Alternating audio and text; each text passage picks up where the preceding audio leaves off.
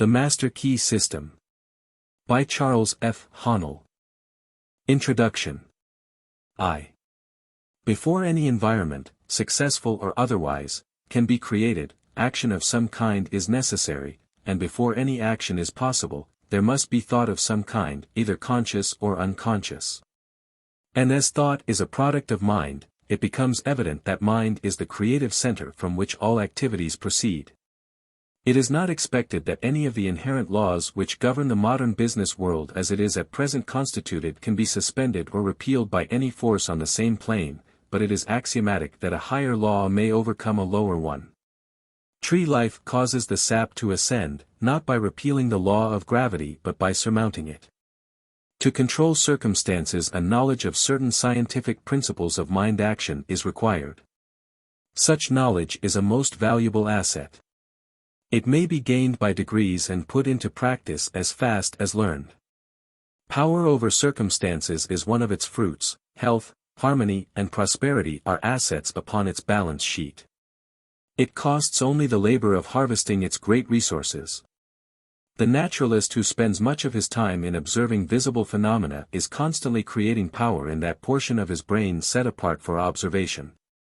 The result is that he becomes very much more expert and skillful in knowing what he sees, and grasping an infinite number of details at a glance, than does his unobserving friend. He has reached this facility by exercise of his brain. He deliberately chose to enlarge his brain power in the line of observation, so he deliberately exercised that special faculty, over and over, with increasing attention and concentration. Now we have the result. A man learned in the lore of observation far above his fellows. Or, on the other hand, one can, by stolid inaction, allow the delicate brain matter to harden and ossify until his whole life is barren and fruitless. Every thought tends to become a material thing. Our desires are seed thoughts that have a tendency to sprout and grow and blossom and bear fruit. We are sowing these seeds every day. What shall the harvest be? Each of us today is the result of his past thinking. Later we shall be the result of what we are now thinking. We create our own character, personality and environment by the thought which we originate, or entertain. Thought seeks its own. The law of mental attraction is an exact parallel to the law of atomic affinity. Mental currents are as real as electric, magnetic or heat currents. We attract the currents with which we are in harmony. Are we selecting those which will be conducive to our success? This is the important question. Lines of least resistance are formed by the constant action of the mind. The activity of the brain reacts upon the particular faculty of the brain employed. The latent power of the mind is developed by constant exercise. Each form of its activity becomes more perfect by practice. Exercises for the development of the mind present a variety of motives for consideration. They involve the development of the perceptive faculties, the cultivation of the emotions, the quickening of the imagination, the symmetrical unfoldment of the intuitive faculty, which without being able to give a reason frequently impels or prohibits choice, and finally the power of the mind may be cultivated by the development of the moral character. The greatest man, said Seneca, is he who chooses right with invincible determination. The greatest power of the mind, then, depends upon its exercise in moral channels, and therefore requires that every conscious mental effort should involve a moral end. A developed moral consciousness modifies consideration of motives, and increases the force and continuity of actions. Consequently, the well-developed symmetrical character necessitates good physical, mental and moral health, and this combination creates initiative, power, resistless force, and necessarily success. It will be found that nature is constantly seeking to express harmony in all things, is forever trying to bring about an harmonious adjustment, for every discord, every wound, every difficulty. Therefore, when thought is harmonious, nature begins to create the material conditions, the possession of which is necessary in order to make up an harmonious environment. When we understand that mind is the great creative power, what does not become possible? With desire as the great creative energy, can we not see why desire should be cultivated, controlled and directed in our lives and destinies? Men and women of strong mentality, who dominate those around them, and often those far removed from them, really emanate currents charged with power which, coming in contact with the minds of others, causes the desires of the latter to be in accord with the mind of the strong individuality. Great masters of men possess this power to a marked degree. Their influence is felt far and near, and they secure compliance with their wishes by making others want to act in accord with them. In this way men of strong desire and imagination may and do exert powerful influence over the minds of others, leading the latter in the way desired. The magnetic persons attract, allure and draw. They are emotional, and capture the will of others. No man is ever created without the inherent power in himself to help himself. The personality that understands its own intellectual and moral power of conquest will certainly assert itself. It is this truth which an enfamined world craves today. The possibility of asserting a slumbering intellectual courage that clearly discerns, and a moral courage that grandly undertakes is open to all. There is a divine potency in every human being. We speak of the sun as rising and setting, though we know that this is simply an appearance of motion.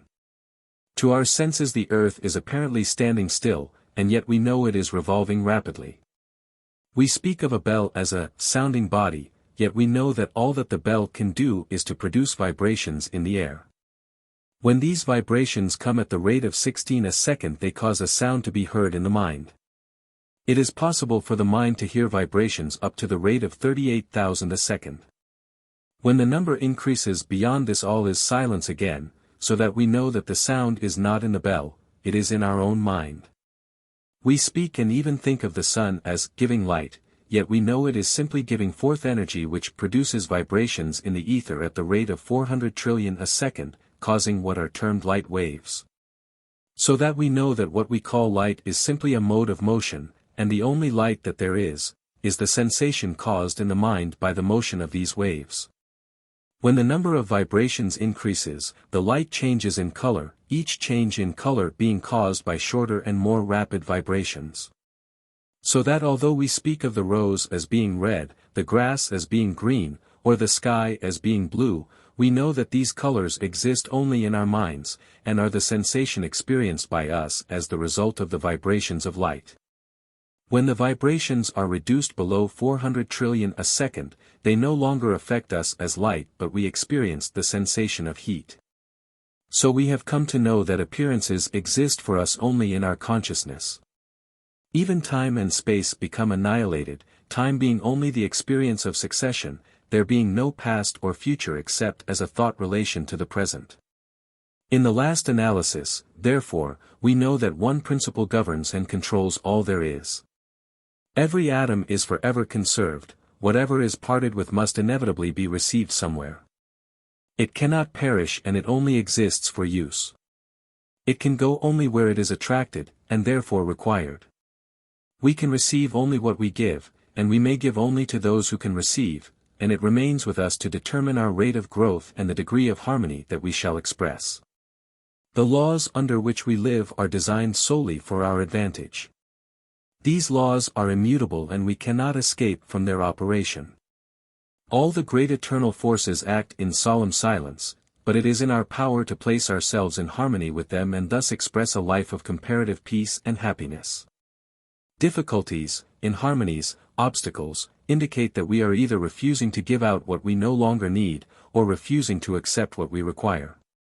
Growth is attained through an exchange of the old for the new, of the good for the better. It is a conditional or reciprocal action, for each of us is a complete thought entity and the completeness makes it possible for us to receive only as we give. We cannot obtain what we lack if we tenaciously cling to what we have. The principle of attraction operates to bring to us only what may be to our advantage. We are able consciously to control our conditions as we come to sense the purpose of what we attract, and are able to extract from each experience only what we require for our further growth. Our ability to do this determines the degree of harmony or happiness we attain. The ability to appropriate what we require for our growth continually increases as we reach higher planes and broader visions, and the greater our ability to know what we require, the more certain we shall be to discern its presence, to attract it and to absorb it. Nothing may reach us except what is necessary for our growth. All conditions and experiences that come to us do so for our benefit. Difficulties and obstacles will continue to come until we absorb their wisdom and gather from them the essentials of further growth. That we reap what we sow, is mathematically exact. We gain permanent strength exactly to the extent of the effort required to overcome our difficulties. The inexorable requirements of growth demand that we exert the greatest degree of attraction for what is perfectly in accord with us. Our highest happiness will be best attained through our understanding of and conscious cooperation with natural laws. Our mind forces are often bound by the paralyzing suggestions that come to us from the crude thinking of the race, and which are accepted and acted upon without question. Impressions of fear, of worry, of disability, and of inferiority are given us daily. These are sufficient reasons in themselves why men achieve so little, why the lives of multitudes are so barren of results. When all the time there are possibilities within them which need only the liberating touch of appreciation and wholesome ambition to expand into real greatness. Women, perhaps even more than men, have been subject to these conditions. This is true because of their finer susceptibilities making them more open to thought vibrations from other minds, and because the flood of negative and repressive thoughts has been aimed more especially at them. But it is being overcome. Florence Nightingale overcame it when she rose in the Crimea to heights of tender sympathy and executive ability before unknown among women. Clara Barton, the head of the Red Cross, overcame it when she wrought a similar work in the armies of the Union. Jenny Lind overcame it when she showed her ability to command enormous financial rewards while at the same time gratifying the passionate desire of her nature and reaching the front rank of her day in musical art. And there is a long list of women singers, philanthropists, writers and actresses who have proved themselves capable of reaching the greatest literary, dramatic, artistic and sociological achievement. Women as well as men are beginning to do their own thinking. They have awakened to some conception of their possibilities. They demand that if life holds any secrets, these shall be disclosed. At no previous time has the influence and potency of thought received such careful and discriminating investigation. While a few seers have grasped the great fact that mind is the universal substance, the basis of all things, never before has this vital truth penetrated the more general consciousness. Many minds are now striving to give this wonderful truth definite utterance. Modern science has taught us that light and sound are simply different intensities of motion, and this may lead to discoveries of forces within man that could not have been conceived of until this revelation was made. A new era has dawned, and now, standing in its light, man sees something of the vastness of the meaning of life, something of its grandeur. Within that life is the germ of infinite potencies. One feels convinced that man's possibility of attainment cannot be measured, that boundary lines to his onward march are unthinkable. Standing on this height he finds that he can draw new power to himself from the infinite energy of which he is a part. 2. Some men seem to attract success, power, wealth, attainment, with very little conscious effort. Others conquer with great difficulty, still others fail altogether to reach their ambitions, desires and ideals. Why is this so? Why should some men realize their ambitions easily, others with difficulty, and still others not at all? The cause cannot be physical, else the most perfect men, physically, would be the most successful. The difference, therefore, must be mental, must be in the mind, hence mind must be the creative force, must constitute the sole difference between men. It is mind, therefore, which overcomes environment and every other obstacle in the path of men. It is the actualizing of interior quality through the creative power of thought which has given us great leaders like Alexander, Napoleon, Cromwell, Marlborough and Washington, captains of industry like Carnegie, Morgan, Rockefeller and Leverhulme. Inventors like Stephenson, Morse, Marconi, Edison, Tesla, and hosts of others. If, then, the only difference between men lies in their ability to think, to use and control their thought, to develop it, if the secret of all success, all power, all attainment is the creative power of mind, the force of thought, surely the ability of think correctly should become the paramount object of every man. When the creative power of thought is fully understood, its effect will be seen to be marvelous. But such results cannot be secured without proper application, diligence and concentration. The student will find that the laws governing in the mental and spiritual world are as fixed and infallible as in the material world. To secure the desired results, then, it is necessary to know the law and to comply with it. A proper compliance with the law will be found to produce the desired result with invariable exactitude. The student who learns that power comes from within, that he is weak only because he has depended on help from outside, and who unhesitatingly throws himself on his own thought, instantly rights himself, stands erect, assumes a dominant attitude, and works miracles. Scientists tell us that we live in the universal ether. This is formless, of itself, but it is pliable, and forms about us, in us and around us, according to our thought and word. We set it into activity by that which we think. Then that which manifests to us objectively is that we have thought or said. Thought is governed by law. The reason we have not manifested more faith is because of lack of understanding. We have not understood that everything works in exact accordance with definite law. The law of thought is as definite as the law of mathematics, or the law of chemistry, or the law of electricity, or the law of gravitation. When we begin to understand that happiness, health, success, prosperity, and every other condition or environment are results, and that these results are created by right thinking, either consciously or unconsciously, we shall realize the importance of a working knowledge of the laws governing thought. Those coming into a conscious realization of the power of thought find themselves in possession of the best that life can give. Substantial things of a higher order become theirs, and these sublime realities are so constituted that they can be made tangible parts of daily personal life. They realize a world of higher power, and keep that power constantly working. This power is inexhaustible, limitless, and they are therefore carried forward from victory to victory. Obstacles that seem insurmountable are overcome. Enemies are changed to friends, conditions are overcome, elements transformed, fate is conquered. The supply of good is inexhaustible, and the demand can be made along whatever lines we may desire. This is the mental law of demand and supply. Our circumstances and environment are formed by our thoughts. We have, perhaps, been creating these conditions unconsciously. If they are unsatisfactory, the remedy is to consciously alter our mental attitude and see our circumstances adjust themselves to the new mental condition. There is nothing strange or supernatural about this, it is simply the law of being. The thoughts which take root in the mind will certainly produce fruit after their kind. The greatest schemer cannot gather grapes of thorns, or figs of thistles. To improve our conditions we must first improve ourselves. Our thoughts and desires will be the first to show improvement. To be in ignorance of the laws governing in the mental world is to be like a child playing with fire, or a man manipulating powerful chemicals without a knowledge of their nature and relations. This is universally true, because mind is the one great cause which produces all conditions in the lives of men and women.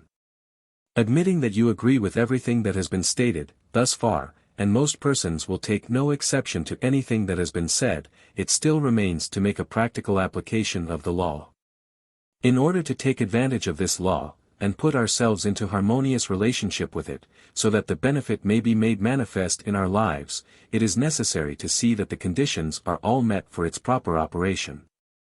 We may know the laws governing electricity, we may have all the proper mechanism, the lamps, the wires, the switches, and we may even know how to generate the power, but if the connections are not properly made, we can work the switch till doomsday and no light will appear. So with the law of attraction, it is in operation all the time, everywhere, something is constantly being created, something is appearing, everything is continually changing, but to take advantage of this process, it is just as necessary to comply with the law as it is in the case of electricity or gravitation. Mind is creative and operates through the law of attraction. We are not to try to influence any to do what we think they should do. Each individual has a right to choose for himself, but aside from this we would be operating under the law of force, which is destructive in its nature and just the opposite of the law of attraction. A little reflection will convince you that all of the great laws of nature operate in silence and that the underlying principle is the law of attraction. It is only destructive processes such as earthquakes and catastrophes that employ force. Nothing good is ever accomplished in that way. To be successful, attention must invariably be directed to the creative plane, it must never seek to deprive. You do not wish to take anything away from anyone else, you want to create something for yourself, and what you want for yourself you are perfectly willing that everyone else should have. You know that it is not necessary to take from one to give to another, but that the supply for all is abundant. Nature's storehouse of wealth is inexhaustible, and if there seems to be a lack of supply anywhere it is only because the channels of distribution are as yet imperfect. Abundance is a natural law of the universe. The evidence of this law is conclusive, we see it on every hand. Everywhere nature is lavish, wasteful, extravagant. Nowhere is economy observed in any created thing. Profusion is manifested in everything. The millions and millions of trees and flowers and plants and animals and the vast scheme of reproduction where the process of creating and recreating is forever going on, all indicates the lavishness with which nature has made provision for man. That there is an abundance for everyone is evident, but that many seem to have been separated from this supply is also evident. They have not yet come into a realization of the universality of all substance, and that mind is the active principle which starts causes in motion whereby we are related to the things we desire. It is evident, therefore, that he who fails to fully investigate and take advantage of the wonderful progress which is being made, in this last and greatest science, will soon be as far behind as the man who would refuse to acknowledge and accept the benefits which have accrued to mankind through an understanding of the laws of electricity. Of course, mind creates negative conditions just as readily as favorable conditions, and when we consciously or unconsciously visualize every kind of lack, limitation and discord, we create these conditions. This is what many are unconsciously doing all the time. This law as well as every other law is no respecter of persons, but is in constant operation and is relentlessly bringing to each individual exactly what he has created. In other words, whatsoever a man soweth that shall he also reap. Abundance, therefore, depends upon a recognition of the laws of abundance, and the fact that mind is not only the creator, but the only creator of all there is. Certainly nothing can be created, before we know that it can be created and then make the proper effort. There is no more electricity in the world today than there was 50 years ago, but until someone recognized the law by which it could be made of service, we received no benefit. Now that the law is understood, practically the whole world is lit by it. So with the law of abundance, it is only those who recognize the law and place themselves in harmony with it, who share in its benefits. A recognition of the law of abundance develops certain mental and moral qualities, among which are courage, loyalty, tact, sagacity, individuality and constructiveness. These are all modes of thought, and as all thought is creative, they manifest in objective conditions corresponding with the mental condition. This is necessarily true because the ability of the individual to think is his ability to act upon the universal mind and bring it into manifestation. It is the process whereby the individual becomes a channel for the differentiation of the universal. Every thought is a cause and every condition an effect. This principle endows the individual with seemingly transcendental possibilities, among which is the mastery of conditions through the creation and recognition of opportunities. This creation of opportunity implies the existence or creation of the necessary qualities or talents which are thought forces and which result in a consciousness of power which future events cannot disturb. It is this organization of victory or success within the mind, this consciousness of power within which constitutes the responsive harmonious action whereby we are related to the objects and purposes which we seek. This is the law of attraction in action, this law being the common property of all, can be exercised by anyone having sufficient knowledge of its operation. Courage is that power of the mind which manifests in the love of mental conflict. It is a noble and lofty sentiment, it is equally fitted to command or obey. Both require courage. It often has a tendency to conceal itself.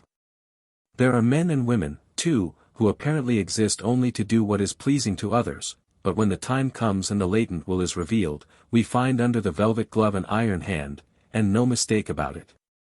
True courage is cool, calm and collected, and is never foolhardy, quarrelsome, ill-natured or contentious.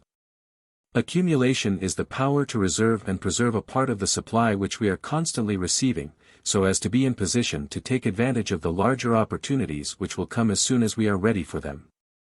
Has it not been said, "To him that hath shall be given"? All successful business men have this quality well developed. James J. Hill, who recently died leaving an estate of over $52 million, said, "If you want to know whether you are destined to be a success or a failure in life, you can easily find out. The test is simple and it is infallible: are you able to save money? If not, drop out. You will lose. You may think not, but you will lose as sure as you live. The seed of success is not in you." This is very good so far as it goes, but anyone who knows the biography of James J. Hill knows that he acquired his $50 million by following the exact methods we have given. In the first place, he started with nothing. He had to use his imagination to idealize the vast railroad which he projected across the western prairies. He then had to come into a recognition of the law of abundance in order to provide the ways and means for materializing it. Unless he had followed out this program, he would never have had anything to save. Accumulativeness acquires momentum. The more you accumulate, the more you desire, and the more you desire, the more you accumulate, so that it is but a short time until the action and reaction acquire a momentum that cannot be stopped. It must, however, never be confounded with selfishness, miserliness or penuriousness. They are perversions and will make any true progress impossible. Constructiveness is the creative instinct of the mind. It will be readily seen that every successful businessman must be able to plan, develop or construct. In the business world it is usually referred to as initiative. It is not enough to go along in the beaten path. New ideas must be developed, new ways of doing things.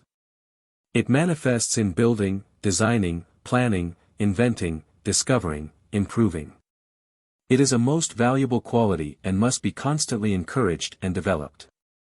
Every individual possesses it in some degree, because he is a center of consciousness in that infinite and eternal energy from which all things proceed. Water manifests on three planes, as ice, as water and as steam.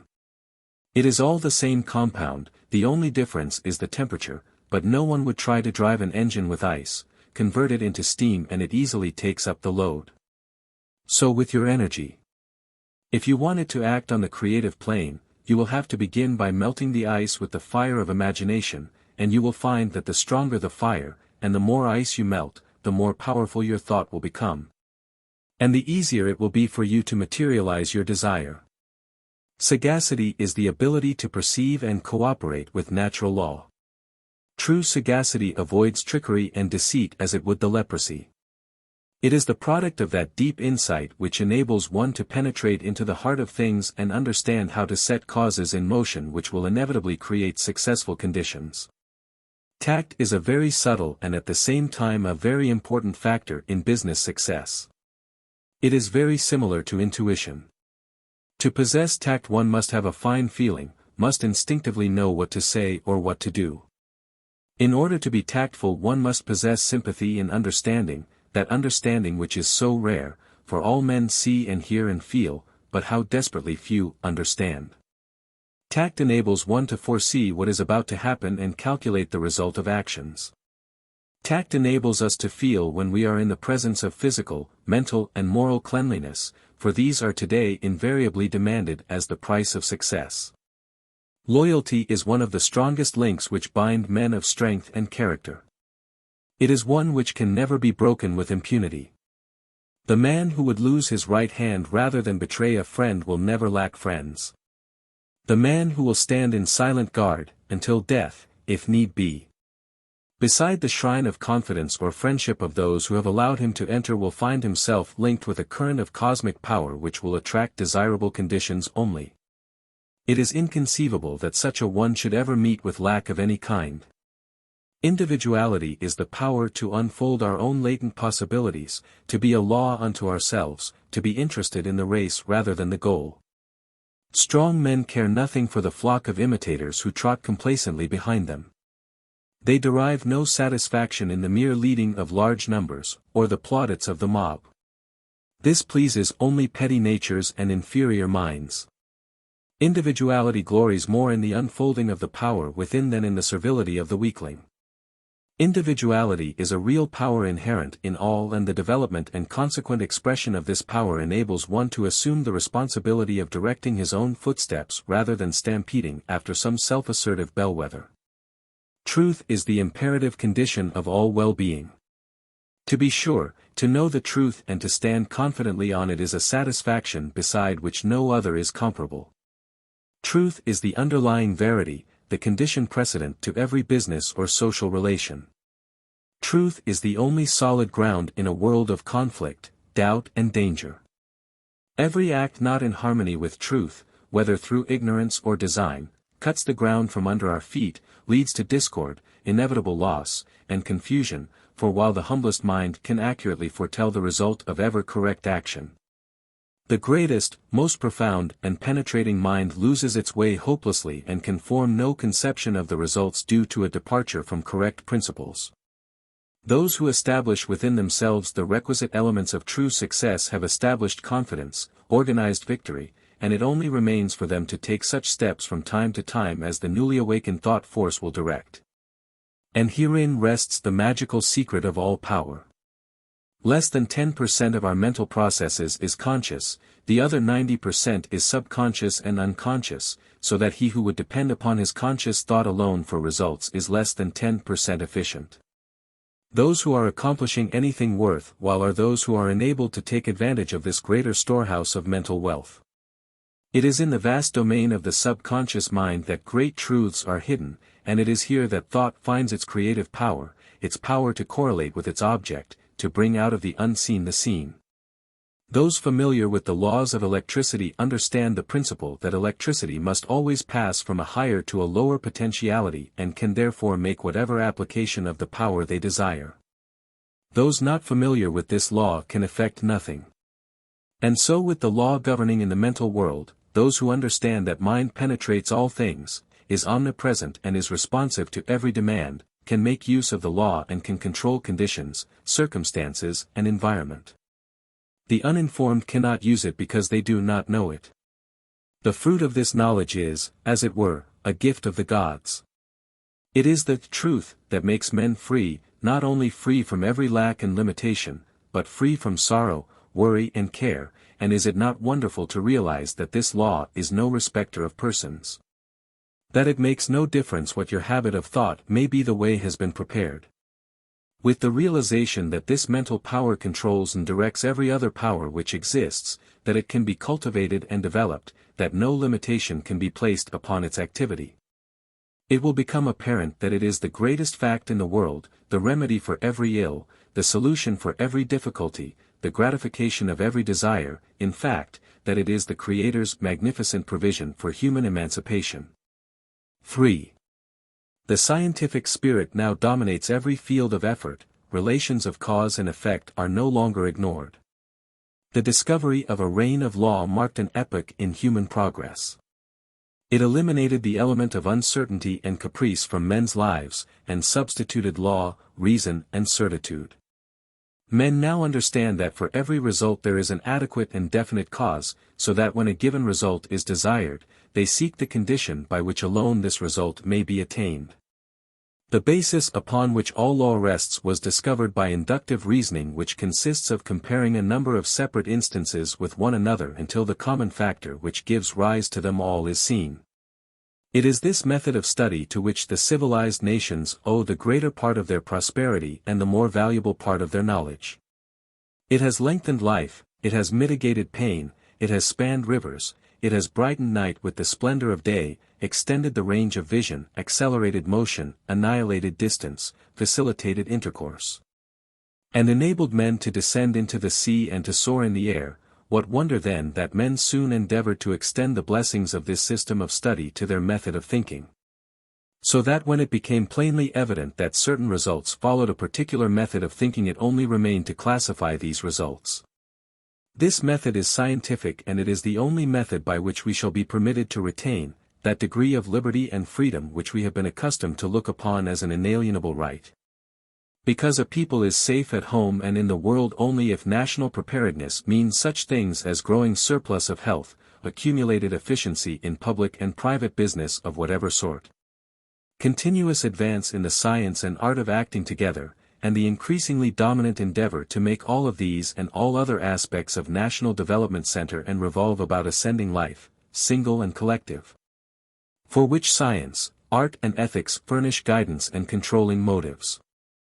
The master key is based on absolute scientific truth and will unfold the possibilities that lie dormant in the individual, and teach how they may be brought into powerful action, to increase the person's effective capacity, bringing added energy, discernment, vigor and mental elasticity.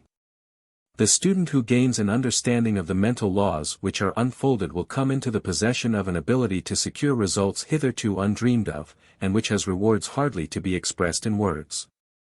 It explains the correct use of both the receptive and active elements of the mental nature, and instructs the student in the recognition of opportunity. It strengthens the will and reasoning powers, and teaches the cultivation and best uses of imagination, desire, the emotions, and the intuitional faculty. It gives initiative, tenacity of purpose, wisdom of choice, intelligent sympathy, and a thorough enjoyment of life on its higher planes. The master key teaches the use of mind power, true mind power, not any of the substitutes and perversions. It has nothing to do with hypnotism, magic, or any of the more or less fascinating deceptions by which many are led to think that something can be had for nothing. The master key cultivates and develops the understanding which will enable you to control the body and thereby the health. It improves and strengthens the memory. It develops insight, the kind of insight which is so rare, the kind which is the distinguishing characteristic of every successful businessman, the kind which enables men to see the possibilities as well as the difficulties in every situation. The kind which enables men to discern opportunity close at hand. For thousands fail to see opportunities almost within their grasp while they are industriously working with situations which under no possibility can be made to realize any substantial return. The master key develops mental power, which means that others instinctively recognize that you are a person of force, of character, that they want to do what you want them to do. It means that you attract men and things to you. That you are what some people call lucky, that things come your way, that you have come into an understanding of the fundamental laws of nature, and have put yourself in harmony with them, that you are in tune with the infinite. That you understand the law of attraction, the natural laws of growth, and the psychological laws on which all advantages in the social and business world rest. Mental power is creative power, it gives you the ability to create for yourself. It does not mean the ability to take something away from someone else. Nature never does things that way. Nature makes two blades of grass grow where one grew before, and mind power enables men to do the same thing. The master key develops insight and sagacity, increased independence, the ability and disposition to be helpful. It destroys distrust, depression, fear, melancholia, and every form of lack, limitation and weakness, including pain and disease.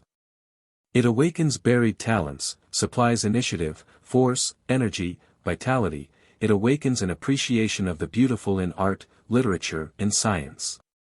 It has changed the lives of thousands of men and women, by substituting definite principles for uncertain and hazy methods, and principles are the foundation upon which every system of efficiency must rest. Albert Gary, the chairman of the United States Steel Corporation, said, "The services of advisors, instructors, efficiency experts in successful management are indispensable to most business enterprises of magnitude. But I deem the recognition and adoption of right principles of vastly more importance." The master key teaches right principles, and suggests methods for making a practical application of the principles, in that it differs from every other course of study. It teaches that the only possible value which can attach to any principle is in its application. Many read books, take home study courses, attend lectures all their lives without ever making any progress in demonstrating the value of the principles involved. The Master Key suggests methods by which the value of the principles taught may be demonstrated and put in actual practice in the daily experience. There is a change in the thought of the world.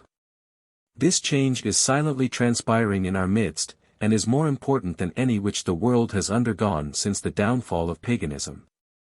The present revolution in the opinions of all classes of men, the highest and most cultured of men as well as those of the laboring class, stands unparalleled in the history of the world. Science has of late made such vast discoveries, has revealed such an infinity of resources, has unveiled such enormous possibilities and such unsuspected forces, that scientific men more and more hesitate to affirm certain theories as established and indubitable or to deny certain other theories as absurd or impossible, and so a new civilization is being born. Customs, creeds, and cruelty are passing, vision, faith and service are taking their place. The fetters of tradition are being melted off from humanity, and as the dross of materialism is being consumed, thought is being liberated and truth is rising full-orbed before an astonished multitude. The whole world is on the eve of a new consciousness, a new power and a new realization of the resources within the self. The last century saw the most magnificent material progress in history. The present century will produce the greatest progress in mental and spiritual power. Physical science has resolved matter into molecules, molecules into atoms, atoms into energy, and it has remained for Sir Ambrose Fleming, in an address before the Royal Institution, to resolve this energy into mind. He says, in its ultimate essence, energy may be incomprehensible by us except as an exhibition of the direct operation of that which we call mind or will. Let us see what are the most powerful forces in nature. In the mineral world everything is solid and fixed.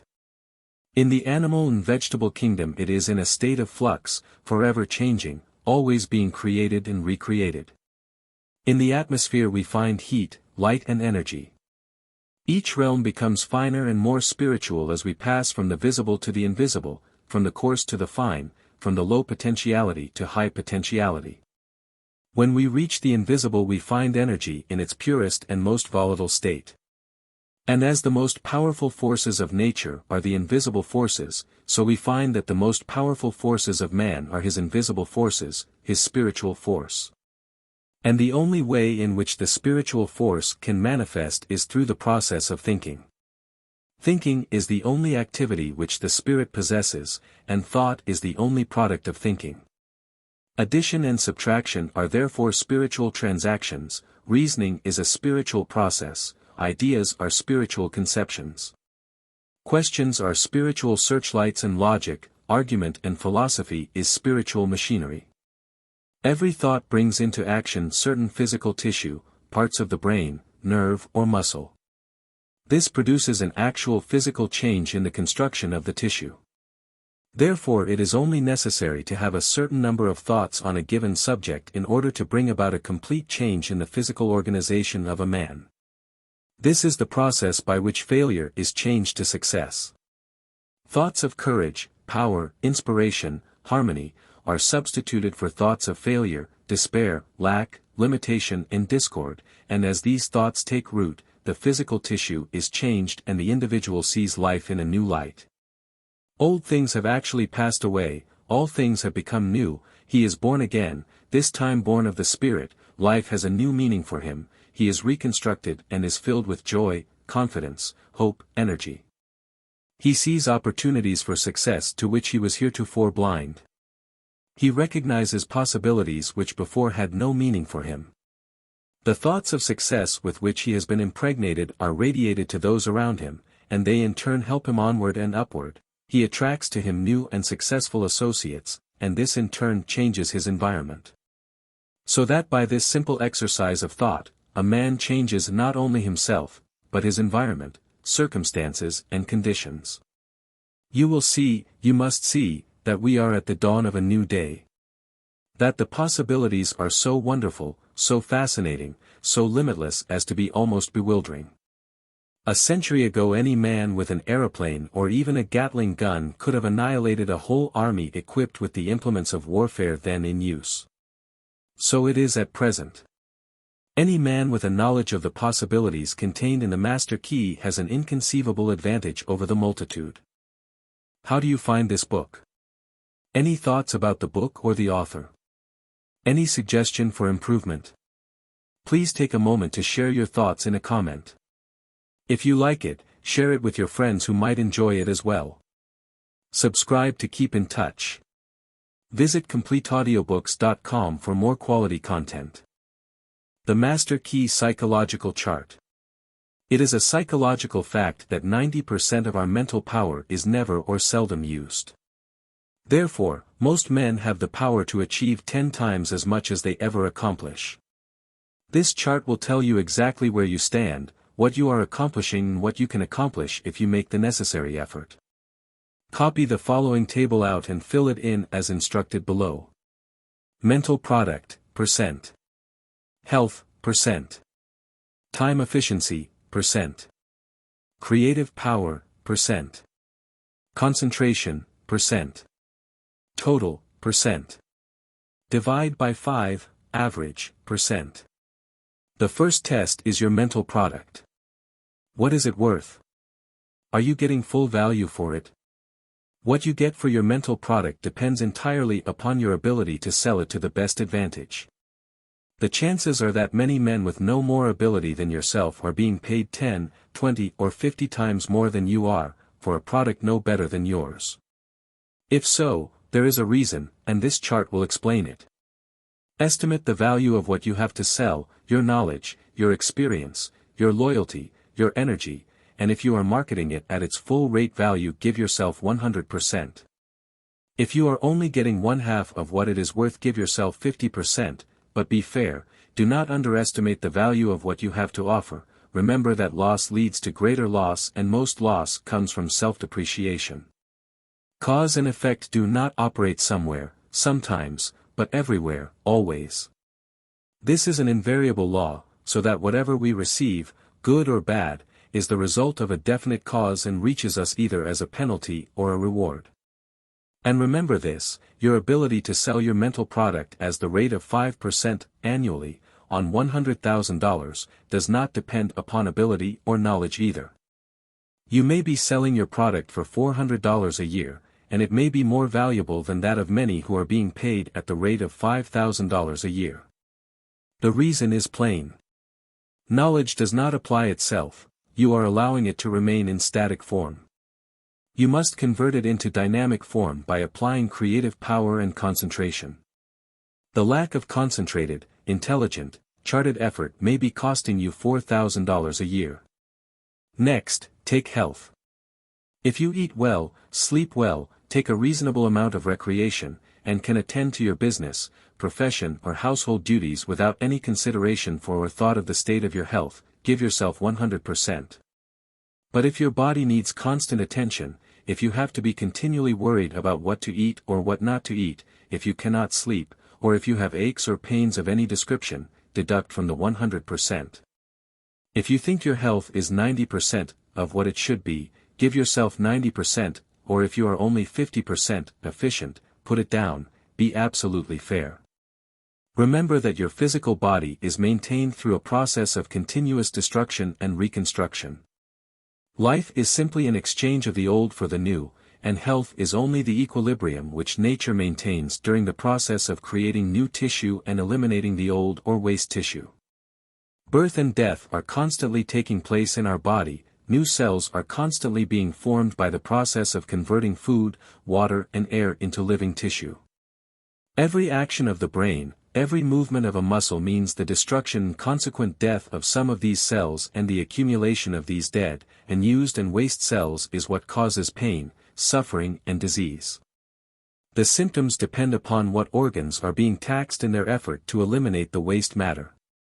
An understanding of these laws and a consequent knowledge as to how to preserve an equilibrium between the new cells which are being created and the old cells which are being eliminated is the secret of perfect health. Next in importance comes time efficiency, because time is all that we have, and what we accomplish depends entirely upon what use we make of our time. If you work 8 hours, sleep 8 hours, and use 8 hours for recreation, study and self-improvement and all the time is fully utilized, give yourself 100%. But if any part of the 8 hours which should be sold at a profit is spent in idleness, or gossip, or any form of mental dissipation. If any part of this time is wasted, or worse than wasted by allowing your thought to rest on critical, discordant or inharmonious subjects of any kind, cut down your percentage accordingly. If you fall asleep the minute your head touches the pillow, all right, but if you spend from 15 minutes to an hour trying to get to sleep, cut your percentage down again. If your sleep is disturbed by dreams or fear or worry of any kind, cut your percentage down again.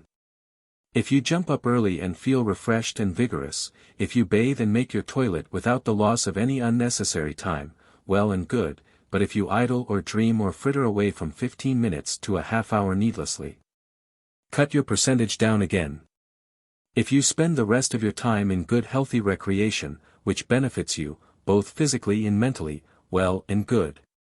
You are acquiring capital which will have a cash value, but if you let the time get away from you with nothing to show for it, you are not better physically, mentally, or morally. If the time has gone and left nothing of value, then it has been lost, for it may leave something detrimental, something which will prove a handicap in your race for success. Here again you must be fair with yourself and give yourself exactly the percentage to which you are entitled. Next comes your creative power. If most persons whom you meet do what you want them to do, if they feel toward you as you wish them to feel, if they think what you want them to think, give yourself 100%, because everything we get must come from others, there is no other channel by which success can reach us. This creative power must be unconsciously exercised, it must be your personality. If, however, you have to make a tremendous effort when you wish to accomplish something, if you have to exert willpower, if you must fret and worry and stew over the result of an important interview, cut your percentage down to 50%. Or 40%, or even less, because you do not understand the principle involved. When you understand, there will be no cause for anxiety. You will know, because in the first place you will never want or expect anyone to do anything except what is best for them. You will understand that every transaction must benefit both parties.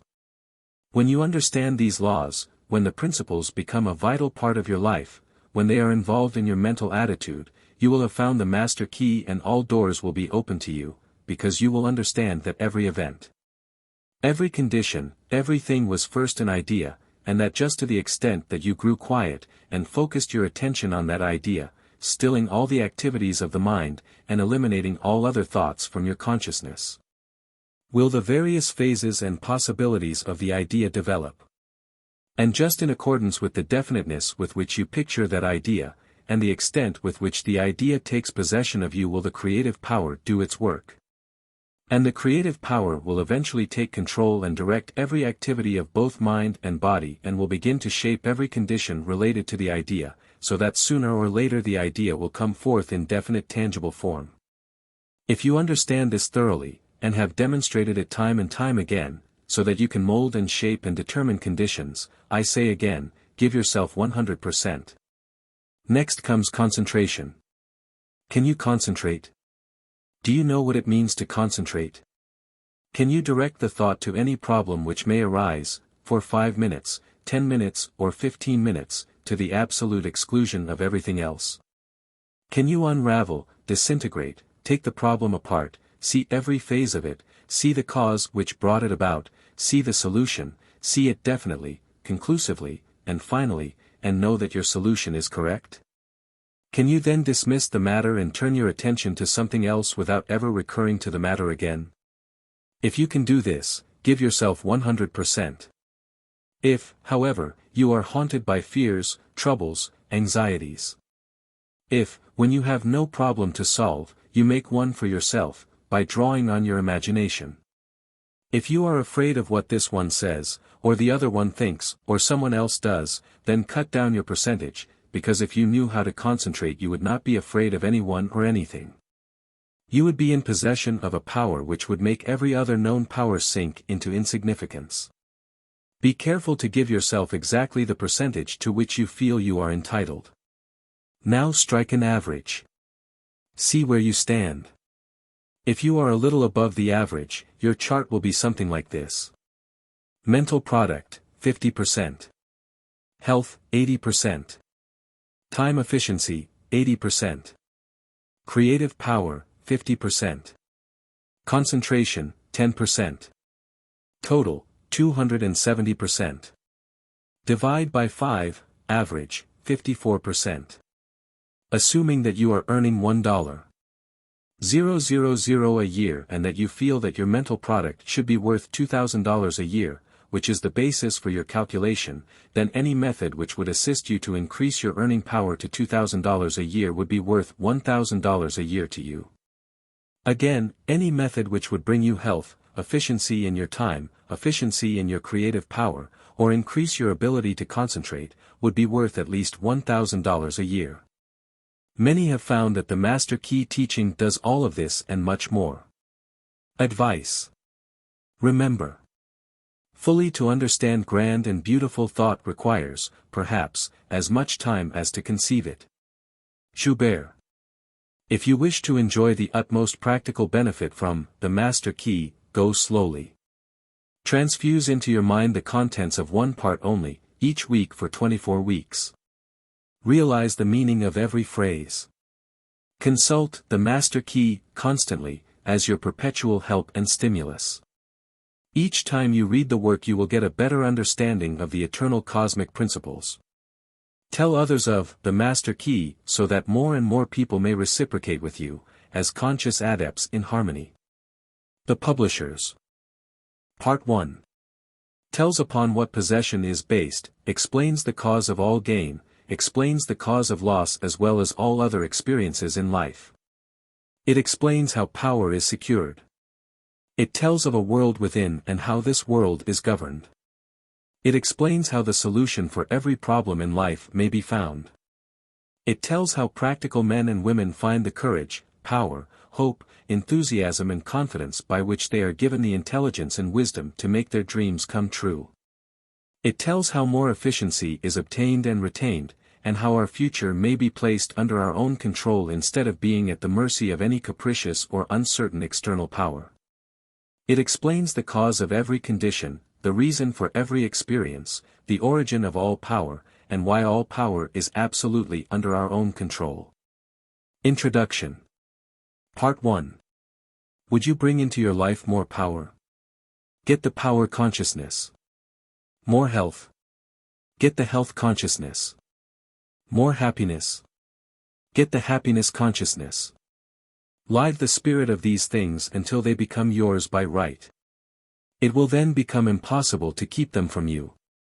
The things of the world are fluid to a power within man by which he rules them. You need not acquire this power. You already have it. But you want to understand it, you want to use it, you want to control it. You want to impregnate yourself with it, so that you can go forward and carry the world before you. Day by day, as you go on, as you gain momentum, as your inspiration deepens, as your plans crystallize, as you gain understanding, you will come to realize that this world is no dead pile of stones and timber, but that it is a living thing. It is made up of the beating hearts of humanity. It is a thing of life and beauty. It is evident that it requires understanding to work with material of this description, but those who come into this understanding are inspired by a new light, a new force, they gain confidence and greater power each day. They realize their hopes and their dreams come true, life has a deeper, fuller, clearer meaning than before. Part 1. 1. That much gathers more is true on every plane of existence, and that loss leads to greater loss is equally true. 2. Mind is creative, and conditions, environment and all experiences in life are the result of our habitual or predominant mental attitude. 3. The attitude of mind necessarily depends upon what we think. Therefore, the secret of all power, all achievement and all possession depends upon our method of thinking. 4. This is true because we must be before we can do, and we can do only to the extent that we are, and what we are depends upon what we think. 5. We cannot express powers that we do not possess. The only way by which we may secure possession of power is to become conscious of power, and we can never become conscious of power until we learn that all power is from within. 6. There is a world within, a world of thought and feeling and power. Of light and life and beauty and, although invisible, its forces are mighty. 7. The world within is governed by mind. When we discover this world we shall find the solution for every problem, the cause for every effect. And since the world within is subject to our control, all laws, of power and possession are also within our control. 8. The world without is a reflection of the world within. What appears without is what has been found within. In the world within may be found infinite wisdom, infinite power, infinite supply of all that is necessary, waiting for unfoldment, development and expression. If we recognize these potentialities in the world within they will take form within the world without. 9. Harmony in the world within will be reflected in the world without by harmonious conditions, agreeable surroundings, the best of everything. It is the foundation of health, and a necessary essential to all greatness, all power, all attainment, all achievement and all success. 10. Harmony in the world within means the ability to control our thoughts, and to determine for ourselves how any experience is to affect us. 11. Harmony in the world within results in optimism and affluence. Affluence within results in affluence without. 12. The world without reflects the circumstances and the conditions of the consciousness within. 13. If we find wisdom in the world within, we shall have the understanding to discern the marvelous possibilities that are latent in this world within, and we shall be given the power to make these possibilities manifest in the world without. 14. As we become conscious of the wisdom in the world within we mentally take possession of this wisdom. And by taking mental possession we come into actual possession of the power and wisdom necessary to bring into manifestation the essentials necessary for our most complete and harmonious development. 15. The world within is the practical world in which the men and women of power generate courage, hope, enthusiasm, confidence, trust and faith. By which they are given the fine intelligence to see the vision and the practical skill to make the vision real. 16. Life is an enfoldment, not accretion. What comes to us in the world without is what we already possess in the world within. 17. All possession is based on consciousness. All gain is the result of an accumulative consciousness. All loss is the result of a scattering consciousness. 18. Mental efficiency is contingent upon harmony. Discord means confusion, therefore, he who would acquire power must be in harmony with natural law. 19. We are related to the world without by the objective mind. The brain is the organ of this mind, and the cerebrospinal system of nerves puts us in conscious communication with every part of the body. This system of nerves responds to every sensation of light, heat, odor, sound and taste. 20. When this mind thinks correctly, when it understands the truth, when the thoughts sent through the cerebrospinal nervous system to the body are constructive, these sensations are pleasant, harmonious. 21. The result is that we build strength, vitality, and all constructive forces into our body, but it is through this same objective mind that all distress, sickness, lack, limitation in every form of discord and inharmony is admitted to our lives. It is therefore through the objective mind, by wrong thinking, that we are related to all destructive forces. 22. We are related to the world within by the subconscious mind. The solar plexus is the organ of this mind. The sympathetic system of nerves presides over all subjective sensations, such as joy, fear, love, emotion, respiration, imagination and all other subconscious phenomena. It is through the subconscious that we are connected with the universal mind and brought into relation with the infinite constructive forces of the universe. 23. It is the coordination of these two centers of our being, and the understanding of their functions, which is the great secret of life. With this knowledge we can bring the objective and subjective minds into conscious cooperation and thus coordinate the finite and the infinite. Our future is entirely within our own control. It is not at the mercy of any capricious or uncertain external power. 24. All agree that there is but one principle or consciousness pervading the entire universe, occupying all space, and being essentially the same in kind at every point of its presence. It is all-powerful, all-wisdom and always present. All thoughts and things are within itself. It is all in all. 25. There is but one consciousness in the universe able to think, and when it thinks its thoughts become objective things to it. As this consciousness is omnipresent, it must be present within every individual. Each individual must be a manifestation of that omnipotent, omniscient and omnipresent consciousness. 26. As there is only one consciousness in the universe that is able to think, it necessarily follows that your consciousness is identical with the universal consciousness, or, in other words, all mind is one mind. There is no dodging this conclusion. 27. The consciousness that focuses in your brain cells is the same consciousness which focuses in the brain cells of every other individual. Each individual is but the individualization of the universal, the cosmic mind. 28. The universal mind is static or potential energy. It simply is. It can manifest only through the individual, and the individual can manifest only through the universal. They are one. 29. The ability of the individual to think is his ability to act on the universal and bring it into manifestation. Human consciousness consists only in the ability of man to think. Walker says, mind in itself is believed to be a subtle form of static energy, from which arises the activities called thought, which is the dynamic phase of mind. Mind is static energy, thought is dynamic energy, the two phases of the same thing. Thought is therefore the vibratory force formed by converting static mind into dynamic mind. 30. As the sum of all attributes is contained in the universal mind, which is omnipotent, omniscient and omnipresent, these attributes must be present at all times in their potential form in every individual. Therefore, when the individual thinks, the thought is compelled by its nature to embody itself in an objectivity or condition which will correspond with its origin. 31. Every thought is therefore a cause, and every condition an effect. For this reason it is absolutely essential that you control your thoughts so as to bring forth only desirable conditions.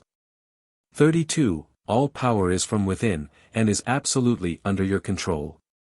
It comes through exact knowledge and by the voluntary exercises of exact principles. 33. It should be plain that when you acquire a thorough understanding of this law, and are able to control your thought processes, you can apply it to any condition. In other words, you will have come into conscious cooperation with omnipotent law, which is the fundamental basis of all things. 34. The universal mind is the life principle of every atom which is in existence. Every atom is continually striving to manifest more life, all are intelligent, and all are seeking to carry out the purpose for which they were created. 35. A majority of mankind lives in the world without. Few have found the world within, and yet it is the world within that makes the world without. It is therefore creative, and everything which you find in your world without has been created by you in the world within. 36. The master key will bring you into a realization of power which will be yours when you understand this relation between the world without and the world within. The world within is the cause, the world without the effect. To change the effect you must change the cause. 37. You will at once see that this is a radically new and different idea. Most men try to change effects by working with effects. They fail to see that this is simply changing one form of distress for another. To remove discord, we must remove the cause, and this cause can be found only in the world within. 38. All growth is from within. This is evident in all nature. Every plant, every animal, every human being is a living testimony to this great law, and the error of the ages is in looking for strength or power from without. 39. The world within is the universal fountain of supply, and the world without is the outlet to the stream. Our ability to receive depends upon our recognition of this universal fountain, this infinite energy of which each individual is an outlet, and so is one with every other individual. 40. Recognition is a mental process, mental action is therefore the interaction of the individual upon the universal mind, and as the universal mind is the intelligence which pervades all space and animates all living things. This mental action and reaction is the law of causation, but the principle of causation does not obtain in the individual but in the universal mind. It is not an objective faculty but a subjective process, and the results are seen in an infinite variety of conditions and experiences. 41. In order to express life there must be mind, nothing can exist without mind. Everything which exists is some manifestation of this one basic substance from which and by which all things have been created and are continually being recreated. 42. We live in a fathomless sea of plastic mind substance. This substance is ever alive and active. It is sensitive to the highest degree. It takes form according to the mental demand. Thought forms the mold or matrix from which the substance expresses. 43. Remember that it is in the application alone that the value consists, and that a practical understanding of this law will substitute abundance for poverty, wisdom for ignorance, harmony for discord and freedom for tyranny. And certainly there can be no greater blessing than these from a material and social standpoint. 44. Now make the application, select a room where you can be alone and undisturbed, sit erect, comfortably, but do not lounge, let your thoughts roam where they will but be perfectly still for from 15 minutes to half an hour. Continue this for 3 or 4 days or for a week until you secure full control of your physical being. 45. Many will find this extremely difficult. Others will conquer with ease, but it is absolutely essential to secure complete control of the body before you are ready to progress.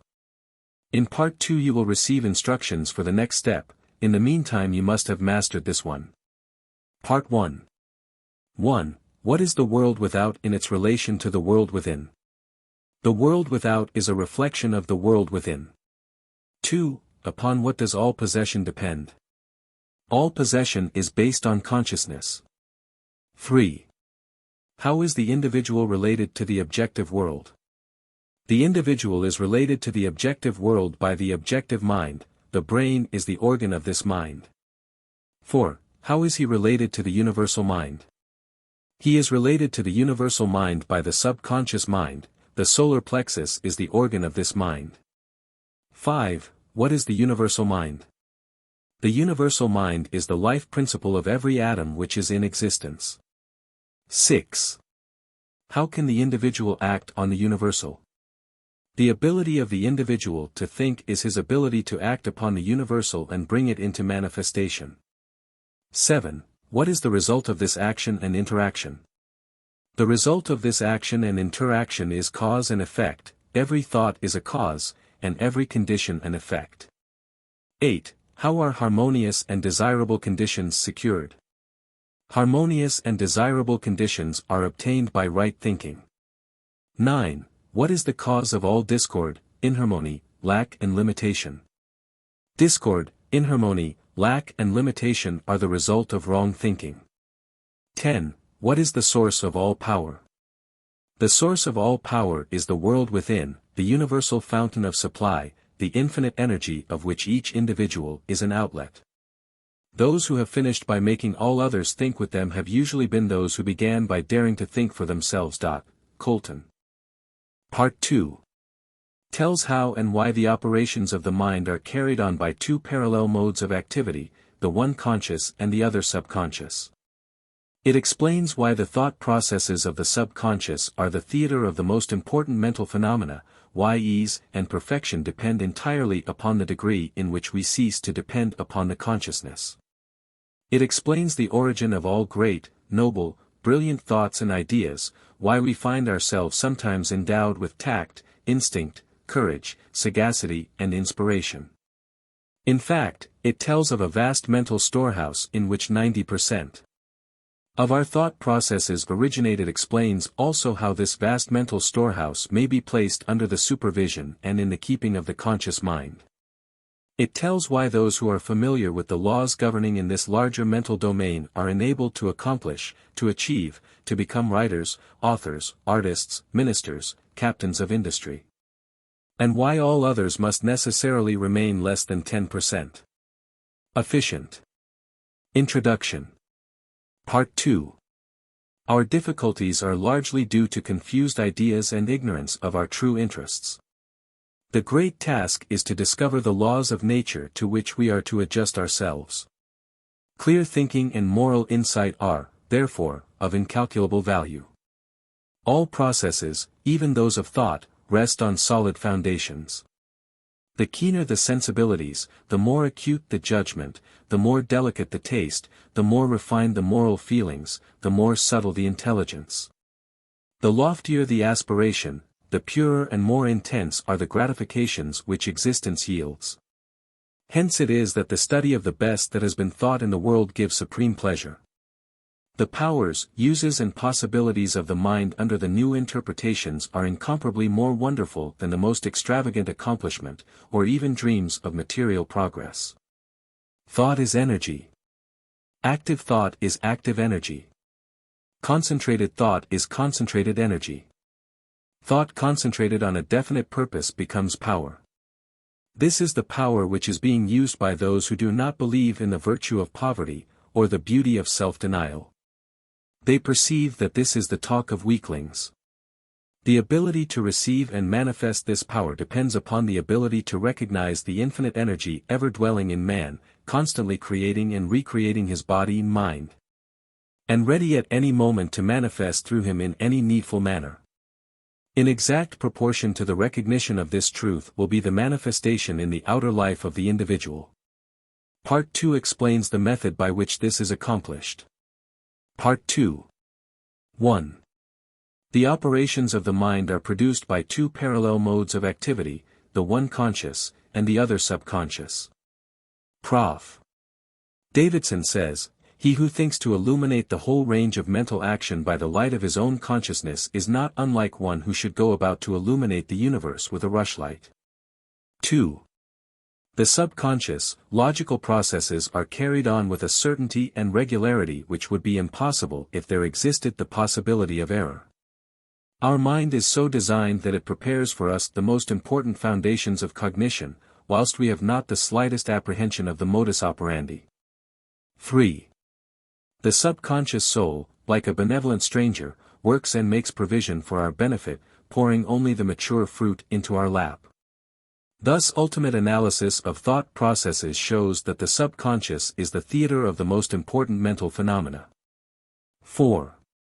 It is through the subconscious that Shakespeare must have perceived, without effort, great truths which are hidden from the conscious mind of the student, that Phidias fashioned marble and bronze, that Raphael painted Madonnas and Beethoven composed symphonies. 5. Ease and perfection depend entirely upon the degree in which we cease to depend upon the consciousness. Playing the piano, skating, operating the typewriter, the skilled trades, depend for their perfect execution on the process of the subconscious mind. The marvel of playing a brilliant piece on the piano, while at the same time conducting a vigorous conversation, shows the greatness of our subconscious powers. 6. We are all aware how dependent we are upon the subconscious, and the greater, the nobler, the more brilliant our thoughts are, the more it is obvious to ourselves that the origin lies beyond our ken. We find ourselves endowed with tact, instinct, sense of the beautiful in art, music, etc., of whose origin or dwelling place we are wholly unconscious. 7. The value of the subconscious is enormous. It inspires us, it warns us. It furnishes us with names, facts and scenes from the storehouse of memory.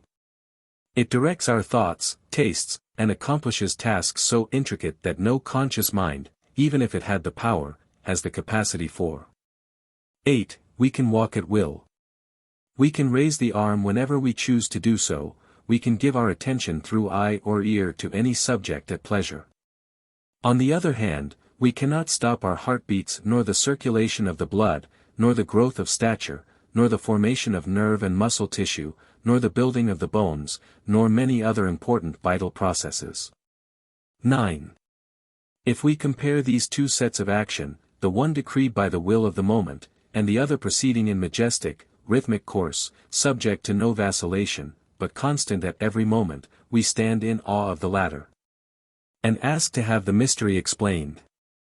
We see at once that these are the vital processes of our physical life, and we cannot avoid the inference that these all-important functions are designedly withdrawn from the domain of our outward will with its variations and transitions, and placed under the direction of a permanent and dependable power within us. 10. Of these two powers, the outward and changeable has been termed the conscious mind, or the objective mind, dealing with outward objects. The interior power is called the subconscious mind, or the subjective mind, and besides its work on the mental plane it controls the regular functions which make physical life possible. 11. It is necessary to have a clear understanding of their respective functions on the mental plane, as well as of certain other basic principles. Perceiving and operating through the 5 physical senses, the conscious mind deals with the impressions and objects of the outward life. 12. It has the faculty of discrimination, carrying with it the responsibility of choice. It has the power of reasoning, whether inductive, deductive, analytical or syllogistic, and this power may be developed to a high degree. It is the seat of the will, with all the energies that flow therefrom. 13. Not only can it impress other minds, but it can direct the subconscious mind. In this way the conscious mind becomes the responsible ruler and guardian of the subconscious mind. It is this high function which can completely reverse conditions in your life. 14. It is often true that conditions of fear, worry, poverty, disease, inharmony and evils of all kinds dominate us by reason of false suggestions accepted by the unguarded subconscious mind. All this the trained conscious mind can entirely prevent by its vigilant protective action. It may properly be called the watchman at the gate of the great subconscious domain. 15. One writer has expressed the chief distinction between the two phases of mind thus. Conscious mind is reasoning will. Subconscious mind is instinctive desire, the result of past reasoning will. 16. The subconscious mind draws just and accurate inferences from premises furnished from outside sources. Where the premise is true, the subconscious mind reaches a faultless conclusion, but where the premise or suggestion is an error the whole structure falls. The subconscious mind does not engage in the process of proving. It relies upon the conscious mind, the watchman at the gate, to guard it from mistaken impressions. 17. Receiving any suggestions as true, the subconscious mind at once proceeds to act thereon in the whole domain of its tremendous field of work. The conscious mind can suggest either truth or error. If the latter, it is at the cost of wide-reaching peril to the whole being. 18. The conscious mind ought to be on duty during every waking hour.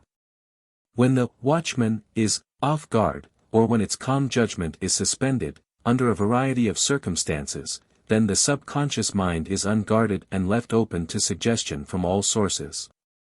During the wild excitement of panic, or during the height of anger, or the impulses of the irresponsible mob, or at any other time of unrestrained passion, the conditions are most dangerous.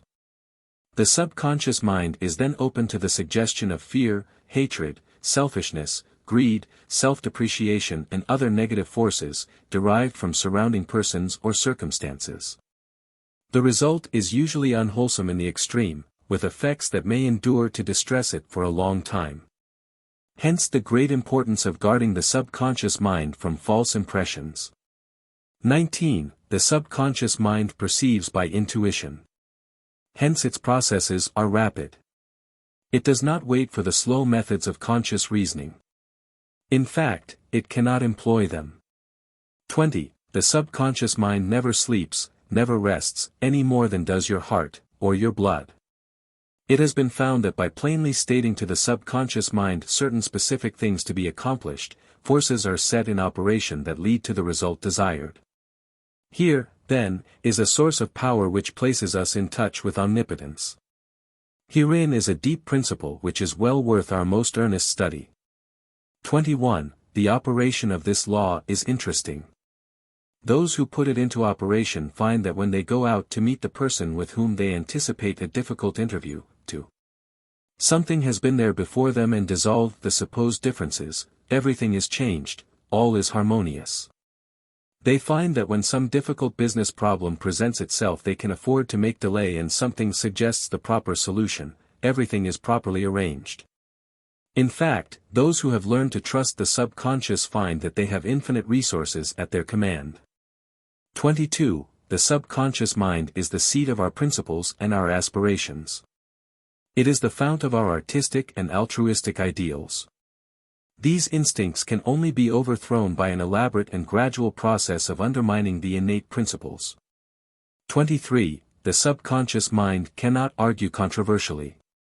Hence, if it has accepted wrong suggestions, the sure method of overcoming them is by the use of a strong countersuggestion, frequently repeated, which the mind must accept, thus eventually forming new and healthy habits of thought and life. For the subconscious mind is the seat of habit. That which we do over and over becomes mechanical, it is no longer an act of judgment, but has worn its deep grooves in the subconscious mind. This is favorable for us if the habit be wholesome and right. If it be harmful and wrong, the remedy is to recognize the omnipotence of the subconscious mind and suggest present actual freedom. The subconscious being creative and one with our divine source will at once create the freedom suggested. 24. To sum up, the normal functions of the subconscious on the physical side have to do with the regular and vital processes, with the preservation of life and the restoration of health. With the care of offspring, which includes an instinctive desire to preserve all life and improve conditions generally. 25. On the mental side, it is the storehouse of memory. It harbors the wonderful thought messengers, who work, unhampered by time or space. It is the fountain of the practical initiative and constructive forces of life. It is the seat of habit. 26. On the spiritual side, it is the source of ideals, of aspiration, of the imagination, and is the channel through which we recognize our divine source. And in proportion as we recognize this divinity do we come into an understanding of the source of power. 27. Someone may ask, how can the subconscious change conditions? The reply is, because the subconscious is a part of the universal mind and a part must be the same in kind and quality as the whole, the only difference is one of degree. The whole, as we know, is creative, in fact, it is the only creator there is, consequently we find that mind is creative, and as thought is the only activity which the mind possesses thought must necessarily be creative also. 28. But we shall find that there is a vast difference between simply thinking and directing our thought consciously, systematically, and constructively. When we do this we place our mind in harmony with the universal mind, we come in tune with the infinite, we set in operation the mightiest force in existence, the creative power of the universal mind.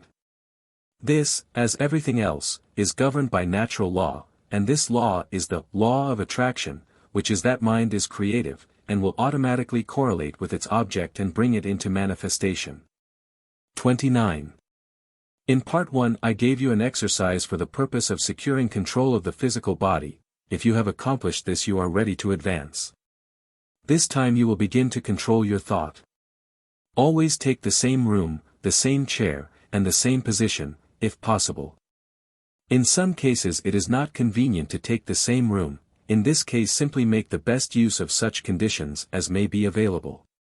Now be perfectly still as before, but inhibit all thought. This will give you control over all thoughts of care, worry and fear, and will enable you to entertain only the kind of thoughts you desire. Continue this exercise until you gain complete mastery. 30. You will not be able to do this for more than a few moments at a time, but the exercise is valuable, because it will be a very practical demonstration of the great number of thoughts which are constantly trying to gain access to your mental world. 31. In Part 3 you will receive instructions for an exercise which may be a little more interesting, but it is necessary that you master this one first. Part 2. 11. What are the two modes of mental activity? Conscious and subconscious. 12. Upon what do ease and perfection depend? Ease and perfection depend entirely upon the degree in which we cease to depend upon the conscious mind. 13. What is the value of the subconscious? It is enormous. It guides us, warns us, it controls the vital processes and is the seat of memory. 14. What are some of the functions of the conscious mind? It has the faculty of discrimination, it has the power of reasoning. It is the seat of the will and may impress the subconscious. 15. How has the distinction between the conscious and subconscious been expressed?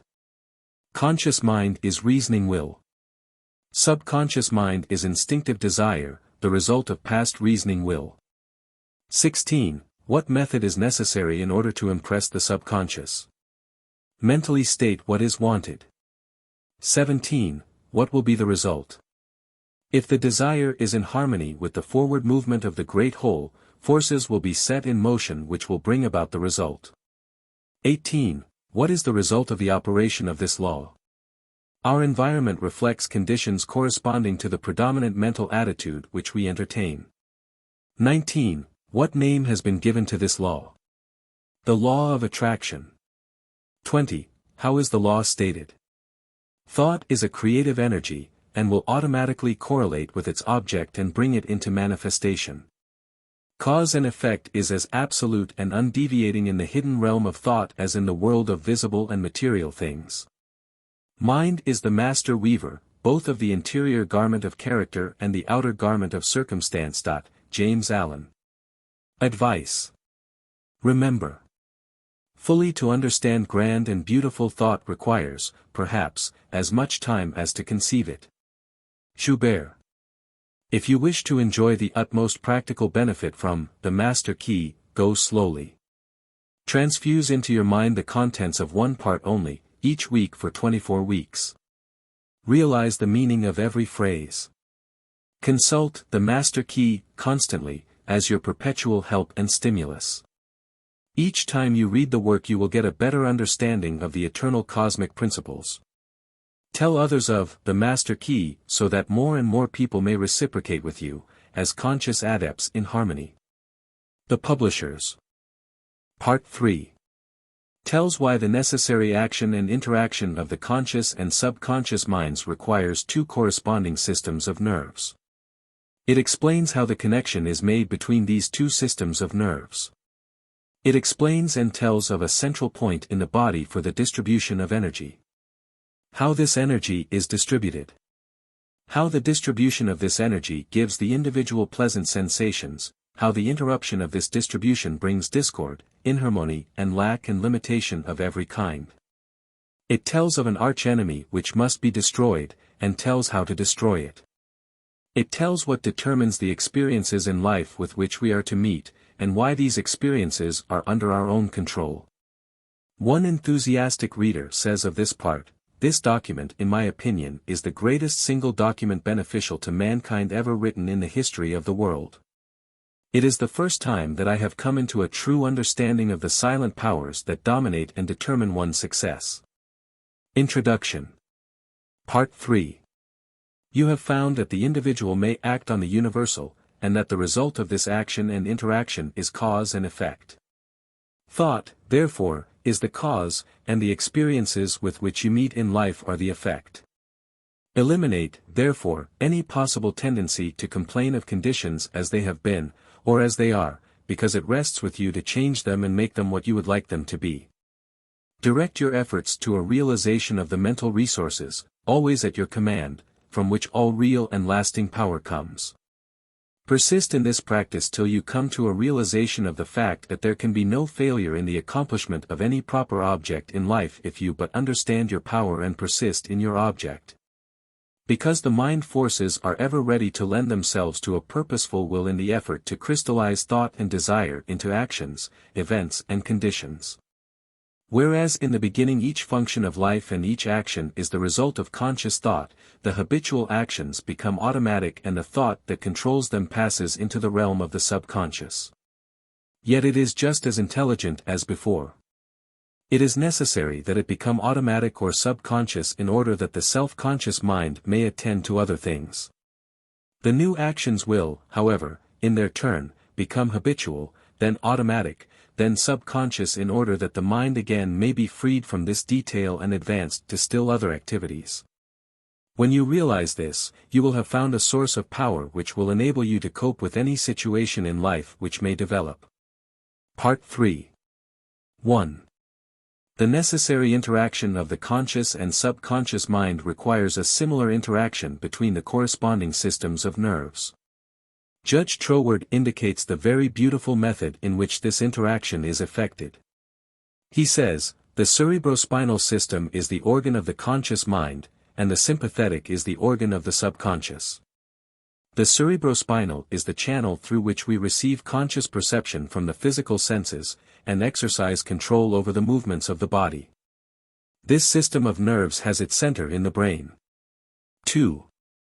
The sympathetic system has its center in a ganglionic mass at the back of the stomach known as the solar plexus, and is the channel of that mental action which unconsciously supports the vital functions of the body. 3. The connection between the two systems is made by the vagus nerve, which passes out of the cerebral region as a portion of the voluntary system to the thorax, sending out branches to the heart and lungs.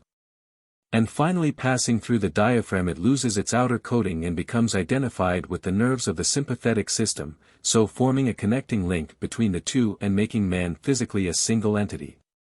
4. We have seen that every thought is received by the brain, which is the organ of the conscious. It is here subjected to our power of reasoning.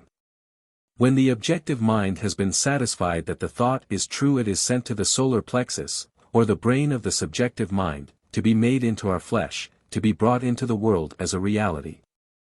It is then no longer susceptible to any argument whatever. The subconscious mind cannot argue, it only acts. It accepts the conclusions of the objective mind as final. 5. The solar plexus has been likened to the sun of the body, because it is a central point of distribution for the energy which the body is constantly generating. This energy is very real energy, and this sun is a very real sun, and the energy is being distributed by very real nerves to all parts of the body, and is thrown off in an atmosphere which envelopes the body. 6. If this radiation is sufficiently strong, the person is called magnetic. He is said to be filled with personal magnetism. Such a person may wield an immense power for good. His presence alone will often bring comfort to the troubled minds with which he comes in contact. 7. When the solar plexus is in active operation and is radiating life, energy and vitality to every part of the body, and to everyone whom he meets, the sensations are pleasant. The body is filled with health, and all with whom he comes in contact experience a pleasant sensation. 8. If there is any interruption of this radiation, the sensations are unpleasant, the flow of life and energy to some part of the body is stopped, and this is the cause of every ill to the human race, physical, mental or environmental. 9. Physical, because the sun of the body is no longer generating sufficient energy to vitalize some part of the body. Mental, because the conscious mind is dependent upon the subconscious mind for the vitality necessary to support its thought, and environmental, because the connection between the subconscious mind and the universal mind is being interrupted. 10. The solar plexus is the point at which the part meets with the whole, where the finite becomes infinite, where the uncreate becomes create, the universal becomes individualized, the invisible becomes visible. It is the point at which life appears, and there is no limit to the amount of life an individual may generate from this solar center. 11. This center of energy is omnipotent because it is the point of contact with all life and all intelligence. It can therefore accomplish whatever it is directed to accomplish, and herein lies the power of the conscious mind. The subconscious can and will carry out such plans and ideas as may be suggested to it by the conscious mind. 12. Conscious thought, then, is master of this sun center from which the life and energy of the entire body flows, and the quality of the thought which we entertain determines the quality of the thought which this sun will radiate. And the character of the thought which our conscious mind entertains will determine the character of the thought which this sun will radiate. And the nature of the thought which our conscious mind entertains will determine the nature of thought which this sun will radiate, and consequently will determine the nature of the experience which will result. 13. It is evident, therefore, that all we have to do is let our light shine. The more energy we can radiate, the more rapidly shall we be enabled to transmute undesirable conditions into sources of pleasure and profit. The important question, then, is how to let this light shine, how to generate this energy. 14. Non-resistant thought expands the solar plexus, resistant thought contracts it. Pleasant thought expands it, unpleasant thought contracts it. Thoughts of courage, power, confidence and hope all produce a corresponding state, but the one archenemy of the solar plexus which must be absolutely destroyed before there is any possibility of letting any light shine is fear. This enemy must be completely destroyed, he must be eliminated, he must be expelled forever, he is the cloud which hides the sun, which causes a perpetual gloom. 15. It is this personal devil which makes men fear the past, the present and the future, fear themselves, their friends and their enemies, fear everything and everybody. When fear is effectually and completely destroyed, your light will shine, the clouds will disperse and you will have found the source of power, energy and life. 16. When you find that you are really one with the infinite power, and when you can consciously realize this power by a practical demonstration of your ability to overcome any adverse condition by the power of your thought, you will have nothing to fear. Fear will have been destroyed and you will have come into possession of your birthright. 17. It is our attitude of mind towards life which determines the experiences with which we are to meet. If we expect nothing we shall have nothing. If we demand much we shall receive the greater portion.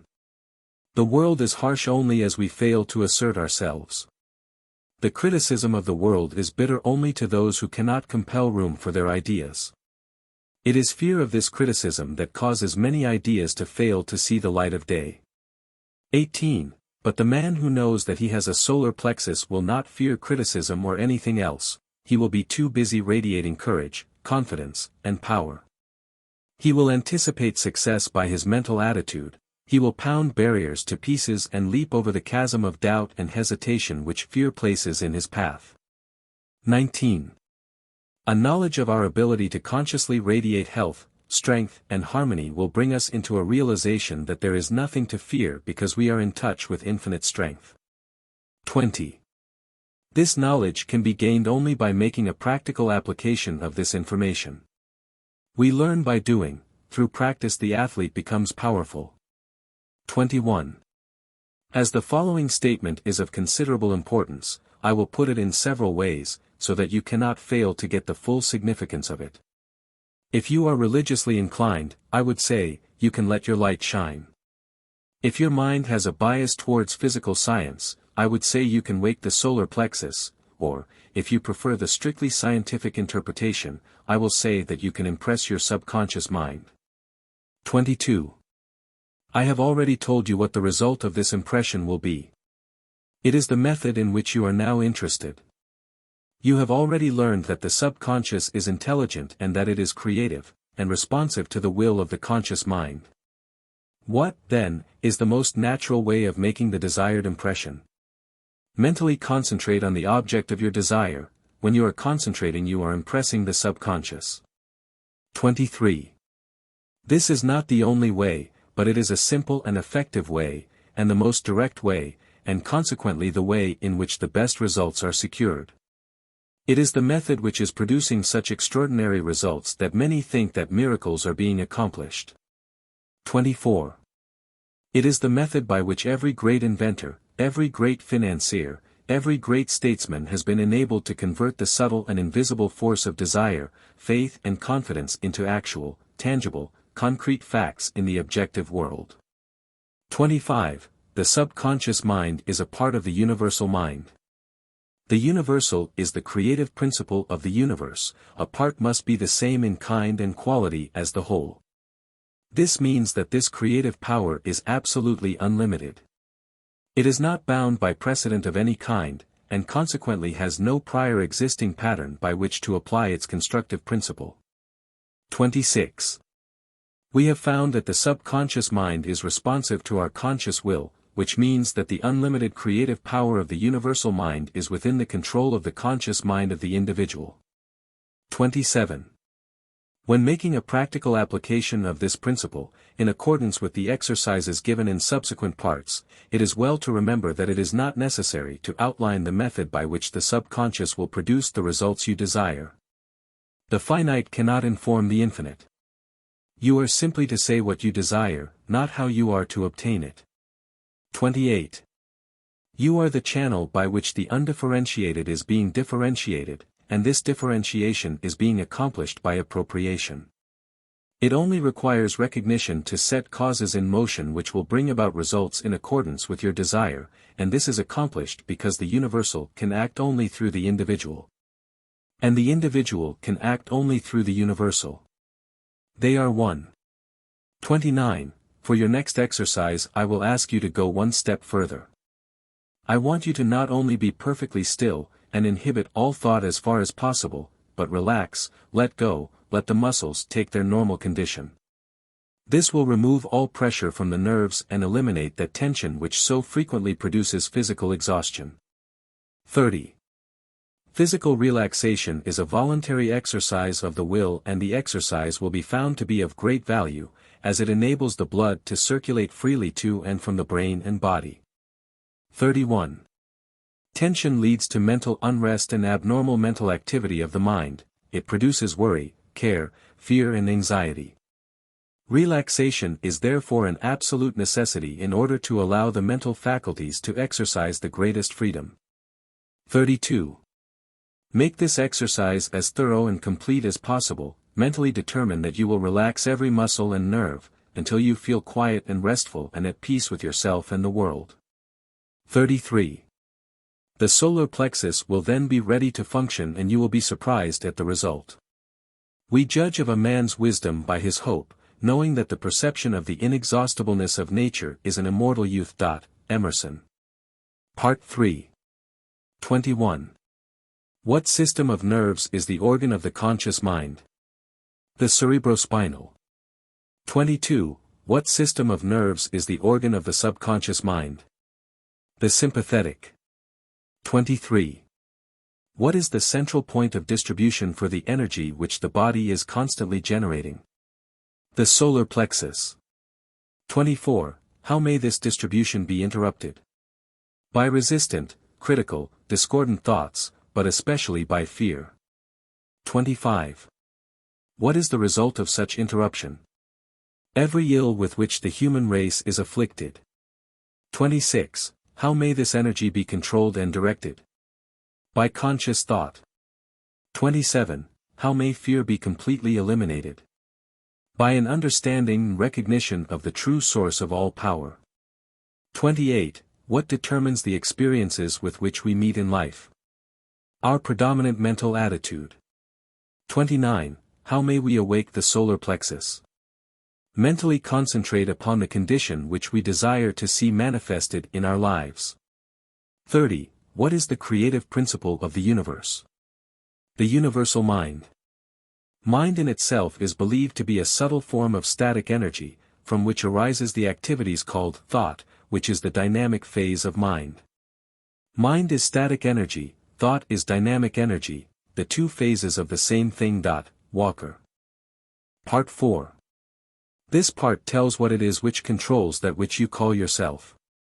You are not your body, the body is simply the physical instrument which the ego uses to carry out its purpose. You are not your mind. This is simply another instrument which the ego uses to think, reason and plan. When you say, I go, you tell the body where to go. When you say, I think, you tell the mind what to think. When you come into a realization of the true nature of the I, you will enjoy a sense of power which nothing else can give, because you will come to know what you are, who you are, what you want, and how to get it. Introduction. Part 4.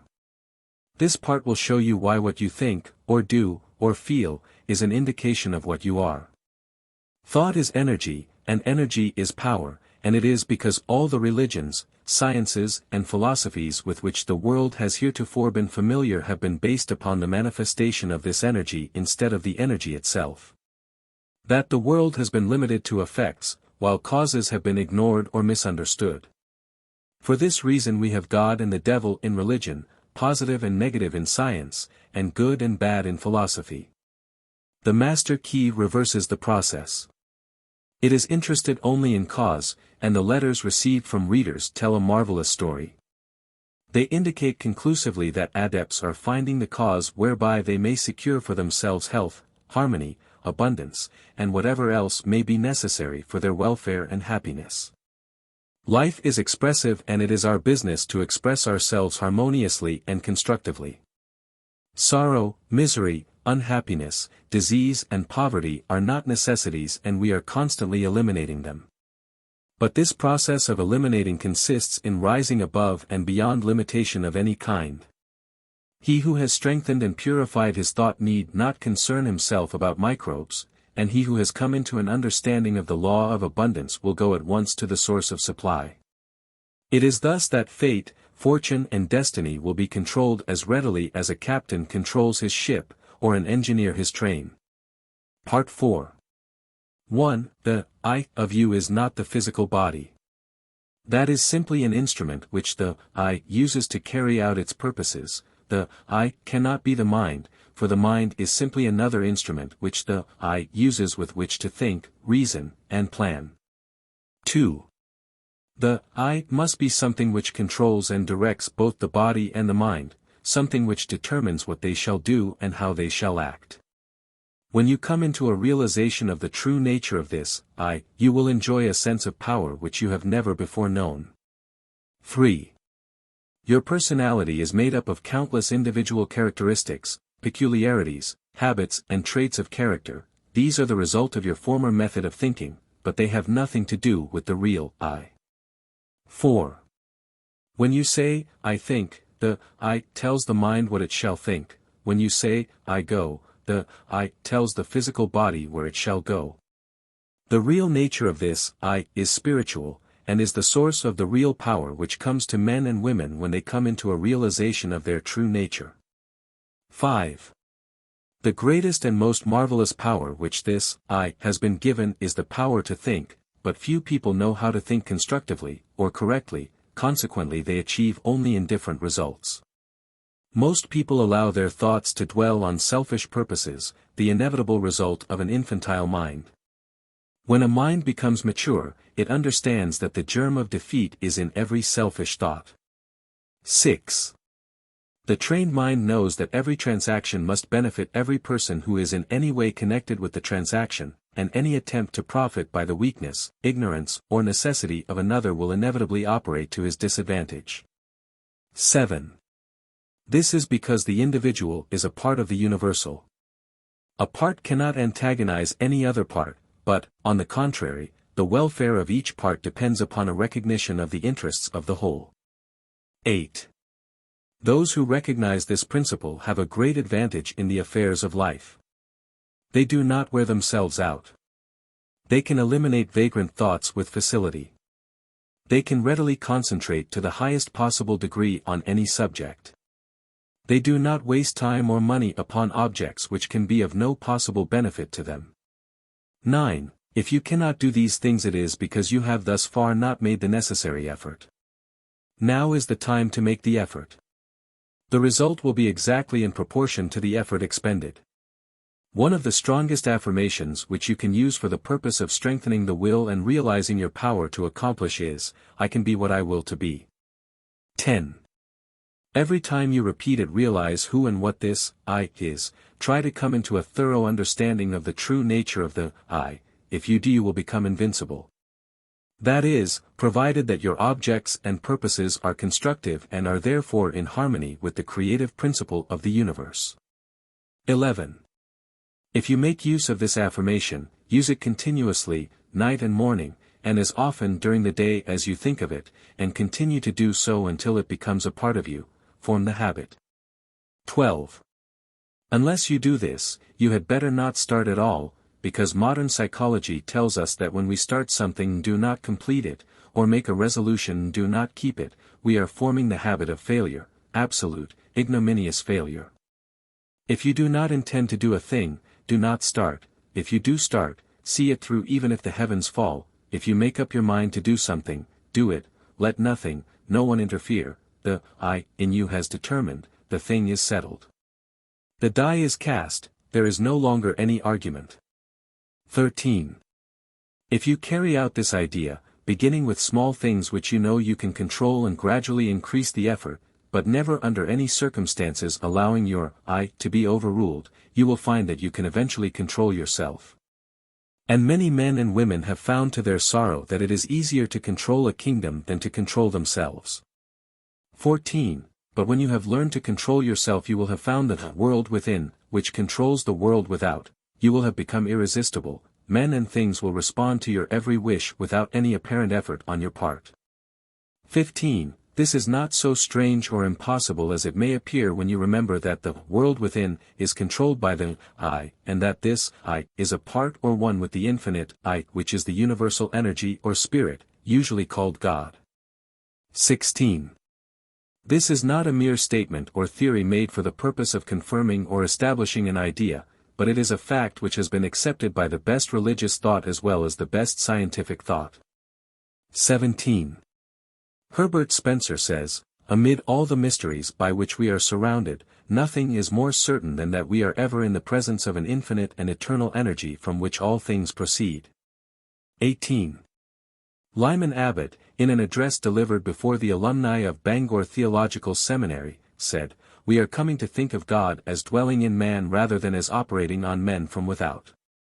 19. Science goes a little way in its search and stops. Science finds the ever-present eternal energy, but religion finds the power behind this energy and locates it within man. But this is by no means a new discovery. The Bible says exactly the same thing, and the language is just as plain and convincing, know ye not that ye are the temple of the living God?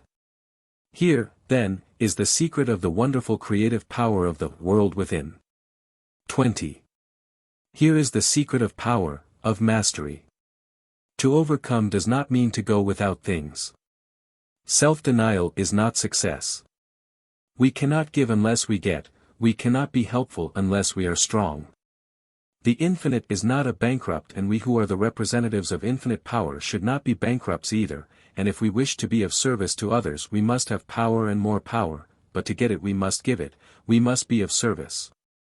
21. The more we give the more we shall get, we must become a channel whereby the universal can express activity. The universal is constantly seeking to express itself, to be of service, and it seeks the channel whereby it can find the greatest activity, where it can do the most good, where it can be of greatest service to mankind. 22. The universal cannot express through you as long as you are busy with your plans, your own purposes, quiet the senses, seek inspiration, focus the mental activity on the within, dwell in the consciousness of your unity with omnipotence. Still water runs deep, contemplate the multitudinous opportunities to which you have spiritual access by the omnipresence of power. 23. Visualize the events, circumstances and conditions which these spiritual connections may assist in manifesting. Realize the fact that the essence and soul of all things is spiritual and that the spiritual is the real, because it is the life of all there is. When the spirit is gone, the life is gone, it is dead, it has ceased to exist. 24. These mental activities pertain to the world within, to the world of cause, and conditions and circumstances which result are the effect. It is thus that you become a creator. This is important work, and the higher, loftier, grander and more noble ideals which you can conceive, the more important the work will become. 25.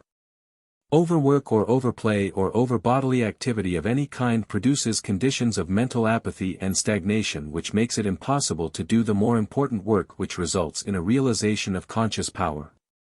We should, therefore, seek the silence frequently. Power comes through repose, it is in the silence that we can be still, and when we are still we can think, and thought is the secret of all attainment. 26.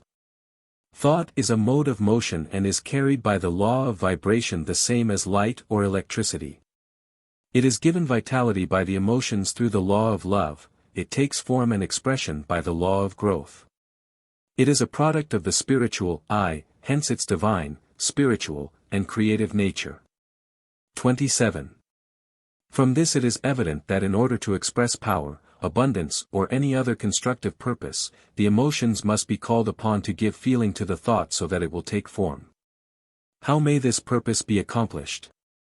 This is the vital point. How may we develop the faith, the courage, the feeling, which will result in accomplishment. 28. The reply is, by exercise, mental strength is secured in exactly the same way that physical strength is secured, by exercise. We think something, perhaps with difficulty the first time, we think the same thing again, and it becomes easier this time, we think it again and again, it then becomes a mental habit. We continue to think the same thing. Finally it becomes automatic, we can no longer help thinking this thing, we are now positive of what we think, there is no longer any doubt about it. We are sure, we know. 29. In part 3 I asked you to relax, to let go physically. Now I am going to ask you to let go mentally. If you practice the previous exercise 15 or 20 minutes a day in accordance with the instructions, you can no doubt relax physically. And anyone who cannot consciously do this quickly and completely is not a master of himself. He has not obtained freedom, he is still a slave to conditions. But I shall assume that you have mastered the exercise and are ready to take the next step, which is mental freedom. 30. Now after taking your usual position, remove all tension by completely relaxing, then mentally let go of all adverse conditions, such as hatred, anger, worry, jealousy, envy, sorrow, trouble or disappointment of any kind. 31. You may say that you cannot let go of these things, but you can do so by mentally determining to do so, by voluntary intention and persistence. 32. The reason that some cannot do this is because they allow themselves to be controlled by the emotions instead of by their intellect. But the will guided by the intellect will gain the victory. You will not succeed the first time you try, but practice makes perfect, in this as in everything else, and you must succeed in dismissing, eliminating and completely destroying these negative and destructive thoughts. Because they are the seed which is constantly germinating into discordant conditions of every conceivable kind and description. Part 4. 31. What is thought? Thought is spiritual energy. 32. How is it carried? By the law of vibration. 33. How is it given vitality? By the law of love. 34. How does it take form? By the law of growth. 35. What is the secret of its creative power? It is a spiritual activity. 36. How may we develop the faith, courage, and enthusiasm which will result in accomplishment? By a recognition of our spiritual nature. 37. What is the secret of power? Service. 38. Why is this so? Because we get what we give. 39. What is the silence? A physical stillness. 40. Of what value is it? It is the first step to self-control, self-mastery. There is nothing truer than that the quality of thought which we entertain correlates certain externals in the outside world. This is the law from which there is no escape. And it is this law, this correlative of the thought with its object, that from time immemorial has led the people to believe in special providence. Wilmans. Part 5. This part tells how the subconscious processes are continually at work, and it tells how we may consciously direct this work instead of being mere passive recipients of its activity. It tells how we may have a vision of the destination to be reached, the dangers and pitfalls to be avoided. It tells how the Word has become flesh, how we are constantly creating and recreating ourselves. It tells of a mental home which each of us is building for ourselves, the importance of this home, where the material is secured, the character of the furnishing. How and why many of us need a mental house cleaning in case we wish to realize our ideas. It tells of the conditions by which we may come into an inheritance of health, harmony and prosperity, and the condition is one which demands no sacrifice except the loss of our limitations, our servitudes and our weaknesses. And costs only the labor of harvesting its great resources. Introduction. Part 5. After studying this part carefully, you will see that every conceivable force or object or fact is the result of mind in action. Mind in action is thought, and thought is creative. Men are thinking now as they never thought before. Therefore, this is a creative age, and the world is awarding its richest prizes to the thinkers. Matter is powerless, passive, inert. Mind is force, energy, power. Mind shapes and controls matter. Every form which matter takes is but the expression of some pre-existing thought. But thought works no magic transformations, it obeys natural laws, it sets in motion natural forces, it releases natural energies. It manifests in your conduct and actions, and these in turn react upon your friends and acquaintances, and eventually upon the whole of your environment. You can originate thought, and, since thoughts are creative, you can create for yourselves the things you desire. Part 5. 1. At least 90% of our mental life is subconscious, so that those who fail to make use of this mental power live within very narrow limits. 2. The subconscious can and will solve any problem for us if we know how to direct it. The subconscious processes are always at work, the only question is, are we to be simply passive recipients of this activity, or are we to consciously direct the work? Shall we have a vision of the destination to be reached, the dangers to be avoided, or shall we simply drift? 3. We have found that mind pervades every part of the physical body and is always capable of being directed or impressed by authority coming from the objective or the more dominant portion of the mind. 4. The mind, which pervades the body, is largely the result of heredity, which, in turn, is simply the result of all the environments of all past generations on the responsive and ever-moving life forces. An understanding of this fact will enable us to use our authority when we find some undesirable trait of character manifesting. 5. We can consciously use all the desirable characteristics with which we have been provided, and we can repress and refuse to allow the undesirable ones to manifest. 6. Again, this mind which pervades our physical body is not only the result of hereditary tendencies, but is the result of home, business, and social environment, where countless thousands of impressions, ideas, prejudices and similar thoughts have been received. Much of this has been received from others, the result of opinions, suggestions or statements, much of it is the result of our own thinking, but nearly all of it has been accepted with little or no examination or consideration. 7. The idea seemed plausible, the conscious received it, passed it on to the subconscious, where it was taken up by the sympathetic system and passed on to be built into our physical body. The Word has become flesh. 8. This, then, is the way we are constantly creating and recreating ourselves. We are today the result of our past thinking, and we shall be what we are thinking today. The law of attraction is bringing to us, not the things we should like, or the things we wish for, or the things someone else has. But it brings us our own, the things which we have created by our thought processes, whether consciously or unconsciously. Unfortunately, many of us are creating these things unconsciously. 9. If either of us were building a home for ourselves, how careful we would be in regard to the plans, how we should study every detail, how we should watch the material and select only the best of everything. And yet how careless we are when it comes to building our mental home, which is infinitely more important than any physical home. As everything which can possibly enter into our lives depends upon the character of the material which enters into the construction of our mental home. 10. What is the character of this material? We have seen that it is the result of the impressions which we have accumulated in the past and stored away in our subconscious mentality. If these impressions have been of fear, of worry, of care, of anxiety, if they have been despondent, negative, doubtful, then the texture of the material which we are weaving today will be of the same negative material. Instead of being of any value, it will be mildewed and rotten and will bring us only more toil and care and anxiety. We shall be forever busy trying to patch it up and make it appear at least genteel. 11.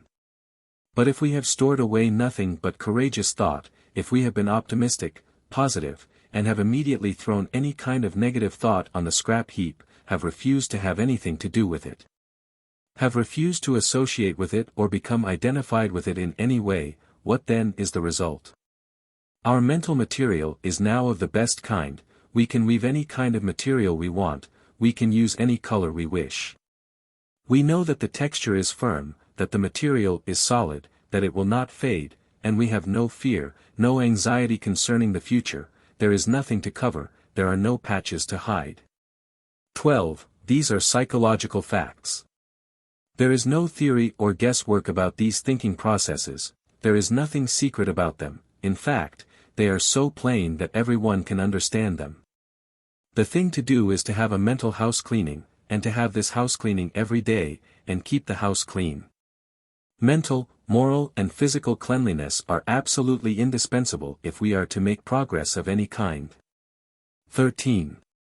When this mental house cleaning process has been completed, the material which is left will be suitable for the making of the kind of ideals or mental images which we desire to realize.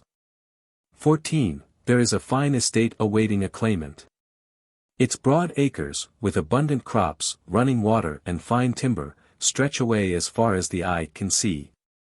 There is a mansion, spacious and cheerful, with rare pictures, a well-stocked library, rich hangings, and every comfort and luxury. All the heir has to do is to assert his heirship, take possession, and use the property. He must use it, he must not let it decay, for use is the condition on which he holds it. To neglect it is to lose possession. 15. In the domain of mind and spirit, in the domain of practical power, such an estate is yours. You are the heir. You can assert your heirship, and possess, and use this rich inheritance. Power over circumstances is one of its fruits, health, harmony and prosperity are assets upon its balance sheet. It offers you poise and peace. It costs you only the labor of studying and harvesting its great resources. It demands no sacrifice, except the loss of your limitations, your servitudes, your weakness. It clothes you with self-honor, and puts a scepter in your hands. 16. To gain this estate, 3 processes are necessary, you must earnestly desire it. You must assert your claim. You must take possession. 17. You admit that those are not burdensome conditions. 18. You are familiar with the subject of heredity. Darwin, Huxley, Haeckel, and other physical scientists have piled evidence mountain high that heredity is a law attending progressive creation.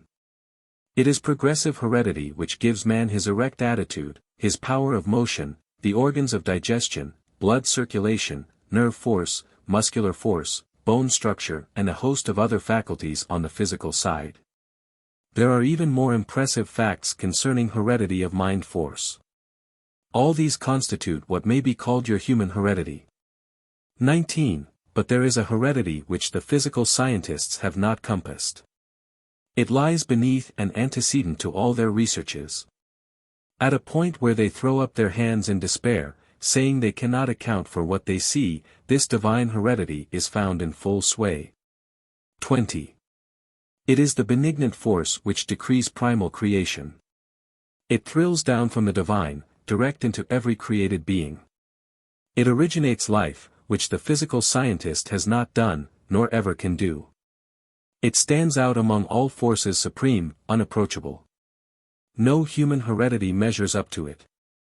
21. This infinite life flows through you, is you. Its doorways are but the faculties which comprise your consciousness.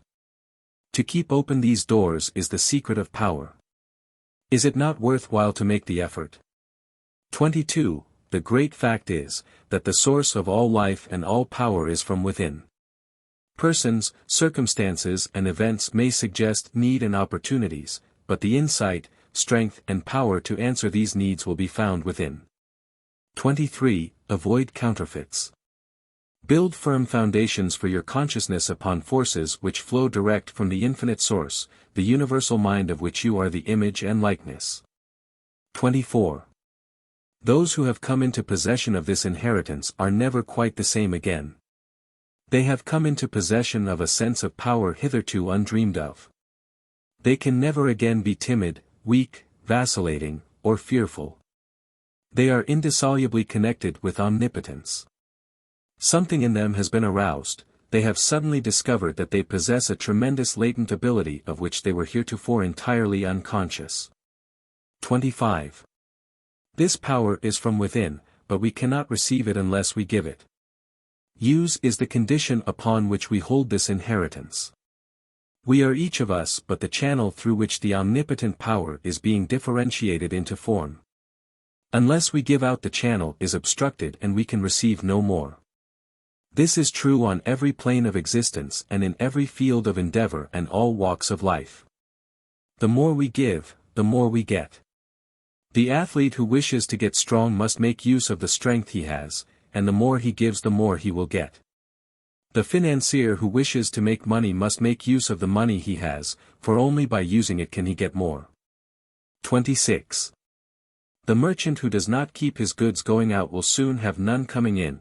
The business which fails to give efficient service will soon lack customers, the barrister who fails to get results will soon lack clients, and so it goes everywhere.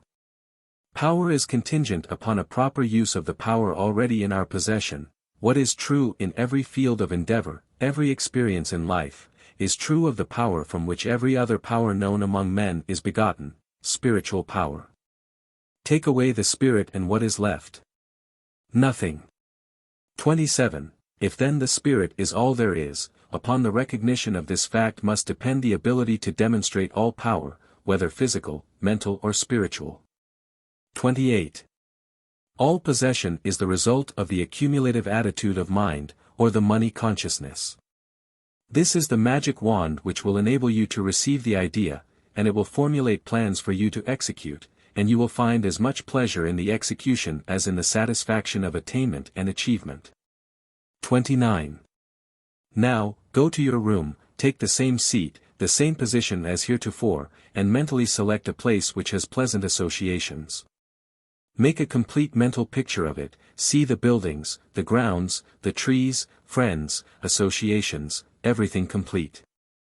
At first you will find yourself thinking of everything under the sun, except the ideal upon which you desire to concentrate.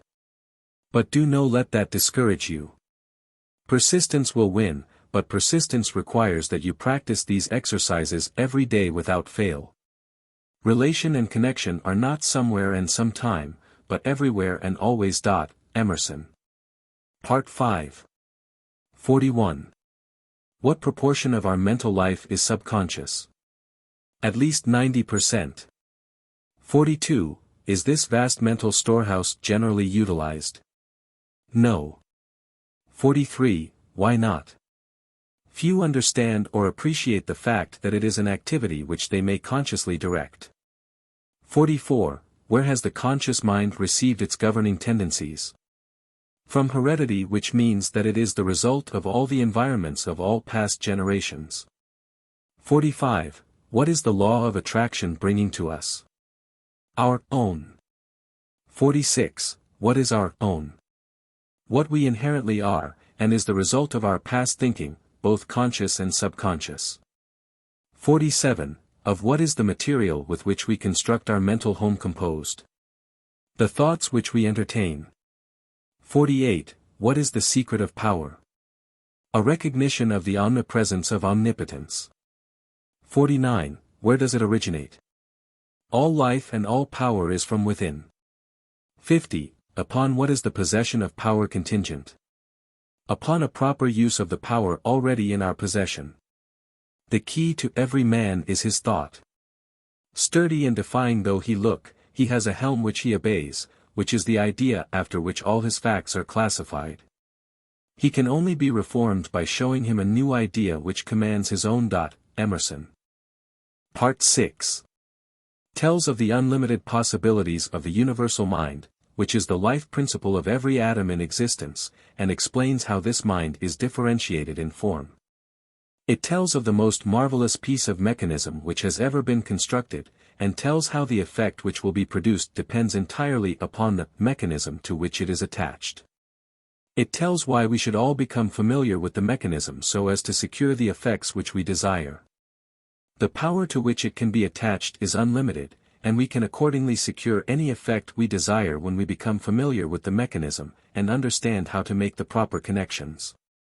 An understanding of this part will enable you to plan courageously and execute fearlessly, because you will have come into a knowledge of the source of all power, and this will determine your course in life, bringing you into contact with all that is strongest and best and most desirable. Introduction. Part 6. This part will give you an excellent understanding of the most wonderful piece of mechanism which has ever been created. A mechanism whereby you may create for yourself health, strength, success, prosperity, or any other condition which you desire. Necessities are demands, and demands create action, and actions bring about results. The process of evolution is constantly building our tomorrows out of our todays. Individual development, like universal development, must be gradual with an ever-increasing capacity in volume. The knowledge that if we infringe upon the rights of others we become moral thorns and find ourselves entangled at every turn of the road, should be an indication that success is contingent upon the highest moral ideal, which is the greatest good to the greatest number. Aspiration, desire, and harmonious relations constantly and persistently maintained will accomplish results. The greatest hindrance is erroneous and fixed ideas. To be in tune with eternal truth we must possess poise and harmony within. In order to receive intelligence the receiver must be in tune with the transmitter. Thought is a product of mind, and mind is creative, but this does not mean that the universal will change its modus operandi to suit us or our ideas, but it does mean that we can come into harmonious relationship with the universal. And when we have accomplished this we may ask anything to which we are entitled, and the way will be made plain. Part 6. 1. The universal mind is so wonderful that it is difficult to understand its utilitarian powers and possibilities and its unlimited creative effects. 2. We have found that this mind is not only all intelligence but all substance. How, then, is it to be differentiated in form? How are we to secure the effect which we desire? 3.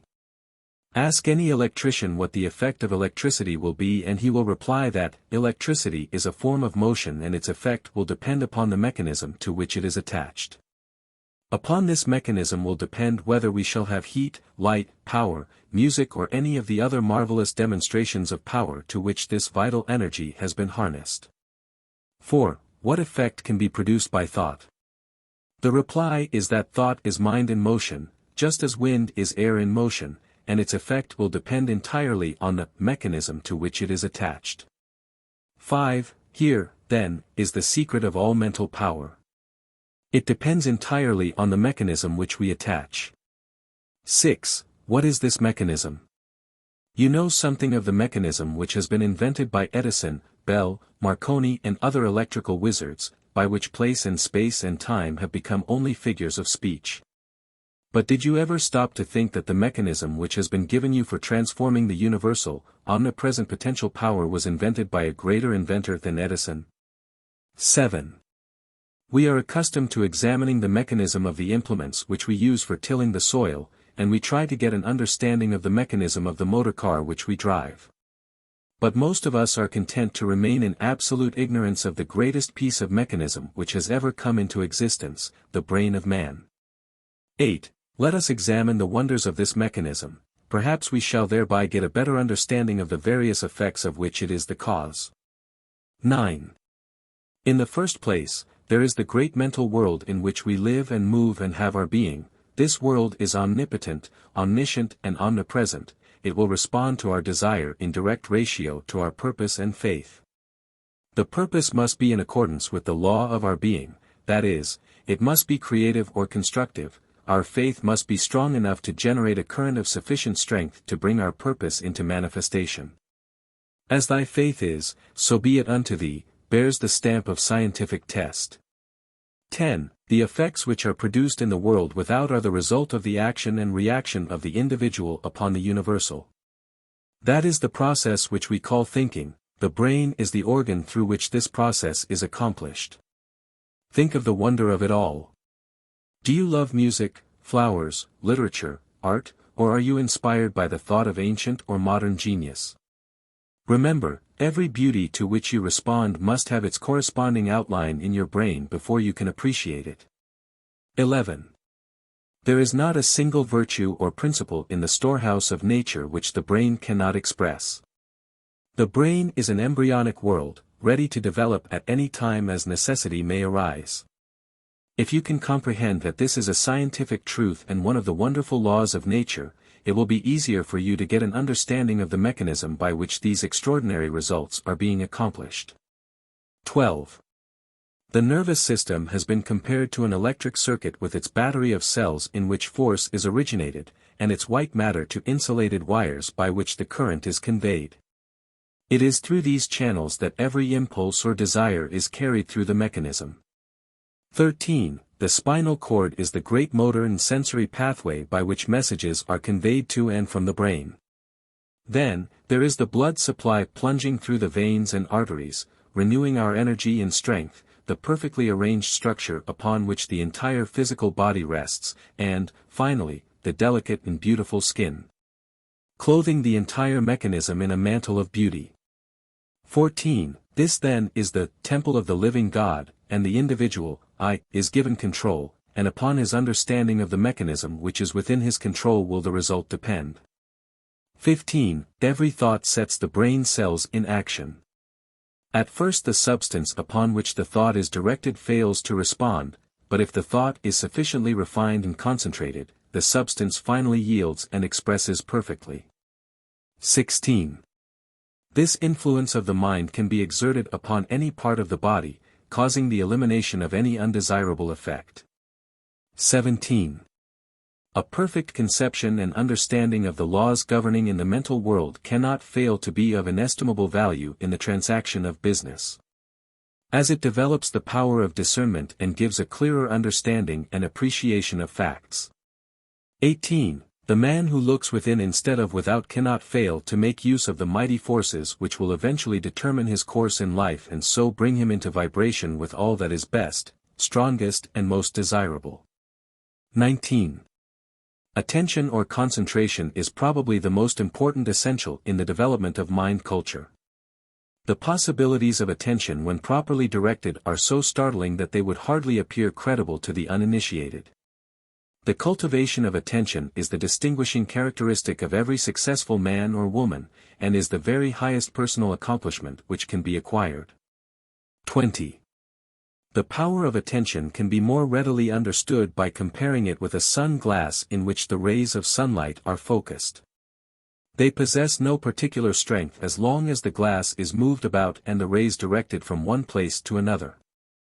But let the glass be held perfectly still and let the rays be focused on one spot for any length of time, the effect will become immediately apparent. 21. So with the power of thought. Let power be dissipated by scattering the thought from one object to another, and no result is apparent but focus this power through attention or concentration on any single purpose for any length of time and nothing becomes impossible. 22. A very simple remedy for a very complex situation, some will say. All right, try it, you who have had no experience in concentrating the thought on a definite purpose or object. Choose any single object and concentrate your attention on it for a definite purpose for even 10 minutes, you cannot do it. The mind will wander a dozen times and it will be necessary to bring it back to the original purpose, and each time the effect will have been lost and at the end of the 10 minutes nothing will have been gained, because you have not been able to hold your thought steadily to the purpose. 23.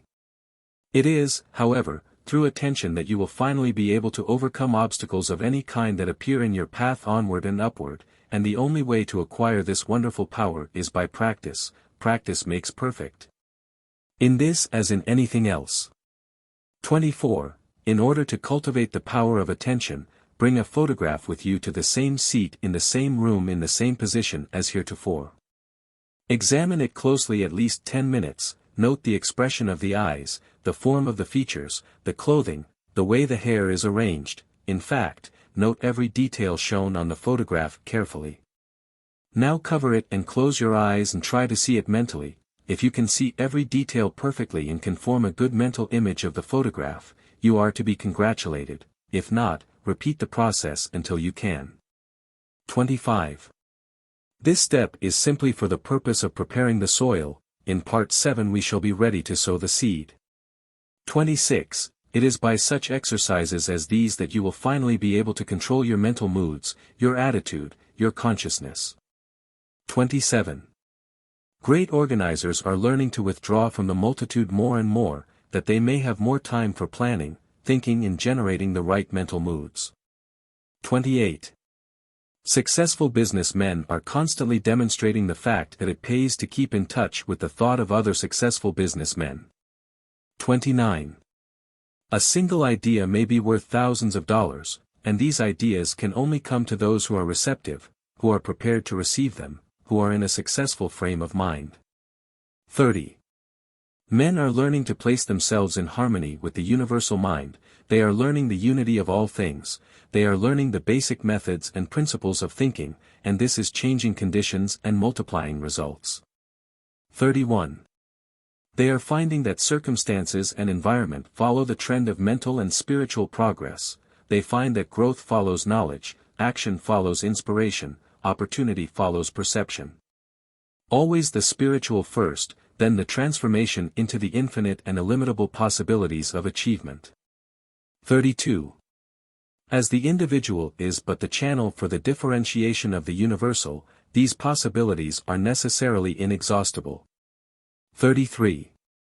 Thought is the process by which we may absorb the spirit of power, and hold the result in our inner consciousness until it becomes a part of our ordinary consciousness. The method of accomplishing this result by the persistent practice of a few fundamental principles, as explained in this book, is the master key which unlocks the storehouse of universal truth. 34. The two great sources of human suffering at present are bodily disease and mental anxiety. These may be readily traced to the infringement of some natural law. This is, no doubt, owing to the fact that so far knowledge has largely remained partial. But the clouds of darkness which have accumulated through long ages are beginning to roll away, and with them many of the miseries that attend imperfect information. That a man can change himself, improve himself, recreate himself, control his environment, and master his own destiny is the conclusion of every mind that is wide awake to the power of right thought in constructive action. Larson. Part 6. 51. What are some of the effects which can be produced by electricity? Heat, light, power, music. 52. Upon what do these various effects depend? Upon the mechanism to which the electricity is attached. 53. What is the result of the action and interaction of the individual mind upon the universal? The conditions and experiences with which we meet. 54. How may these conditions be changed? By changing the mechanism by which the universal is differentiated in form. 55. What is this mechanism? The brain. 56. How may it be changed? By the process we call thinking. Thoughts produce brain cells, and these cells respond to the corresponding thought in the universal. 57. Of what value is the power of concentration? It is the very highest personal accomplishment which can be acquired, and the distinguishing characteristic of every successful man or woman. 58. How may it be acquired? By faithfully practicing the exercises outlined in this system. 59. Why is this so important? Because it will enable us to control our thoughts, and since thoughts are causes, conditions must be effects. If we can control the cause, we can also control the effect. 60. What is changing conditions and multiplying results in the objective world? Men are learning the basic methods of constructive thinking. This above all, to thine own self be true. And it must follow, as the night the day. Thou canst not then be false to any man. Advice. Remember.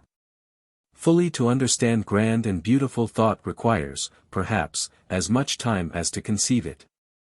Schubert. If you wish to enjoy the utmost practical benefit from the Master Key, go slowly.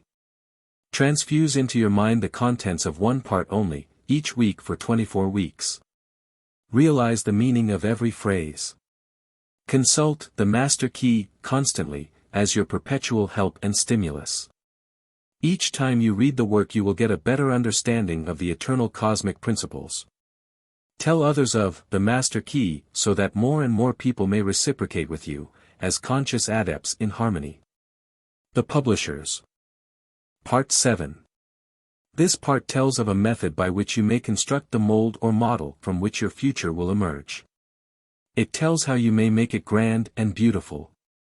It explains that you are not limited as to cost or material, that no one can place any limitation on it but yourself. It explains that in the construction of this model, there is much work to be done, that no one can do the work but yourself, but it tells you what to do and how to do it. It suggests methods and plans which if faithfully and persistently carried out will result in conditions exactly in accordance with the purpose and thought. It tells of millions of faithful helpers which will come to your aid if you are faithful in your work, and it tells why some who are apparently faithfully endeavoring to realize their ideal seem to fail. It is sometimes just as important to know what not to do as what to do. Introduction. Part 7. Through all the ages man has believed in an invisible power, through which and by which all things have been created and are continually being recreated. We may personalize this power and call it God, or we may think of it as the essence or spirit, which permeates all things, but in either case the effect is the same. So far as the individual is concerned, the objective, the physical, the visible, is the personal, that which can be cognized by the senses. It consists of body, brain and nerves. The subjective is the spiritual, the invisible, the impersonal. The personal is conscious because it is a personal entity. The impersonal, being the same in kind and quality as all other being, is not conscious of itself and has therefore been termed the subconscious.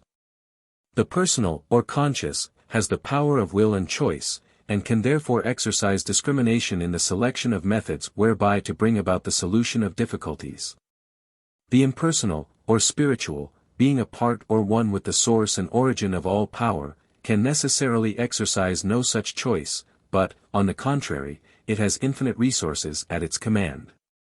It can and does bring about results by methods concerning which the human or individual mind can have no possible conception. You will therefore see that it is your privilege to depend upon the human will, with all its limitations and misconceptions, or you may utilize the potentialities of infinity by making use of the subconscious mind. Here, then, is the scientific explanation of the wonderful power which has been put within your control, if you but understand, appreciate and recognize it. One method of consciously utilizing this omnipotent power is outlined in Part 7. Part 7. 1. Visualization is the process of making mental images, and the image is the mold or model which will serve as a pattern from which your future will emerge. 2. Make the pattern clear, and make it beautiful, do not be afraid. Make it grand, remember that no limitation can be placed upon you by anyone but yourself. You are not limited as to cost or material, draw on the infinite for your supply, construct it in your imagination. It will have to be there before it will ever appear anywhere else. 3. Make the image clear and clean-cut, hold it firmly in the mind and you will gradually and constantly bring the thing nearer to you. You can be what you will to be. 4. This is another psychological fact which is well known, but unfortunately, reading about it will not bring about any result which you may have in mind, it will not even help you to form the mental image, much less bring it into manifestation. Work is necessary, labor, hard mental labor, the kind of effort which so few are willing to put forth. 5. The first step is idealization. It is likewise the most important step, because it is the plan on which you are going to build. It must be solid, it must be permanent. The architect, when he plans a grand building, has every line and detail pictured in advance. The engineer, when he spans a chasm, first ascertains the strength requirements of 1,000,000 separate parts. 6. They see the end before a single step is taken, so you are to picture in your mind what you want, you are sowing the seed, but before sowing any seed you want to know what the harvest is to be. This is idealization. If you are not sure, return to the chair daily until the picture becomes plain, it will gradually unfold. First the general plan will be dim, but it will take shape, the outline will take form, then the details. And you will gradually develop the power by which you will be enabled to formulate plans which will eventually materialize in the objective world. You will come to know what the future holds for you. 7. Then comes the process of visualization. You must see the picture more and more complete, see the detail, and, as the details begin to unfold, the ways and means for bringing it into manifestation will develop. One thing will lead to another. Thought will lead to action, action will develop methods, methods will develop friends, and friends will bring about circumstances, and, finally, the third step, or materialization, will have been accomplished. 8. We all recognize that the universe must have been thought into shape before it ever could have become a material fact. And if we are willing to follow along the lines of the great architect of the universe, we shall find our thoughts taking form, just as the universe took concrete form. It is the same mind operating through the individual. There is no difference in kind or quality, the only difference is one of degree. 9. The architect visualizes his building, he sees it as he wishes it to be. His thought becomes a plastic mold from which the building will eventually emerge, a high one or a low one, a beautiful one or a plain one. His vision takes form on paper and eventually the necessary material is utilized and the building stands complete. 10. The inventor visualizes his idea in exactly the same manner. For instance, Nikola Tesla, he with the giant intellect, one of the greatest inventors of all ages, the man who has brought forth the most amazing realities, always visualizes his inventions before attempting to work them out. He does not rush to embody them in form and then spend his time in correcting defects. Having first built up the idea in his imagination, he holds it there as a mental picture, to be reconstructed and improved by his thought. In this way, he writes in the Electrical Experimenter, I am enabled to rapidly develop and perfect a conception without touching anything. When I have gone so far as to embody in the invention every possible improvement I can think of, and see no fault anywhere, I put into concrete form the product of my brain. Invariably my device works as I conceived it should. In 20 years there has not been a single exception. 11. If you can conscientiously follow these directions, you will develop faith, the kind of faith that is the substance of things hoped for, the evidence of things not seen. You will develop confidence, the kind of confidence that leads to endurance and courage. You will develop the power of concentration which will enable you to exclude all thoughts except the ones which are associated with your purpose. 12. The law is that thought will manifest in form, and only one who knows how to be the divine thinker of his own thoughts can ever take a master's place and speak with authority. 13. Clearness and accuracy are obtained only by repeatedly having the image in mind. Each repeated action renders the image more clear and accurate than the preceding, and in proportion to the clearness and accuracy of the image will the outward manifestation be.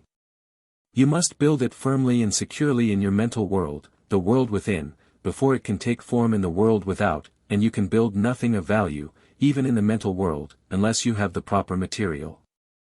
When you have the material you can build anything you wish, but make sure of your material. You cannot make broadcloth from shoddy. 14. This material will be brought out by millions of silent mental workers and fashioned into the form of the image which you have in mind. 15. Think of it. You have over 5 million of these mental workers, ready and in active use. Brain cells they are called. Besides this, there is another reserve force of at least an equal number, ready to be called into action at the slightest need. Your power to think, then, is almost unlimited, and this means that your power to create the kind of material which is necessary to build for yourself any kind of environment which you desire is practically unlimited. 16. In addition to these millions of mental workers, you have billions of mental workers in the body, every one of which is endowed with sufficient intelligence to understand and act upon any message or suggestion given. These cells are all busy creating and recreating the body, but, in addition to this, they are endowed with psychic activity whereby they can attract to themselves the substance necessary for perfect development. 17. They do this by the same law and in the same manner that every form of life attracts to itself the necessary material for growth. The oak, the rose, the lily, all require certain material for their most perfect expression and they secure it by silent demand, the law of attraction, the most certain way for you to secure what you require for your most complete development. 18. Make the mental image, make it clear, distinct, perfect, hold it firmly, the ways and means will develop, supply will follow the demand, you will be led to do the right thing at the right time and in the right way. Earnest desire will bring about confident expectation, and this in turn must be reinforced by firm demand. These three cannot fail to bring about attainment, because the earnest desire is the feeling, the confident expectation is the thought, and the firm demand is the will, and, as we have seen, feeling gives vitality to thought and the will holds it steadily until the law of growth brings it into manifestation. 19. Is it not wonderful that man has such tremendous power within himself, such transcendental faculties concerning which he had no conception? Is it not strange that we have always been taught to look for strength and power without? We have been taught to look everywhere but within, and whenever this power manifested in our lives we were told that it was something supernatural. 20. There are many who have come to an understanding of this wonderful power, and who make serious and conscientious efforts to realize health, power, and other conditions, and seem to fail. They do not seem able to bring the law into operation.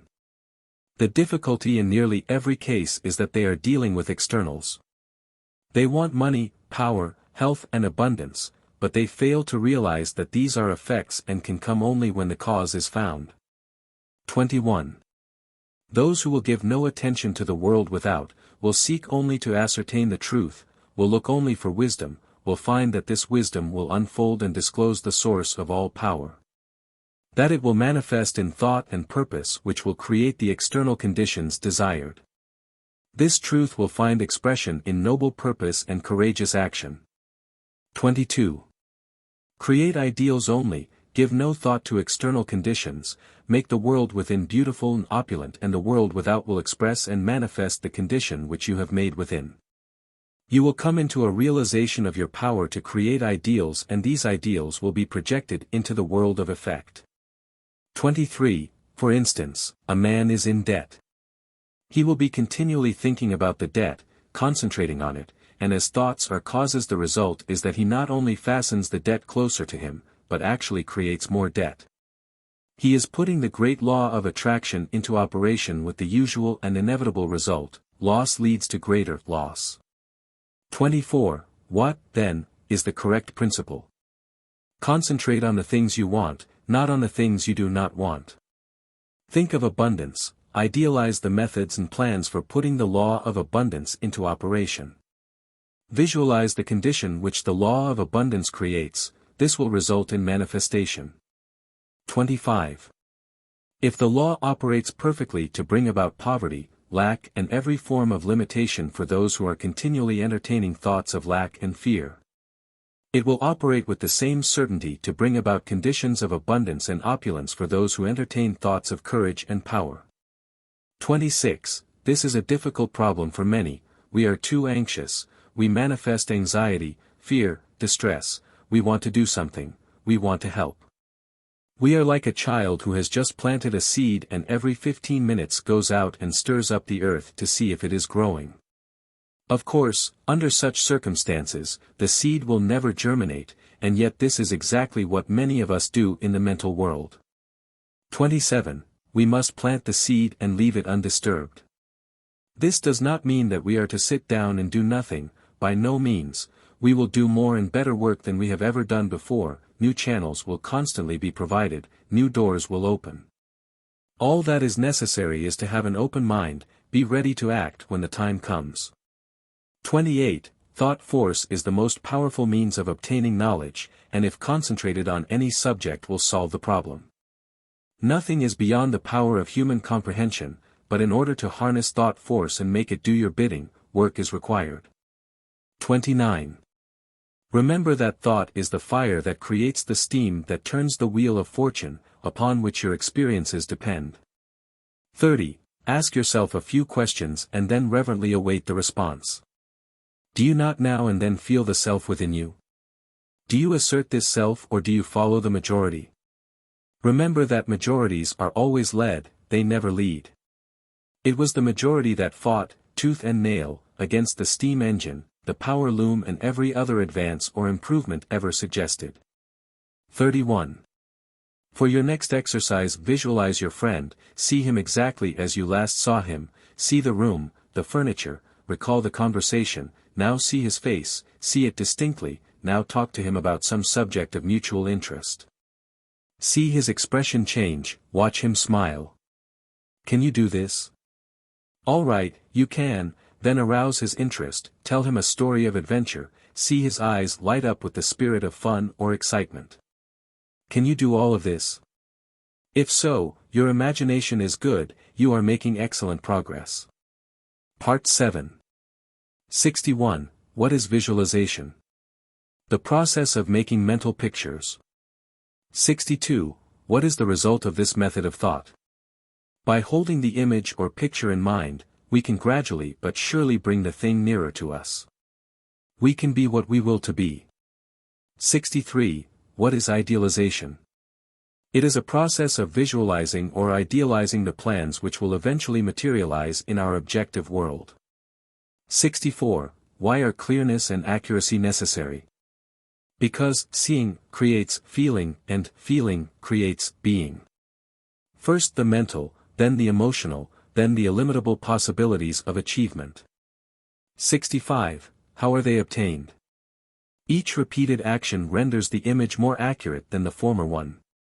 66. How is the material for the construction of your mental image secured? By millions of mental workers. Brain cells they are called. 67. How are the necessary conditions for bringing about the materialization of your ideal in the objective world secured? By the law of attraction. The natural law by which all conditions and experiences are brought about. 68. What 3 steps are necessary in order to bring this law into operation? Earnest desire, confident expectation, firm demand. 69. Why do many fail?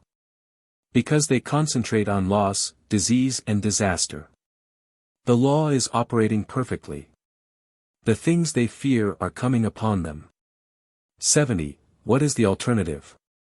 Concentrate on the ideals which you desire to see manifested in your life. Man is mind, and evermore he takes the tool of thought, and shaping what he wills, brings forth 1,000 joys, 1,000 ills. He thinks in secret and it comes to pass, environment is but his looking glass. James Allen. Part 8. This part tells of the creative principle of the universe, what it is, how it takes form and how it is brought into manifestation. This principle being the underlying principle of all existence must necessarily be governed by an immutable law. It tells how the character, health and circumstances of the individual are formed, and suggests methods whereby desirable conditions and circumstances may be created. It tells how and why and when the material from which your future is to emerge is secured. It suggests methods and exercises by which you may secure complete control of the power which governs in this mighty field of action. Mighty because it is the most important work which any individual can undertake. We are making our future now, today. When it comes we shall have to accept what is given, it will be too late to change it, but we can dominate it, control it, make it what we want it to be, and this part explains how. Introduction. Part 8. In this part you will find that you may freely choose what you think, but the result of your thought is governed by an immutable law. Is not this a wonderful thought? Is it not wonderful to know that our lives are not subject to caprice or variability of any kind? That they are governed by law. This stability is our opportunity, because by complying with the law we can secure the desired effect with invariable precision. It is the law which makes the universe one grand pan of harmony. If it were not for law, the universe would be a chaos instead of a cosmos. Here, then, is the secret of the origin of both good and evil. This is all the good and evil there ever was or ever will be. Let me illustrate. Thought results in action. If your thought is constructive and harmonious, the result will be good. If your thought is destructive or inharmonious, the result will be evil. There is therefore but one law, one principle, one cause, one source of power, and good and evil are simply words which have been coined to indicate the result of our action, or our compliance or non-compliance with this law. The importance of this is well illustrated in the lives of Emerson and Carlyle. Emerson loved the good and his life was a symphony of peace and harmony. Carlyle hated the bad, and his life was a record of perpetual discord and inharmony. Here we have two grand men, each intent upon achieving the same ideal, but one makes use of constructive thought and is therefore in harmony with natural law. The other makes use of destructive thought and therefore brings upon himself discord of every kind and character. It is evident therefore that we are to hate nothing, not even the bad, because hatred is destructive, and we shall soon find that by entertaining destructive thought we are sowing the wind, and shall reap the whirlwind. Part 8. 1. Thought contains a vital principle, because it is the creative principle of the universe and by its nature will combine with other similar thoughts. 2. As the one purpose of life is growth, all principle underlying existence must contribute to give it effect. Thought, therefore, takes form and the law of growth eventually brings it into manifestation. 3. You may freely choose what you think, but the result of your thought is governed by an immutable law. Any line of thought persisted in cannot fail to produce its result in the character, health and circumstances of the individual. Methods whereby we can substitute habits of constructive thinking for those which we have found produce only undesirable effects are therefore of primary importance. 4. We all know that this is by no means easy. Mental habits are difficult to control, but it can be done, and the way to do it is to begin at once to substitute constructive thought for destructive thought. Form the habit of analyzing every thought. If it is necessary, if its manifestation in the objective will be a benefit, not only to yourself, but to all whom it may affect in any way, keep it, treasure it, it is of value, it is in tune with the infinite. It will grow and develop and produce fruit an hundredfold. On the other hand, it will be well for you to keep this quotation from George Matthews Adams in mind: learn to keep the door shut, keep out of your mind, out of your office, and out of your world every element that seeks admittance with no definite helpful end in view. 5. If your thought has been critical or destructive, and has resulted in any condition of discord or inharmony in your environment, it may be necessary for you to cultivate a mental attitude which will be conducive to constructive thought. 6. The imagination will be found to be a great assistance in this direction. The cultivation of the imagination leads to the development of the ideal out of which your future will emerge. 7. The imagination gathers up the material by which the mind weaves the fabric in which your future is to be clothed. 8. Imagination is the light by which we can penetrate new worlds of thought and experience. 9. Imagination is the mighty instrument by which every discoverer, every inventor, opened the way from precedent to experience. Precedent said, "It cannot be done," experience said, "It is done." 10. Imagination is a plastic power, molding the things of sense into new forms and ideals. 11. Imagination is the constructive form of thought which must precede every constructive form of action. 12. A builder cannot build a structure of any kind until he has first received the plans from the architect, and the architect must get them from his imagination. 13. The captain of industry cannot build a giant corporation which may coordinate hundreds of smaller firms and thousands of employees, and utilize millions of capital until he has first created the entire work in his imagination. Objects in the material world are as clay in the potter's hand. It is in the master mind that the real things are created, and it is by the use of the imagination that the work is done. In order to cultivate the imagination it must be exercised. Exercise is necessary to cultivate mental muscle as well as physical muscle. It must be supplied with nourishment or it cannot grow. 14. Do not confuse imagination with fancy, or that form of day-dreaming in which some people like to indulge. Daydreaming is a form of mental dissipation which may lead to mental disaster. 15. Constructive imagination means mental labor, by some considered to be the hardest kind of labor, but, if so, it yields the greatest returns, for all the great things in life have come to men and women who had the capacity to think, to imagine, and to make their dreams come true. 16. When you have become thoroughly conscious of the fact that mind is the only creative principle, that it is omnipotent, omniscient and omnipresent, and that you can consciously come into harmony with this omnipotence through your power of thought. You will have taken a long step in the right direction. 17. The next step is to place yourself in position to receive this power. As it is omnipresent, it must be within you. We know that this is so because we know that all power is from within, but it must be developed, unfolded, cultivated. In order to do this we must be receptive, and this receptivity is acquired just as physical strength is gained, by exercise. 18. The law of attraction will certainly and unerringly bring to you the conditions, environment, and experiences in life, corresponding with your habitual, characteristic, predominant mental attitude. Not what you think once in a while when you are in church, or have just read a good book, but your predominant mental attitude is what counts. 19. You cannot entertain weak, harmful, negative thoughts 10 hours a day and expect to bring about beautiful, strong and harmonious conditions by 10 minutes of strong, positive, creative thought. 20. Real power comes from within. All power that anybody can possibly use is within man, only waiting to be brought into visibility by his first recognizing it, and then affirming it as his, working it into his consciousness until he becomes one with it. 21. People say that they desire abundant life, and so they do, but so many interpret this to mean that if they will exercise their muscles or breathe scientifically, eat certain foods in certain ways, drink so many glasses of water every day, of just a certain temperature, keep out of drafts, they will attain the abundant life they seek. The result of such methods is but indifferent.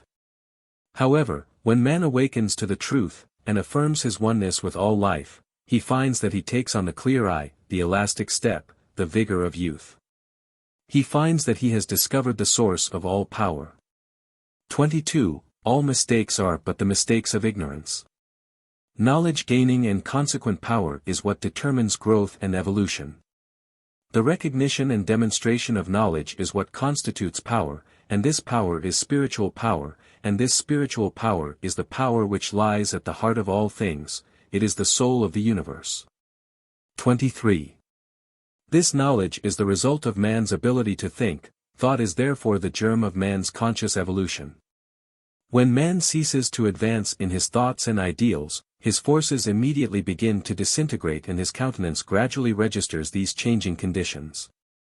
24. Successful men make it their business to hold ideals of the conditions which they wish to realize. They constantly hold in mind the next step necessary to the ideal for which they are striving. Thoughts are the materials with which they build, and the imagination is their mental workshop. Mind is the ever-moving force with which they secure the persons and circumstances necessary to build their success structure, and imagination is the matrix in which all great things are fashioned. 25.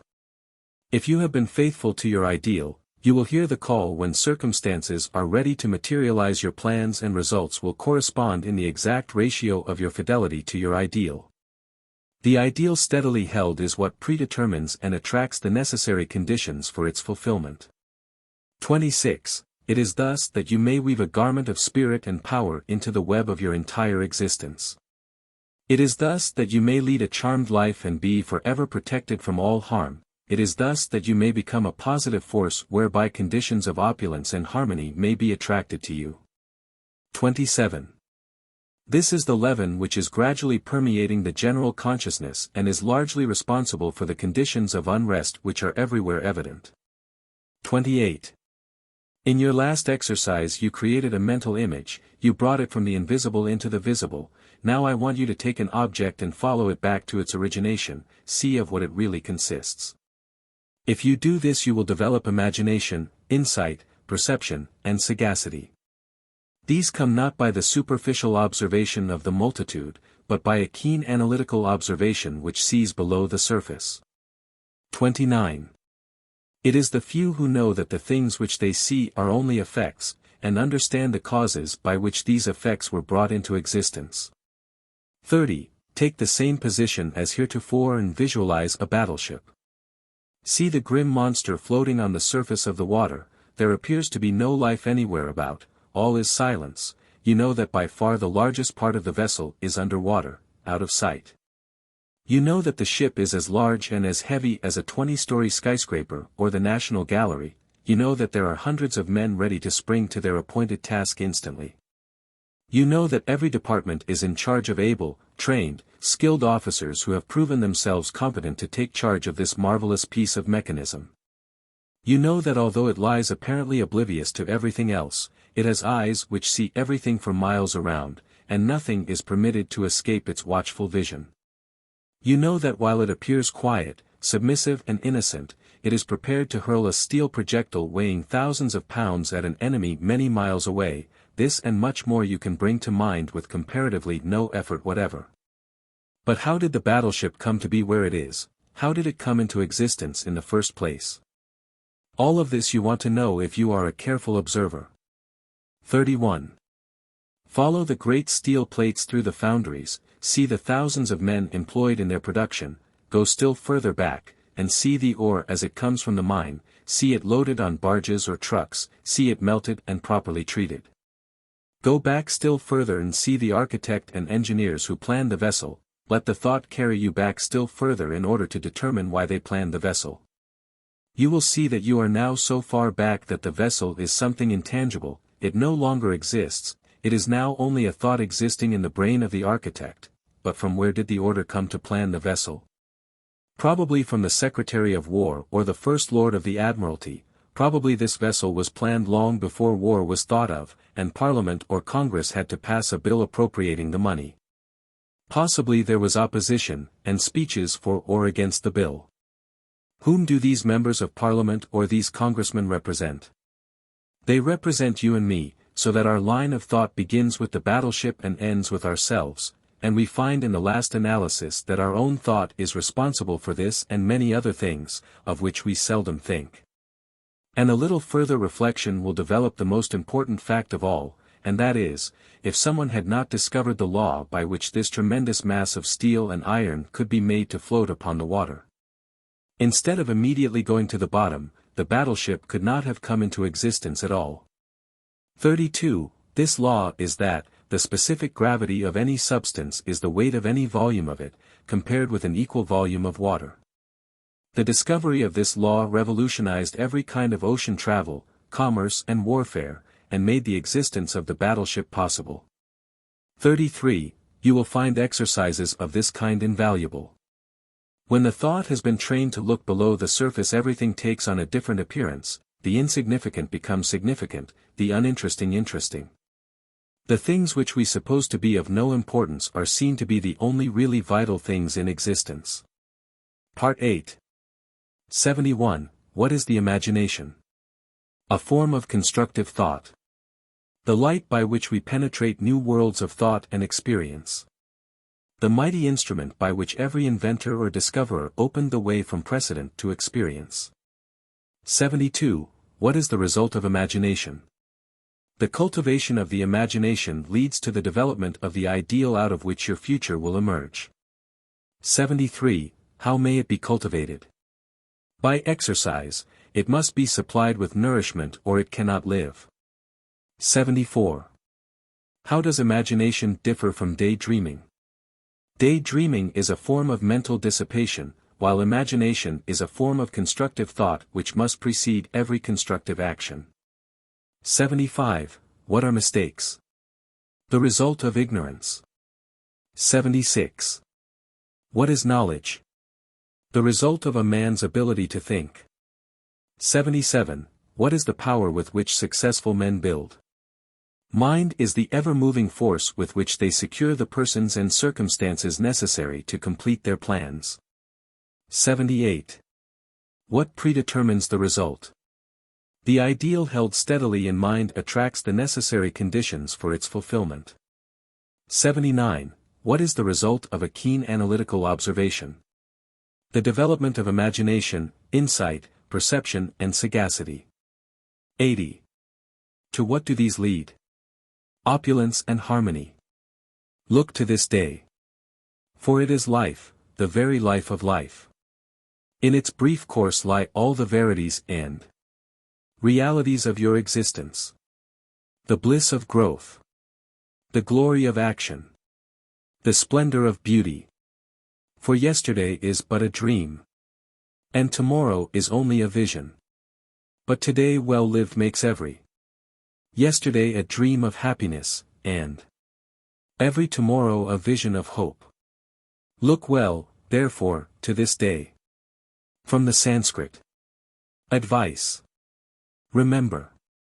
Fully to understand grand and beautiful thought requires, perhaps, as much time as to conceive it. Schubert. If you wish to enjoy the utmost practical benefit from the Master Key, go slowly. Transfuse into your mind the contents of one part only, each week for 24 weeks. Realize the meaning of every phrase. Consult the Master Key constantly, as your perpetual help and stimulus. Each time you read the work you will get a better understanding of the eternal cosmic principles.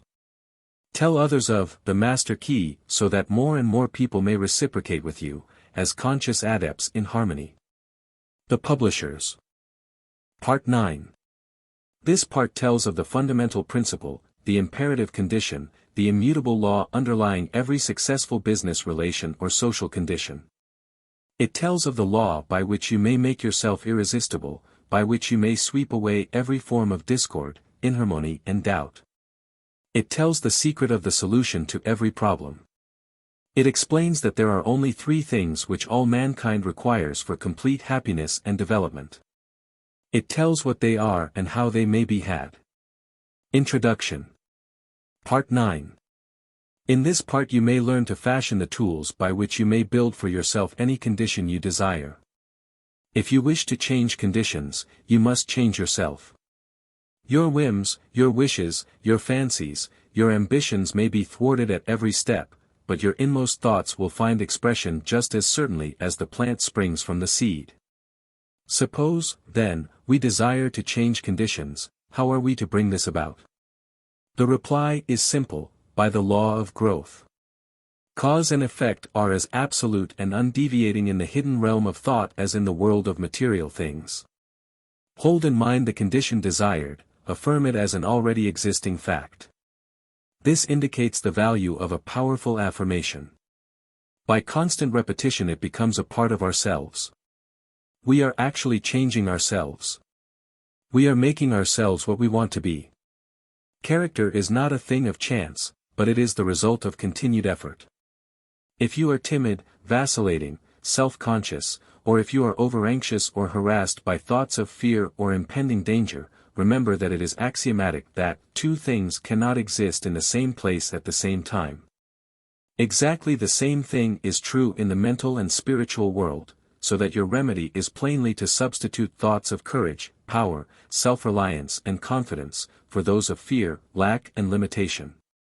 The easiest and most natural way to do this is to select an affirmation which seems to fit your particular case. The positive thought will destroy the negative as certainly as light destroys darkness, and the results will be just as effectual. Act is the blossom of thought and conditions are the result of action, so that you constantly have in your possession the tools by which you will certainly and inevitably make or unmake yourself, and joy or suffering will be the reward. Part 9. 1. There are only three things which can possibly be desired in the world without, and each of them can be found in the world within. The secret of finding them is simply to apply the proper mechanism of attachment to the omnipotent power to which each individual has access. 2. The three things which all mankind desires and which are necessary for his highest expression and complete development are health, wealth and love. All will admit that health is absolutely essential. No one can be happy if the physical body is in pain. All will not so readily admit that wealth is necessary, but all must admit that a sufficient supply at least is necessary, and what would be considered sufficient for one, would be considered absolute and painful lack for another. And as nature provides not only enough but abundantly, wastefully, lavishly, we realize that any lack or limitation is only the limitation which has been made by an artificial method of distribution. 3. All will probably admit that love is the third, or some will say the first, essential necessary to the happiness of mankind. At any rate, those who possess all three, health, wealth and love, find nothing else which can be added to their cup of happiness. 4. We have found that the universal substance is all health, all substance, and all love, and that the mechanism of attachment whereby we can consciously connect with this infinite supply is in our method of thinking. To think correctly is therefore to enter into the secret place of the Most High. 5. What shall we think? If we know this, we shall have found the proper mechanism of attachment which will relate us to whatsoever things we desire. This mechanism may seem very simple when I give it to you, but read on, you will find that it is in reality the master key, the Aladdin's lamp, if you please. You will find that it is the foundation, the imperative condition, the absolute law of well-doing, which means well-being. 6. To think correctly, accurately, we must know the truth. The truth then is the underlying principle in every business or social relation. It is a condition precedent to every right action. To know the truth, to be sure, to be confident, affords a satisfaction beside which no other is at all comparable. It is the only solid ground in a world of doubt, conflict and danger. 7. To know the truth is to be in harmony with the infinite and omnipotent power. To know the truth is, therefore, to connect yourself with a power which is irresistible and which will sweep away every kind of discord, inharmony, doubt or error, because the truth is mighty and will prevail. 8. The humblest intellect can readily foretell the result of any action when he knows that it is based on truth, but the mightiest intellect, the most profound and penetrating mind, loses its way hopelessly and can form no conception of the results which may ensue when his hopes are based on a premise which he knows to be false. 9. Every action which is not in harmony with truth, whether through ignorance or design, will result in discord, and eventual loss in proportion to its extent and character. 10. How then are we to know the truth in order to attach this mechanism which will relate us to the infinite? 11. We can make no mistake about this if we realize that truth is the vital principle of the universal mind and is omnipresent. For instance, if you require health, a realization of the fact that the I in you is spiritual and that all spirit is one, that wherever a part is the whole must be, will bring about a condition of health, because every cell in the body must manifest the truth as you see it. If you see sickness, they will manifest sickness. If you see perfection, they must manifest perfection. The affirmation, I am whole, perfect, strong, powerful, loving, harmonious and happy, will bring about harmonious conditions. The reason for this is because the affirmation is in strict accordance with the truth, and when truth appears, every form of error or discord must necessarily disappear. 12. You have found that the I is spiritual, it must necessarily then always be no less than perfect. The affirmation, I am whole, perfect, strong, powerful, loving, harmonious and happy, is therefore an exact scientific statement. 13. Thought is a spiritual activity and spirit is creative, therefore the result of holding this thought in mind, must necessarily bring about conditions in harmony with the thought. 14. If you require wealth, a realization of the fact that the I in you is one with the universal mind which is all substance, and is omnipotent, will assist you in bringing into operation the law of attraction which will bring you into vibration with those forces which make for success and bring about conditions of power and affluence in direct proportion with the character and purpose of your affirmation. 15. Visualization is the mechanism of the attachment which you require. Visualization is a very different process from seeing. Seeing is physical, and is therefore related to the objective world, the world without, but visualization is a product of the imagination, and is therefore a product of the subjective mind, the world within. It therefore possesses vitality. It will grow. The thing visualized will manifest itself in form. The mechanism is perfect. It was created by the master architect who doeth all things well, but unfortunately sometimes the operator is inexperienced or inefficient, but practice and determination will overcome this defect. 16. If you require love, try to realize that the only way to get love is by giving it, that the more you give the more you will get, and the only way in which you can give it, is to fill yourself with it, until you become a magnet. The method was explained in another part.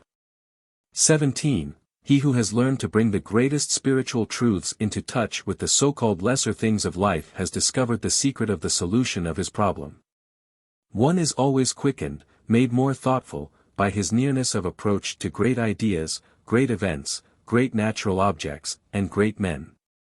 Lincoln is said to have begotten in all who came near him the feeling awakened when one approaches a mountain, and this sense asserts itself most keenly when one comes to realize that he understands the things that are eternal, including the power of truth. 18. It is sometimes an inspiration to hear from someone who has actually put these principles to the test, someone who has demonstrated them in his own life. I am today in receipt of a letter from a Mr. Andrews. He says, "Dear friend, you will find my experience published in the March issue of Nautilus, and you are at liberty to make any extracts from or reference to it that may suit your purpose. Sincerely yours, Frederick Andrews. Oddfellows Building, Indianapolis, Indiana." 19. I was about 13 years old when Dr. T. W. Marcy, since passed over, said to my mother, "There is no possible chance, Mrs. Andrews." I lost my little boy the same way, after doing everything for him that it was possible to do. I have made a special study of these cases, and I know there is no possible chance for him to get well. 20. She turned to him and said, "Doctor, what would you do if you were your boy?" And he answered, "I would fight, as long as there is a breath of life to fight for." 21. That was the beginning of a long drawn-out battle, with many ups and downs, the doctors all agreeing that there was no chance for a cure, though they encouraged and cheered us the best they could. 22. But at last the victory came, and I have grown from a little, crooked, twisted cripple, going about on my hands and knees, to a strong, straight, well-formed man. 23. Now, I know you want the formula, and I will give it to you as briefly and quickly as I can. 24.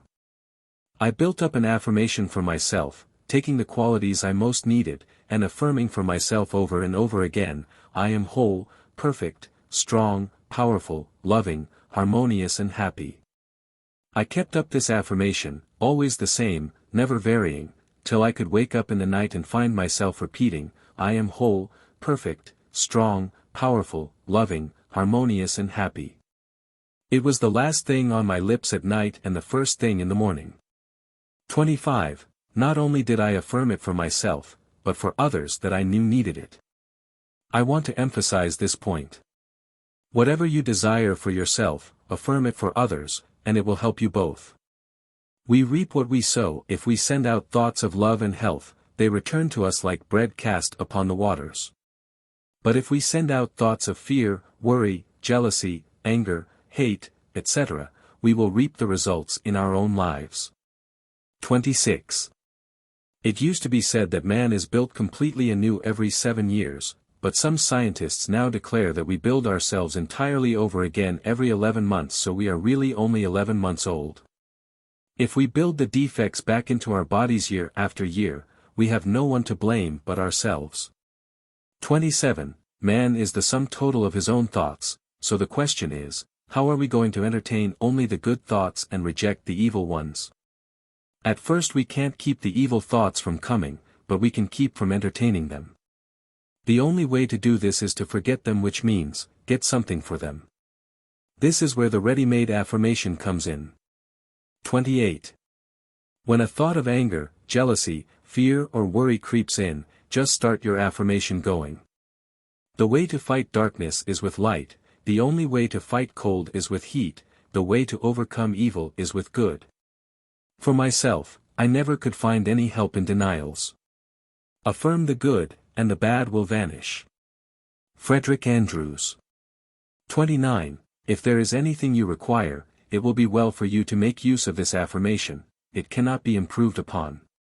Use it just as it is, take it into the silence with you, until it sinks into your subconsciousness, so that you can use it anywhere, in your car, on the tram, in the office, at home. This is the advantage of spiritual methods.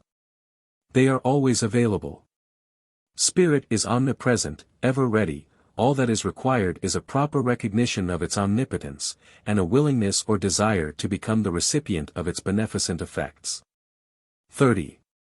If our predominant mental attitude is one of power, courage, kindliness and sympathy, we shall find that our environment will reflect conditions in correspondence with these thoughts.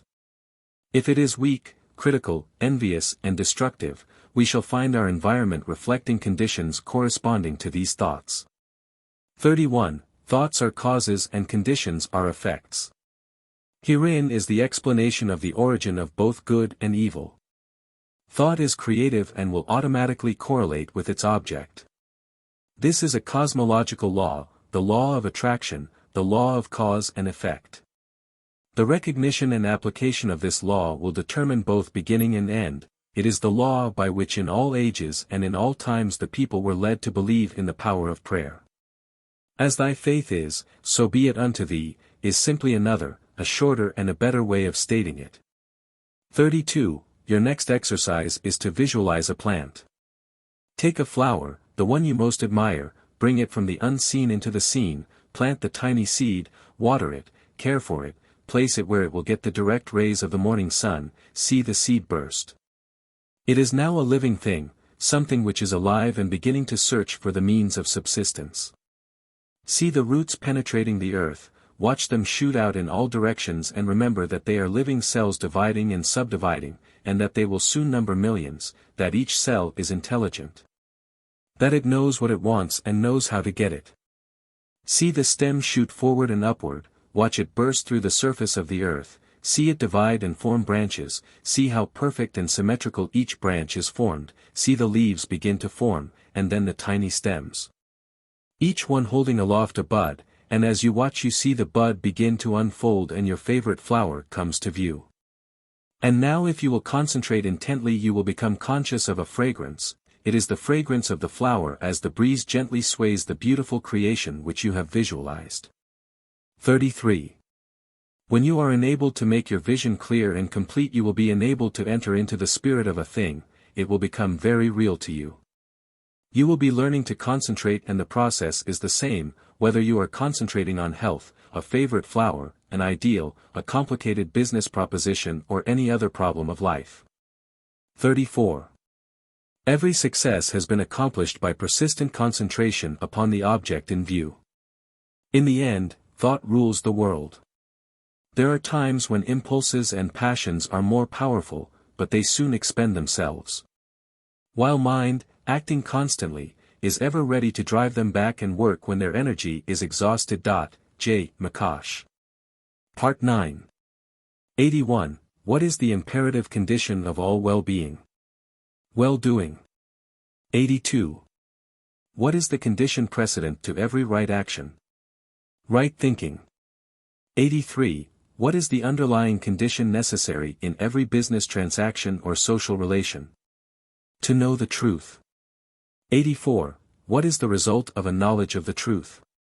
We can readily foretell the result of any action that is based upon a true premise. 85. What is the result of any action based upon a false premise?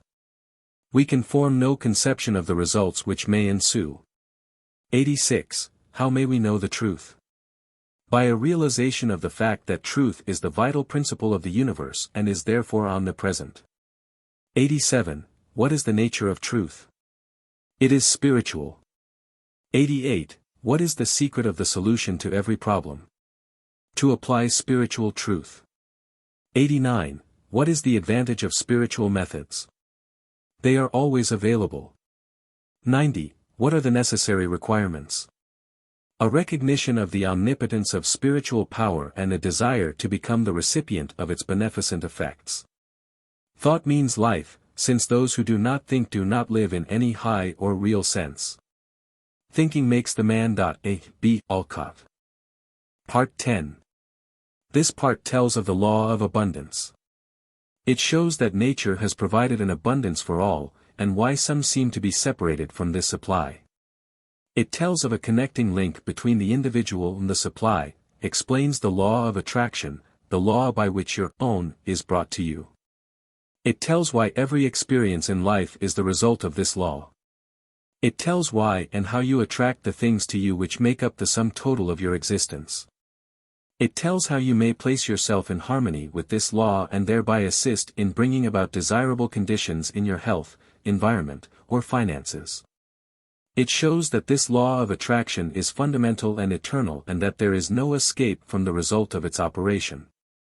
A knowledge of this law is absolutely essential to those desiring to make permanent progress. Introduction. Part 10. If you get a thorough understanding of the thought contained in Part 10, you will have learned that nothing happens without a definite cause. You will be enabled to formulate your plans in accordance with exact knowledge. You will know how to control any situation by bringing adequate causes into play. When you win, as you will know exactly why. The ordinary man, who has no definite knowledge of cause and effect, is governed by his feelings or emotions. He thinks chiefly to justify his action. If he fails as a businessman, he says that luck is against him. If he dislikes music, he says that music is an expensive luxury. If he is a poor clerk, he says that he could succeed better at some outdoor work. If he lacks friends, he says his individuality is too fine to be appreciated. He never thinks this problem through to the end. In short, he does not know that every effect is the result of a certain definite cause, but he seeks to console himself with explanations and excuses. He thinks only in self-defense. On the contrary, the man who understands that there is no effect without an adequate cause thinks impersonally. He gets down to absolute facts regardless of consequences. He is free to follow the path of truth wherever it may lead. He sees the issue clear to the end, and he meets the requirements fully and fairly, and the result is that the world gives him all that it has to give, in friendship, honor, love and approval. Part 10. 1. Abundance is a natural law of the universe. The evidence of this law is conclusive, we see it on every hand. Everywhere nature is lavish, wasteful, extravagant. Nowhere is economy observed in any created thing. Profusion is manifested in everything. The millions and millions of trees and flowers and plants and animals and the vast scheme of reproduction where the process of creating and recreating is forever going on, all indicate the lavishness with which nature has made provision for man. That there is an abundance for everyone is evident, but that many fail to participate in this abundance is evident. They have not yet come into a realization of the universality of all substance, and that mind is the active principle whereby we are related to the things we desire. 2. All wealth is the offspring of power. Possessions are of value only as they confer power. Events are significant only as they affect power, all things represent certain forms and degrees of power. 3. Knowledge of cause and effect as shown by the laws governing electricity, chemical affinity, and gravitation, enables man to plan courageously and execute fearlessly. These laws are called natural laws, because they govern in the physical world, but all power is not physical power, there is also mental power, and there is moral and spiritual power. 4.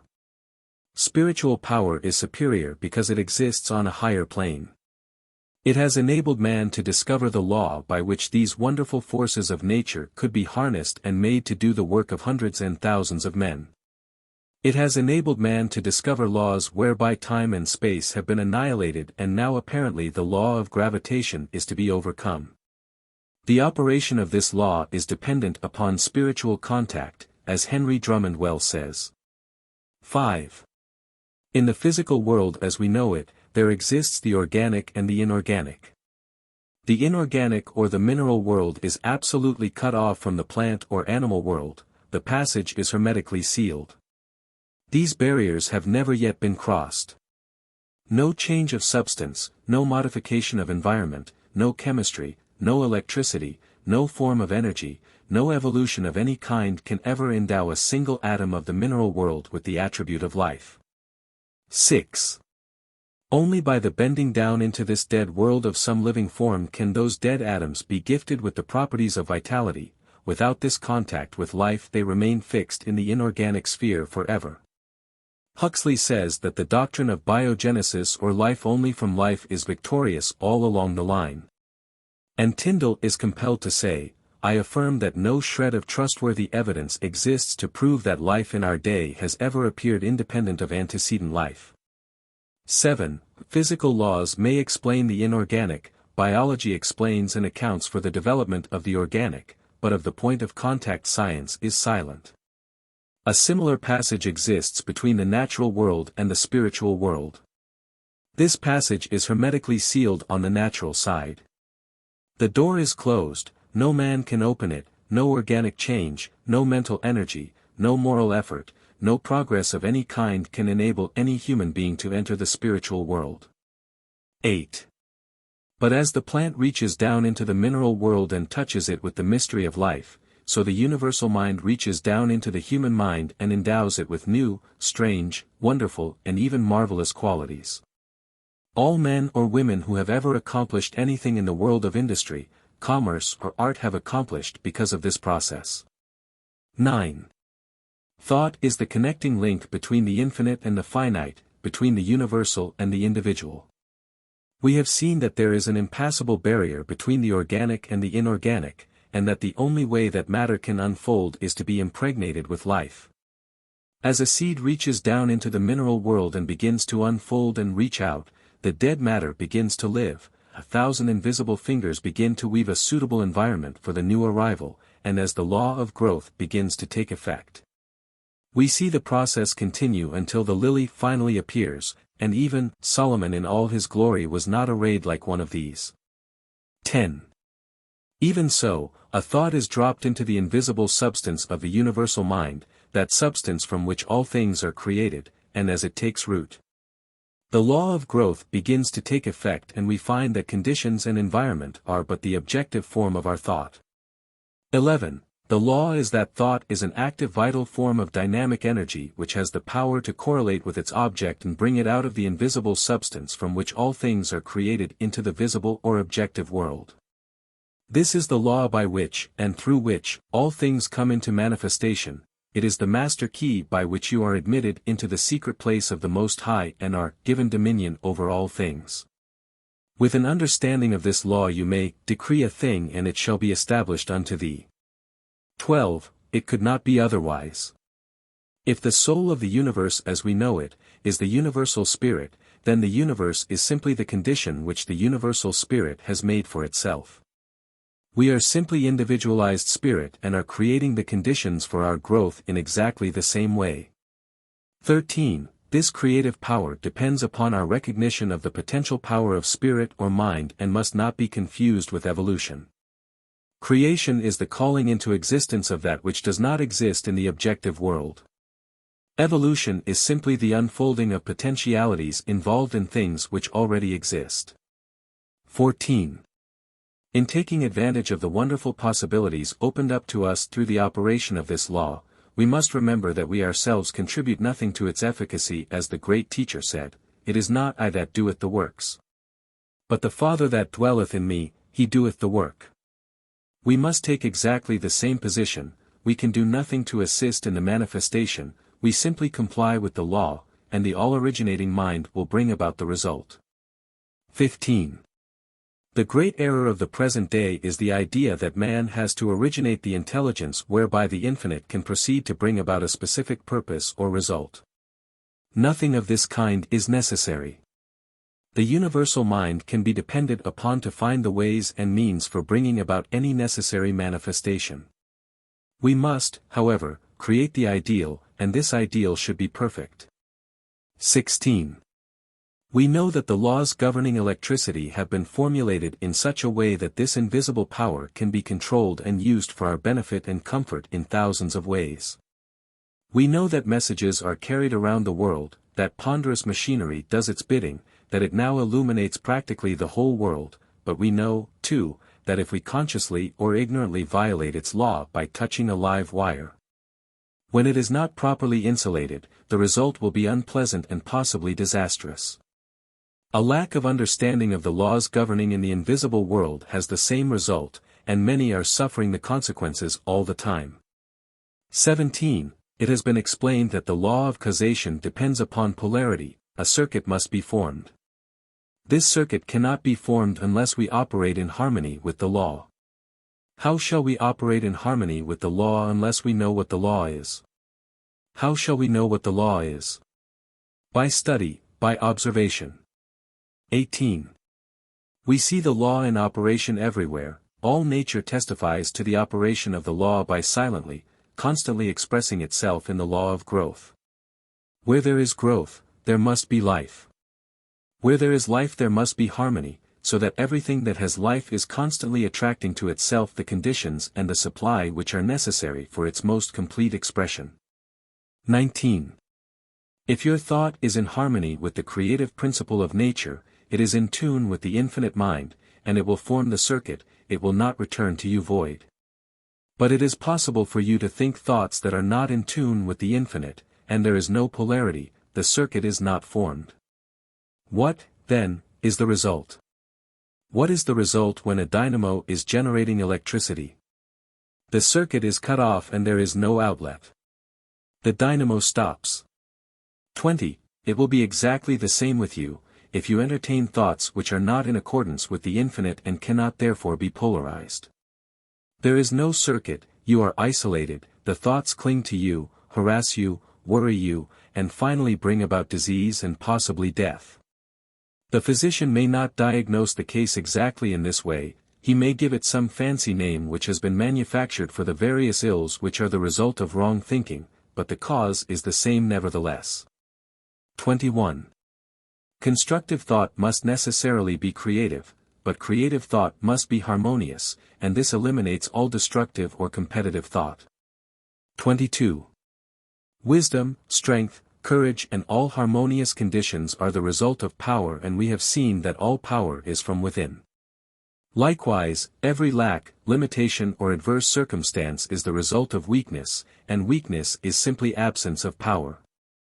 It comes from nowhere, it is nothing, the remedy then is simply to develop power, and this is accomplished in exactly the same manner that all power is developed, by exercise. 23. This exercise consists in making an application of your knowledge. Knowledge will not apply itself. You must make the application.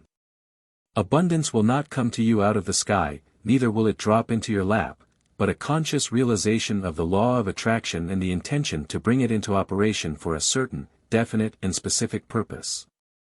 And the will to carry out this purpose will bring about the materialization of your desire by a natural law of transference. If you are in business, it will increase and develop along regular channels, possibly new or unusual channels of distribution will be opened, and when the law becomes fully operative you will find that the things you seek are seeking you. 24. For your next exercise select a blank space on the wall, or any other convenient spot, from where you usually sit, mentally draw a black horizontal line about 6 inches long, try to see the line as plainly as though it were painted on the wall. Now mentally draw 2 vertical lines connecting with this horizontal line at either end, now draw another horizontal line connecting with the 2 vertical lines, now you have a square. Try to see the square perfectly. When you can do so draw a circle within the square, now place a point in the center of the circle, now draw the point towards you about 10 inches, now you have a cone on a square base, you will remember that your work was all in black. Change it to white, to red, to yellow. 25. If you can do this, you are making excellent progress and will soon be enabled to concentrate on any problem you may have in mind. When any object or purpose is clearly held in thought, its precipitation, in tangible and visible form, is merely a question of time. The vision always precedes and itself determines the realization. Lillian Whiting. Part 10. 91. What is wealth? Wealth is the offspring of power. 92. Of what value are possessions? Possessions are of value only as they confer power. 93. Of what value is a knowledge of cause and effect? It enables men to plan courageously and execute fearlessly. 94. How does life originate in the inorganic world? Only by the introduction of some living form. There is no other way. 95. What is the connecting link between the finite and the infinite? Thought is the connecting link. 96. Why is that so? Because the universal can manifest only through the individual. 97. Upon what does causation depend? Upon polarity, a circuit must be formed. The universal is the positive side of the battery of life, the individual is the negative, and thought forms the circuit. 98. Why do many fail to secure harmonious conditions? They do not understand the law, there is no polarity. They have not formed the circuit. 99. What is the remedy? A conscious recognition of the law of attraction with the intention of bringing it into existence for a definite purpose. 100. What will be the result? Thought will correlate with its object and bring it into manifestation, because thought is a product of the spiritual man, and spirit is the creative principle of the universe. A vivid thought brings the power to paint it. And in proportion to the depths of its source is the force of its projection. Emerson. Advice. Remember. Fully to understand grand and beautiful thought requires, perhaps, as much time as to conceive it. Schubert. If you wish to enjoy the utmost practical benefit from the Master Key, go slowly. Transfuse into your mind the contents of one part only, each week for 24 weeks. Realize the meaning of every phrase. Consult the Master Key constantly, as your perpetual help and stimulus. Each time you read the work you will get a better understanding of the eternal cosmic principles. Tell others of the Master Key so that more and more people may reciprocate with you, as conscious adepts in harmony. The Publishers. Part 11. This part tells of the means by which we have discovered that the infinitely small as well as the infinitely large is in the last analysis nothing but force, motion, life and mind. It tells of the process by which we have become familiar with the vast organization by which we are identified with the complex operations of nature. It gives concise directions for making use of the creative power of the universe, the power by which all things are brought into existence. It shows how this marvelous power may be utilized, directed and made available for the solution of every human problem. Introduction. Part 11. Your life is governed by law, by actual, immutable principles that never vary. Law is in operation at all times, in all places. Fixed laws underlie all human actions. For this reason, men who control giant industries are enabled to determine with absolute precision just what percentage of every 100,000 people will respond to any given set of conditions. It is well, however, to remember that while every effect is the result of a cause, the effect in turn becomes a cause, which creates other effects, which in turn create still other causes. So that when you put the law of attraction into operation you must remember that you are starting a train of causation for good or otherwise which may have endless possibilities. We frequently hear it said, "A very distressing situation came into my life, which could not have been the result of my thought, as I certainly never entertained any thought which could have such a result."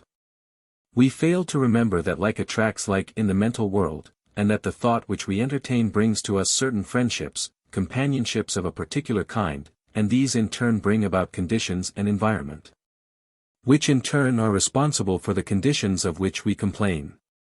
Part 11. 1. Inductive reasoning is the process of the objective mind by which we compare a number of separate instances with one another until we see the common factor that gives rise to them all. 2. Induction proceeds by comparison of facts. It is this method of studying nature which has resulted in the discovery of a reign of law which has marked an epoch in human progress. 3. It is the dividing line between superstition and intelligence. It has eliminated the elements of uncertainty and caprice from men's lives and substituted law, reason and certitude. 4. It is the watchman at the gate mentioned in a former part. 5. When, by virtue of this principle, the world to which the senses were accustomed, has been revolutionized, when the sun has been arrested in his course, the apparently flat earth has been shaped into a ball and set whirling around him. When the inert matter has been resolved into active elements, and the universe presents itself wherever we direct the telescope and microscope, full of force, motion and life. We are constrained to ask by what possible means the delicate forms of organization in the midst of it are kept in order and repair. 6. Like poles and like forces repel themselves or remain impenetrable to each other, and this cause seems in general sufficient to assign a proper place and distance to stars, men and forces. As men of different virtues enter into partnership, so do opposite poles attract each other. Elements that have no property in common like acids and gases cling to each other in preference, and a general exchange is kept up between the surplus and the demand. 7. As the eye seeks and receives satisfaction from colors complementary to those which are given, so do need, want and desire, in the largest sense, induce, guide and determine action. 8. It is our privilege to become conscious of the principle and act in accordance with it. Cuvier sees a tooth belonging to an extinct race of animals. This tooth wants a body for the performance of its function, and it defines the peculiar body it stands in need of with such precision that Cuvier is able to reconstruct the frame of this animal. 9. Perturbations are observed in the motions of Uranus. Adams and Leverrier need another star at a certain place to keep the solar system in order, and Neptune appears in the place and at the hour appointed. 10. The instinctive wants of the animal and the intellectual wants of Cuvier, the wants of nature and of the minds of Leverrier and Adams were alike, and thus the results, here the thoughts of an existence, there an existence. A well-defined lawful want, therefore, furnishes the reason for the more complex operations of nature. 11. Having recorded correctly the answers furnished by nature and stretched our senses with the growing science over her surface. Having joined hands with the levers that move the earth, we become conscious of such a close, varied and deep contact with the world without, that our wants and purposes become no less identified with the harmonious operations of this vast organization, than the life, liberty and happiness of the citizen are identified with the existence of his government. 12. As the interests of the individual are protected by the arms of the country, added to his own, and his needs produce certain supply in the degree that they are felt more universally and steadily. In the same manner does conscious citizenship in the kingdom of nature secure us from the annoyances of subordinate agents by our alliance with superior powers. And by our conformity with the fundamental laws of resistance or inducement offered to mechanical or chemical agents, we distribute the labor to be performed between them and man to the best advantage of inventor and user. 13. If Plato could have witnessed the pictures executed by the sun with the assistance of the photographer, or 100 similar illustrations of what man does by induction, he would perhaps have been reminded of the intellectual midwifery of his master and, in his own mind might have arisen the vision of a land where all manual, mechanical labor and repetition is assigned to the power of nature, where our wants are satisfied by purely mental operations set in motion by the will, and where the supply is created by the demand. 14. However distant that land may appear, induction has taught men to make strides towards it and has surrounded him with benefits which are, at the same time, rewards for past fidelity and incentives for more assiduous devotion. 15. Induction is also an aid in concentrating and strengthening our faculties for the remainder of the journey, giving unerring solution for individual as well as universal problems, by the mere operations of mind in the purest form. 16. Here we find a method, the spirit of which is, to believe that what is sought has been accomplished, in order to accomplish it, a method, bequeathed upon us by the same Plato who, outside of this sphere, could never find how the ideas became realities.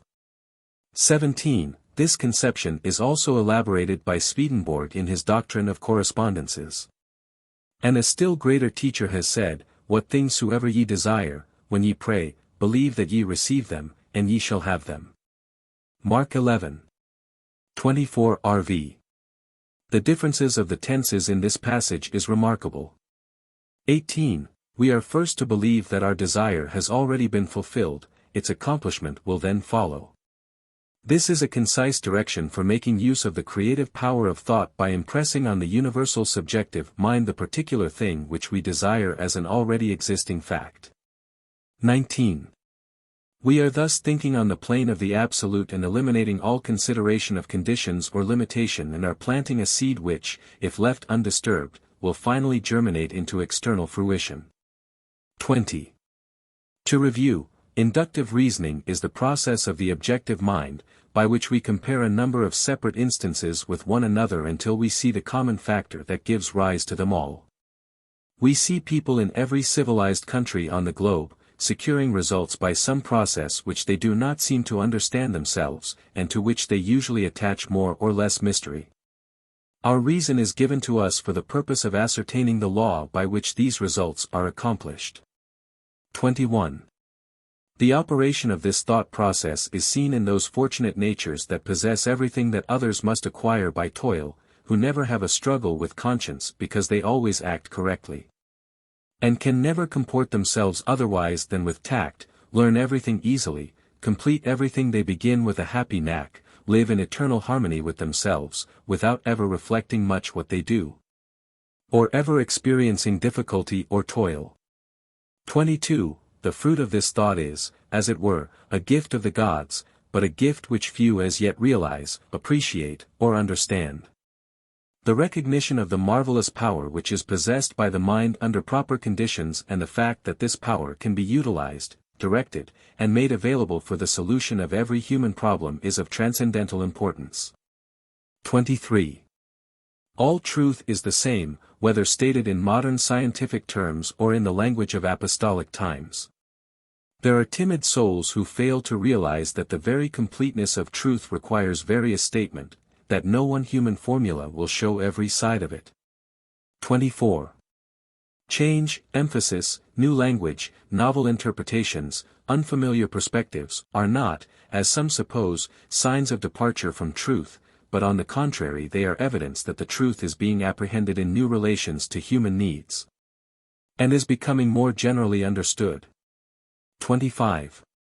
The truth must be told to each generation and to every people in new and different terms, so that when the great teacher said, "Believe that ye receive and ye shall receive," or when Paul said, "Faith is the substance of things not seen," or when modern science says, "The law of attraction is that law by which thought correlates with its object," each statement, when subjected to analysis, is found to contain exactly the same truth, the only difference being in the form of presentation.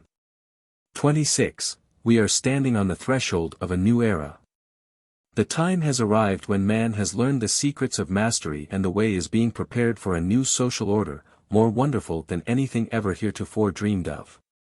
The conflict of modern science with theology, the study of comparative religions, the tremendous power of new social movements, all of these are but clearing the way for the new order. They may have destroyed traditional forms which have become antiquated and impotent, but nothing of value has been lost. 27.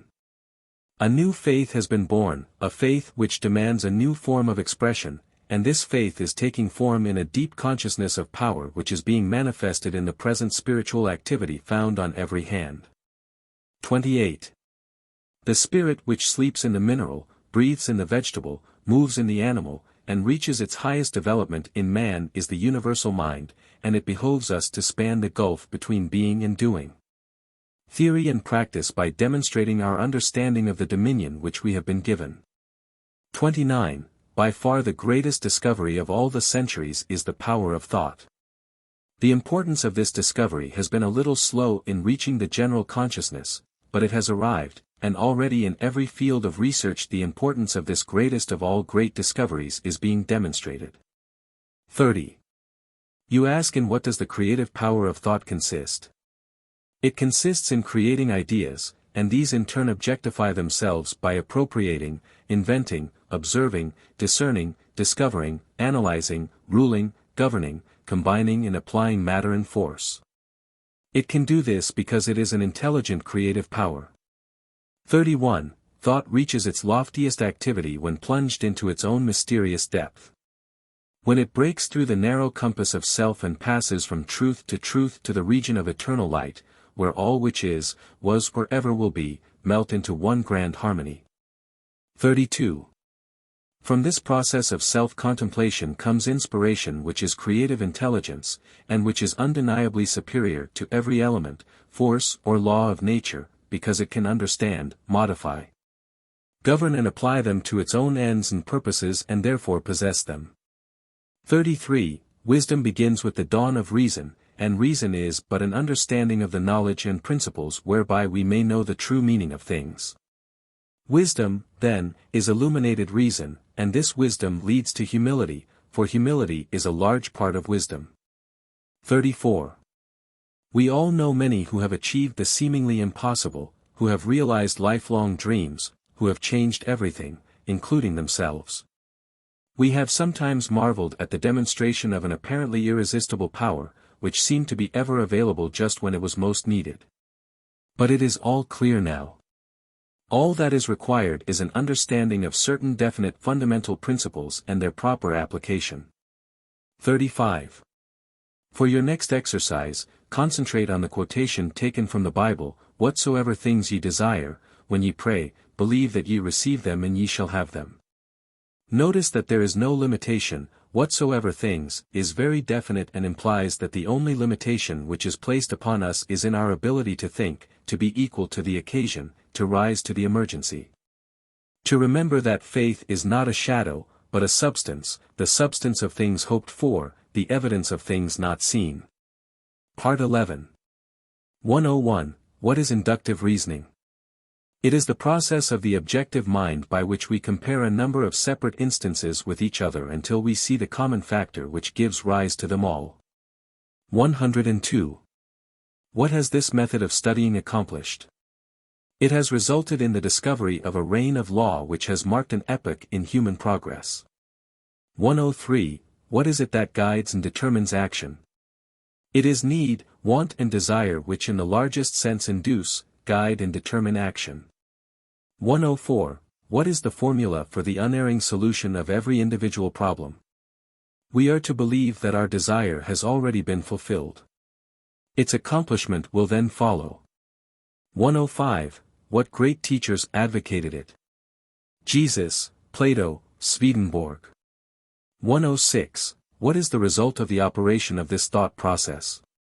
We are thinking on the plane of the absolute and planting a seed, which if left undisturbed will germinate into fruition. 107. Why is it scientifically exact? Because it is natural law. 108. What is faith? Faith is the substance of things hoped for, the evidence of things unseen. 109. What is the law of attraction? The law by which faith is brought into manifestation. 110. What importance do you attach to an understanding of this law? It has eliminated the elements of uncertainty and caprice from men's lives and substituted law, reason and certitude. Death is but the natural process whereby all material forms are thrown into the crucible for reproduction in fresh diversity. Part 12. This part tells of numerous counterfeits and perversions by which many are led to think that something can be had for nothing. There is no royal road to success, we must give before we can get. If we cannot give money, we must give service, we must give time and thought, the law of compensation demands an eye for an eye. It tells how we may create the implements by which we may put into operation the laws by which we can gain access to the unlimited resources of nature. Introduction. Part 12. In the fourth paragraph you will find the following statement: you must first have the knowledge of your power, second, the courage to dare, third, the faith to do. If you concentrate upon the thoughts given, if you give them your entire attention, you will find a world of meaning in each sentence, and will attract to yourself other thoughts in harmony with them. And you will soon grasp the full significance of the vital knowledge upon which you are concentrating.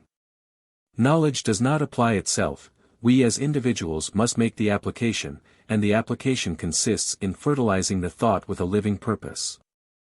The time and thought which most persons waste in aimless effort would accomplish wonders if properly directed with some special object in view.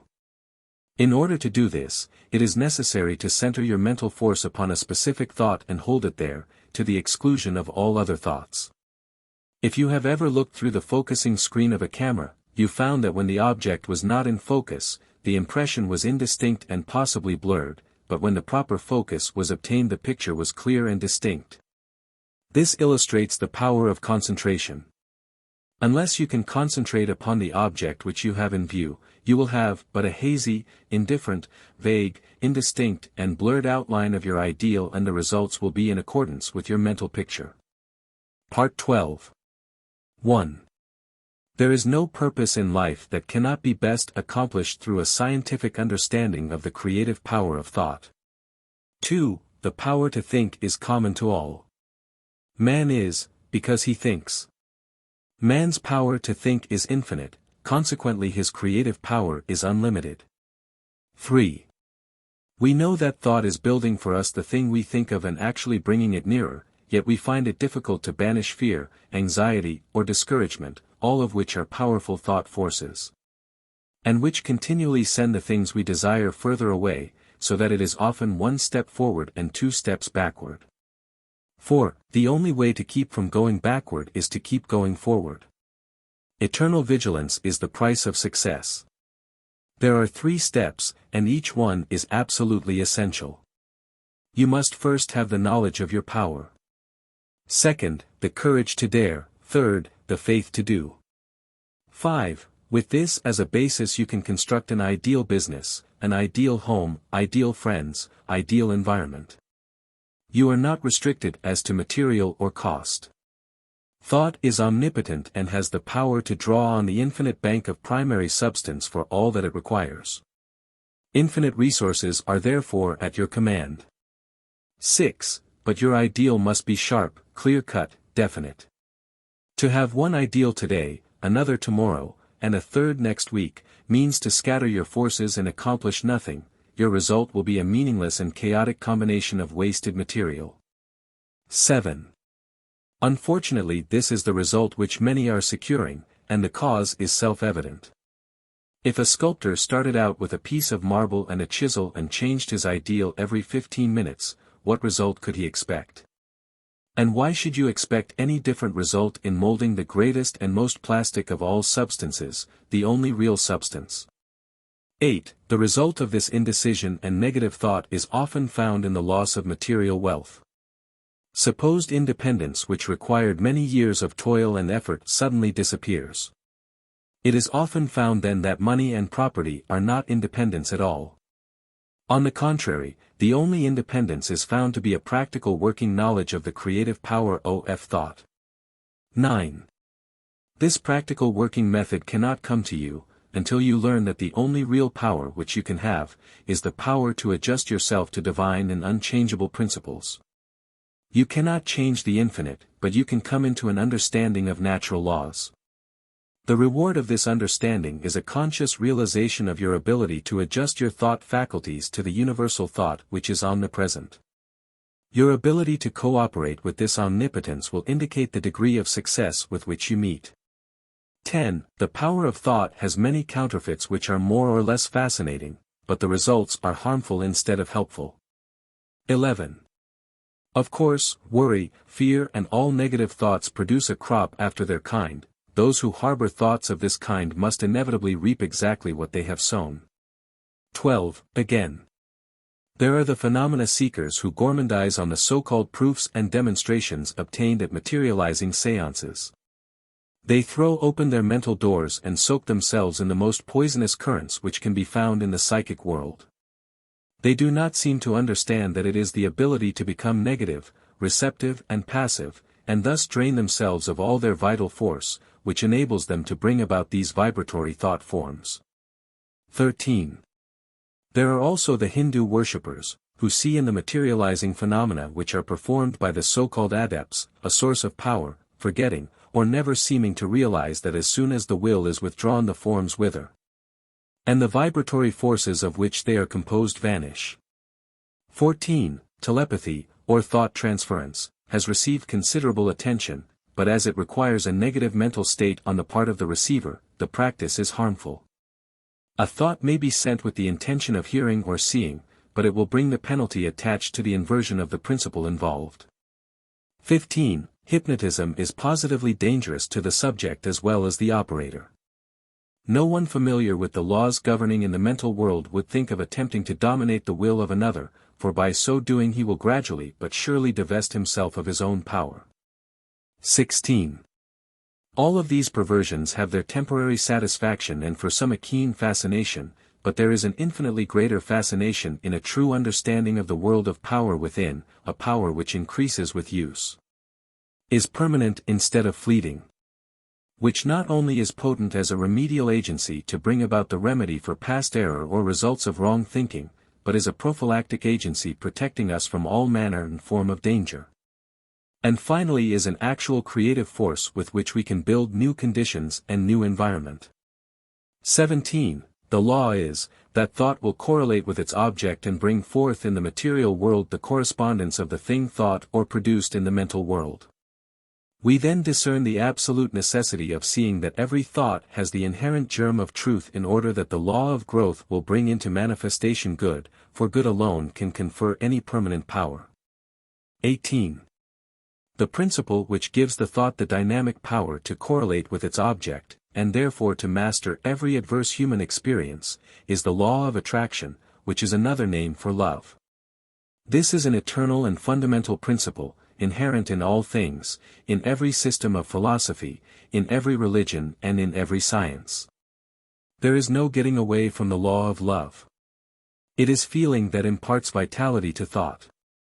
Feeling is desire, and desire is love. Thought impregnated with love becomes invincible. 19. We find this truth emphasized wherever the power of thought is understood. The universal mind is not only intelligence, but it is substance, and this substance is the attractive force which brings electrons together by the law of attraction so that they form atoms. The atoms in turn are brought together by the same law and form molecules, molecules take objective forms.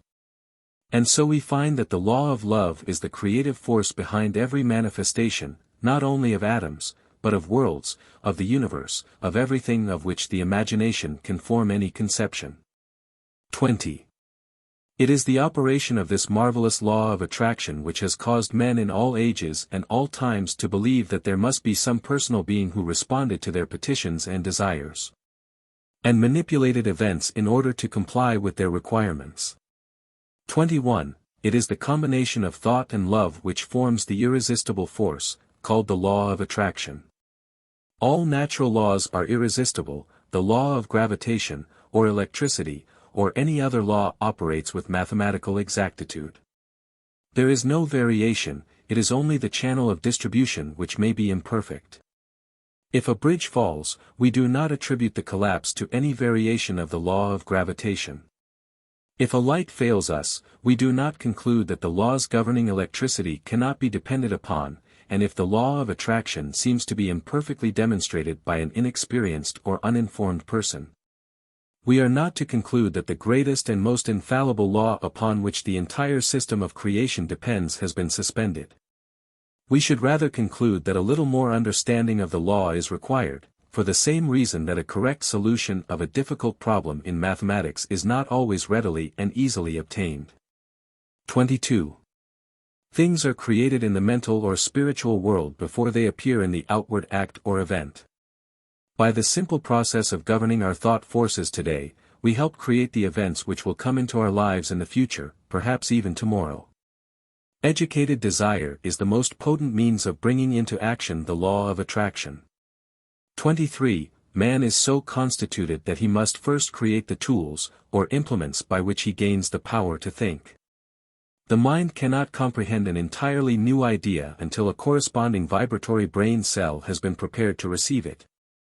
This explains why it is so difficult for us to receive or appreciate an entirely new idea. We have no brain cell capable of receiving it, we are therefore incredulous, we do not believe it. 24. If, therefore, you have not been familiar with the omnipotence of the law of attraction, and the scientific method by which it can be put into operation, or if you have not been familiar with the unlimited possibilities which it opens to those who are enabled to take advantage of the resources it offers, begin now and create the necessary brain cells which will enable you to comprehend the unlimited powers which may be yours by cooperating with natural law. This is done by concentration or attention. 25. The intention governs the attention. Power comes through repose. It is by concentration that deep thoughts, wise speech and all forces of high potentiality are accomplished. 26. It is in the silence that you get into touch with the omnipotent power of the subconscious mind from which all power is evolved. 27. He who desires wisdom, power or permanent success of any kind will find it only within. It is an unfoldment. The unthinking may conclude that the silence is very simple and easily attained, but it should be remembered that only in absolute silence may one come into contact with divinity itself. May learn of the unchangeable law and open for himself the channels by which persistent practice and concentration lead to perfection. 28. Now go to the same room, take the same chair, the same position as heretofore. Be sure to relax, let go, both mentally and physically, always do this, never try to do any mental work under pressure, see that there are no tense muscles or nerves, that you are entirely comfortable. Now realize your unity with omnipotence. Get into touch with this power, come into a deep and vital understanding, appreciation and realization of the fact that your ability to think is your ability to act upon the universal mind, and bring it into manifestation. Realize that it will meet any and every requirement. That you have exactly the same potential ability which any individual ever did have or ever will have, because each is but an expression or manifestation of the one, all are parts of the whole, there is no difference in kind or quality. The only difference being one of degree. Part 12. 111. How may any purpose in life be best accomplished? Through a scientific understanding of the spiritual nature of thought. 112. What 3 steps are absolutely essential? The knowledge of our power, the courage to dare, the faith to do. 113. How is the practical working knowledge secured? By an understanding of natural laws. 114. What is the reward of an understanding of these laws? A conscious realization of our ability to adjust ourselves to divine and unchanging principle. 115. What will indicate the degree of success with which we meet? The degree in which we realize that we cannot change the infinite but must cooperate with it. 116. What is the principle which gives thought its dynamic power? The law of attraction which rests on vibration, which in turn rests upon the law of love. Thought impregnated with love becomes invincible. 117. Why is this law irresistible? Because it is a natural law. All natural laws are irresistible and unchangeable and act with mathematical exactitude. There is no deviation or variation. 118. Why then does it sometimes seem to be difficult to find the solution to our problems in life? For the same reason that it is sometimes difficult to find the correct solution to a difficult mathematical problem. The operator is uninformed or inexperienced. 119. Why is it impossible for the mind to grasp an entirely new idea? We have no corresponding vibratory brain cell capable of receiving the idea. 120. How is wisdom secured? By concentration, it is unfoldment, it comes from within. Thought cannot conceive of anything that may not be brought to expression. He who first uttered it may be only the suggester, but the doer will appear. Wilson. Advice. Remember. Fully to understand grand and beautiful thought requires, perhaps, as much time as to conceive it. Schubert. If you wish to enjoy the utmost practical benefit from the Master Key, go slowly. Transfuse into your mind the contents of one part only, each week for 24 weeks.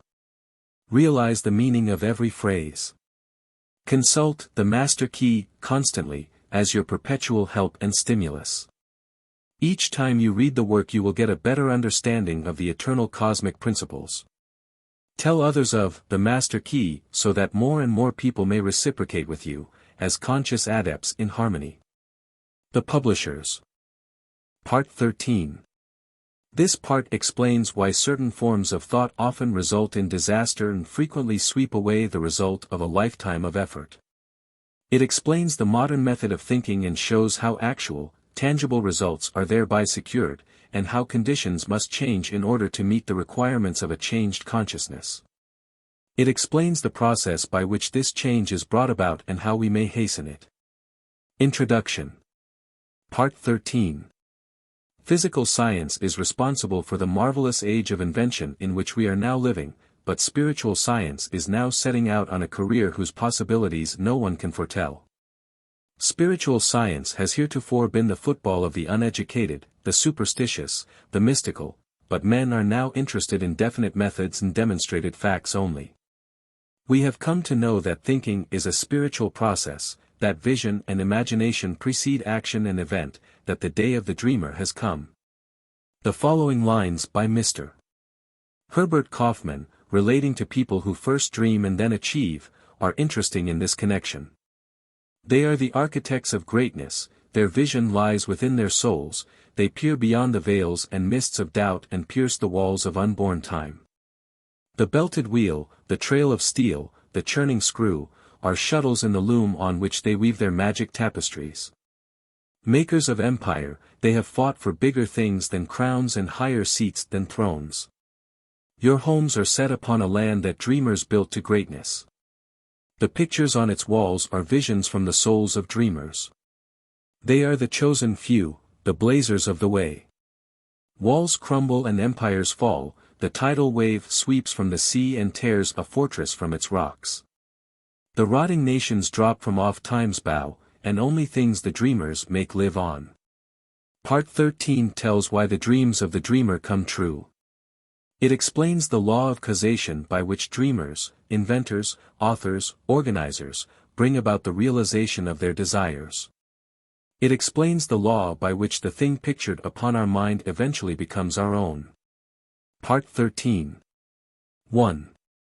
It has been the tendency, and, as might be proved, a necessity for science to seek the explanation of everyday facts by a generalization of those others which are less frequent and form the exception. Thus does the eruption of the volcano manifest the heat which is continually at work in the interior of the earth and to which the latter owes much of her configuration. 2. Thus does the lightning reveal a subtle power constantly busy to produce changes in the inorganic world. And, as dead languages now seldom heard were once ruling among the nations, so does a giant tooth in Siberia, or a fossil in the depth of the earth, not only bear record of the evolution of past ages, but thereby explains to us the origin of the hills and valleys which we inhabit today. 3. In this way a generalization of facts which are rare, strange, or form the exception, has been the magnetic needle guiding to all the discoveries of inductive science. 4. This method is founded upon reason and experience and thereby destroyed superstition, precedent and conventionality. 5. It is more than 200 years since Bacon recommended this method of study, to which the civilized nations owe the greater part of their prosperity and the more valuable part of their knowledge. Purging the mind from narrow prejudices, denominating theories, more effectually than by the keenest irony. Calling the attention of men from heaven to earth more successfully by surprising experiments than by the most forcible demonstrations of their ignorance. Educating the inventive faculties more powerfully by the near prospect of useful discoveries thrown open to all, than by talk of bringing to light the innate laws of our mind. 6. The method of Bacon has seized the spirit and aim of the great philosophers of Greece and carried them into effect by the new means of observation which another age offered. Thus gradually revealing a wondrous field of knowledge in the infinite space of astronomy, in the microscopic egg of embryology, and the dim age of geology. Disclosing an order of the pulse which the logic of Aristotle could never have unveiled, and analyzing into formerly unknown elements the material combinations which no dialectic of the scholastics could force apart. 7. It has lengthened life. It has mitigated pain, it has extinguished diseases, it has increased the fertility of the soil, it has given new securities to the mariner, it has spanned great rivers with bridges of form unknown to our fathers. It has guided the thunderbolt from heaven to earth, it has lighted up night with the splendor of day, it has extended the range of human vision, it has multiplied the power of the human muscles, it has accelerated motion.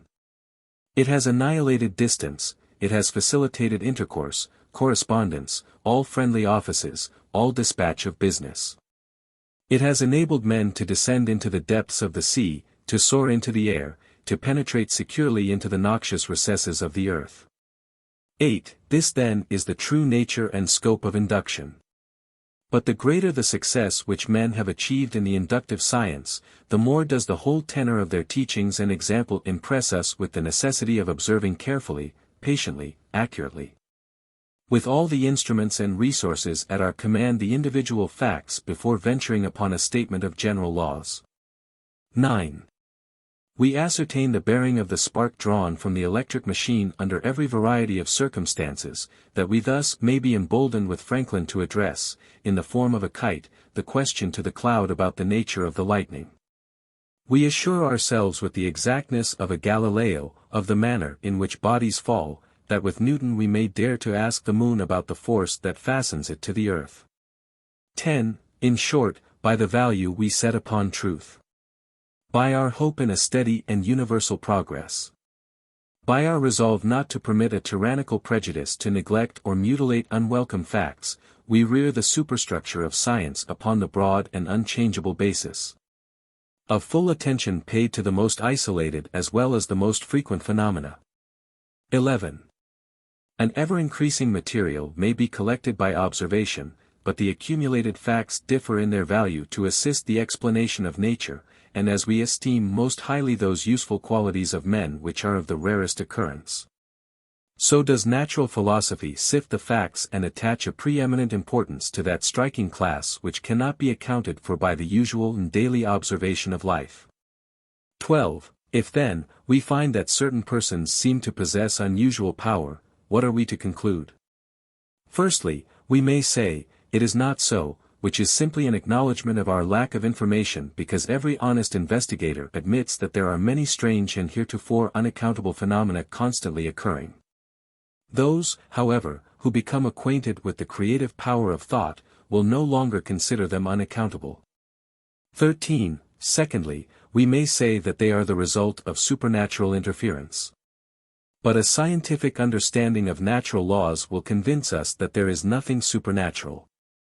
Every phenomenon is the result of an accurate, definite cause, and the cause is an immutable law or principle, which operates with invariable precision, whether the law is put into operation consciously or unconsciously. 14. Thirdly, we may say that we are on forbidden ground, that there are some things which we should not know. This objection was used against every advance in human knowledge. Every individual who ever advanced a new idea, whether a Columbus, a Darwin, a Galileo, a Watt, a Fulton, a Stevenson, a Faraday, or an Emerson, was subjected to ridicule or persecution. Hence this objection should receive no serious consideration. On the contrary, we should carefully consider every fact which is brought to our attention. By doing this we will more readily ascertain the law upon which it is based.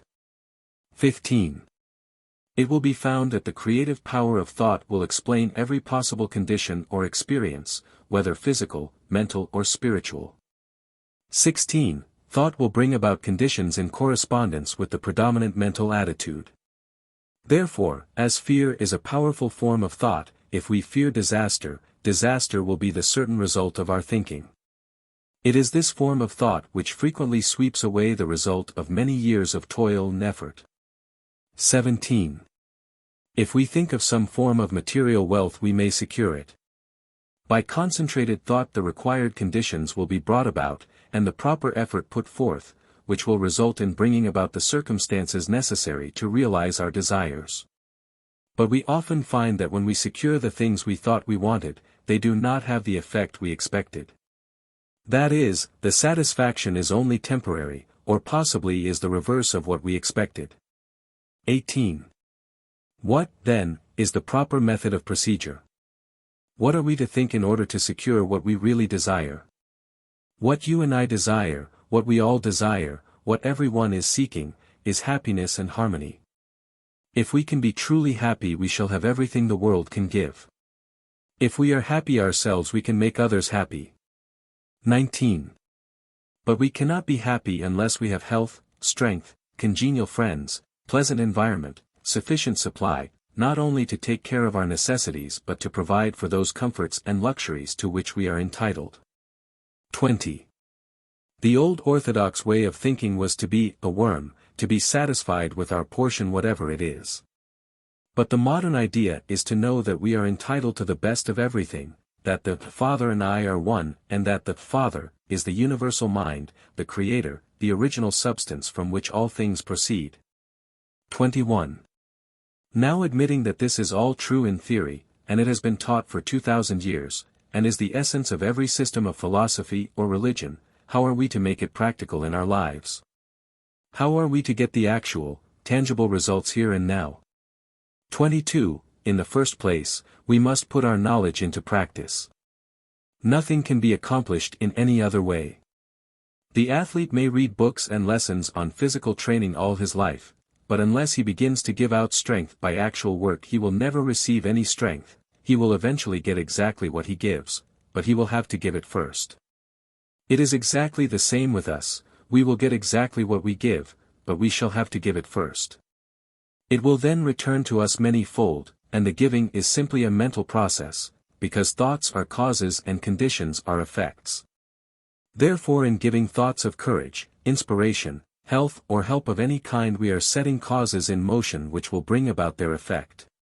23. Thought is a spiritual activity and is therefore creative.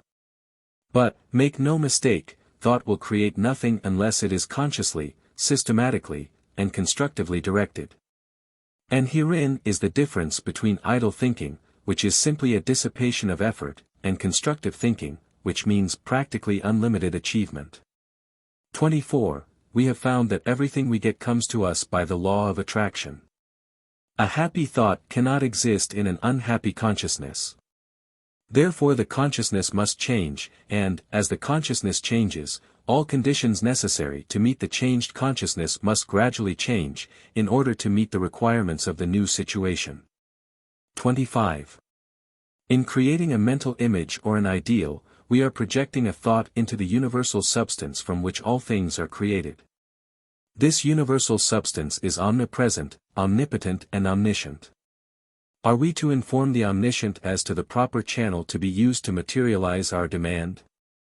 Can the finite advise the infinite? This is the cause of failure, of every failure. We recognize the omnipresence of the universal substance, but we fail to appreciate the fact that this substance is not only omnipresent, but is omnipotent and omniscient. And consequently will set causes in motion concerning which we may be entirely ignorant. 26. We can best conserve our interests by recognizing the infinite power and infinite wisdom of the universal mind. In this way we become a channel whereby the infinite can bring about the realization of our desire. This means that recognition brings about realization. Therefore for your next exercise make use of the principle, recognize the fact, that you are a part of the whole, and that a part must be the same in kind and quality as the whole. That the only difference there can possibly be, is in degree. 27. When this tremendous fact begins to permeate your consciousness. When you really come into a realization of the fact that you, not your body but the ego, the I, the spirit which thinks, is an integral part of the great whole, that it is the same in substance, in quality, in kind. That the Creator could create nothing different from himself, you will also be able to say, the Father and I are one, and you will come into an understanding of the beauty, the grandeur, the transcendental opportunities which have been placed at your disposal. Increase in me that wisdom which discovers my truest interest. Strengthen my resolution to perform that which wisdom dictates. Franklin. Part 13. 121. What is the method by which natural philosophers obtain and apply their knowledge? To observe individual facts carefully, patiently, accurately, with all the instruments and resources at their command, before venturing upon a statement of general laws. 122. How may we be certain that this method is correct? By not permitting a tyrannical prejudice to neglect or mutilate unwelcome facts. 123. What class of acts are esteemed most highly? Those which cannot be accounted for by the usual daily observations of life. 124. Upon what is this principle founded? Upon reason and experience. 125. What does it destroy? Superstition, precedent and conventionality. 126. How have these laws been discovered? By a generalization of facts which are uncommon, rare, strange and form the exception. 127. How may we account for much of the strange and heretofore unexplainable phenomena which are constantly taking place? By the creative power of thought. 128. Why is this so? Because when we learn of a fact we can be sure that it is the result of a certain definite cause and that this cause will operate with invariable precision. 129. What is the result of this knowledge? It will explain the cause of every possible condition, whether physical, mental or spiritual. 130. How will our best interest be conserved? By a recognition of the fact that a knowledge of the creative nature of thought puts us in touch with infinite power. The old thoughts never die, immortal dreams outlive their dreamers and are ours for aye. No thought once formed and uttered ever can expire. Mackay. Part 14. This part explains the source of all power, wisdom and intelligence, and how we may bring it into harmonious relations in our affairs. It shows that those who understand the principle get results in exact accordance with their understanding and their ability to make the proper application. This opens up possibilities hitherto undreamed of and by an orderly sequence of law. It explains the source of all energy and all substance and the method by which this universal substance is differentiated into form. It explains the nature of electrons and of cells upon which the maintenance of health and life depend. It explains how we may bring about radical changes in our life and what the result of such changes must necessarily be. Introduction. Part 14. You have found from your study thus far that thought is a spiritual activity and is therefore endowed with creative power. This does not mean that some thought is creative. All thought is creative. And thought can be used in a negative way, through the process of denial. The conscious and subconscious are but two phases of action in connection with one mind. The relation of the subconscious to the conscious is quite analogous to that existing between a weather vane and the atmosphere.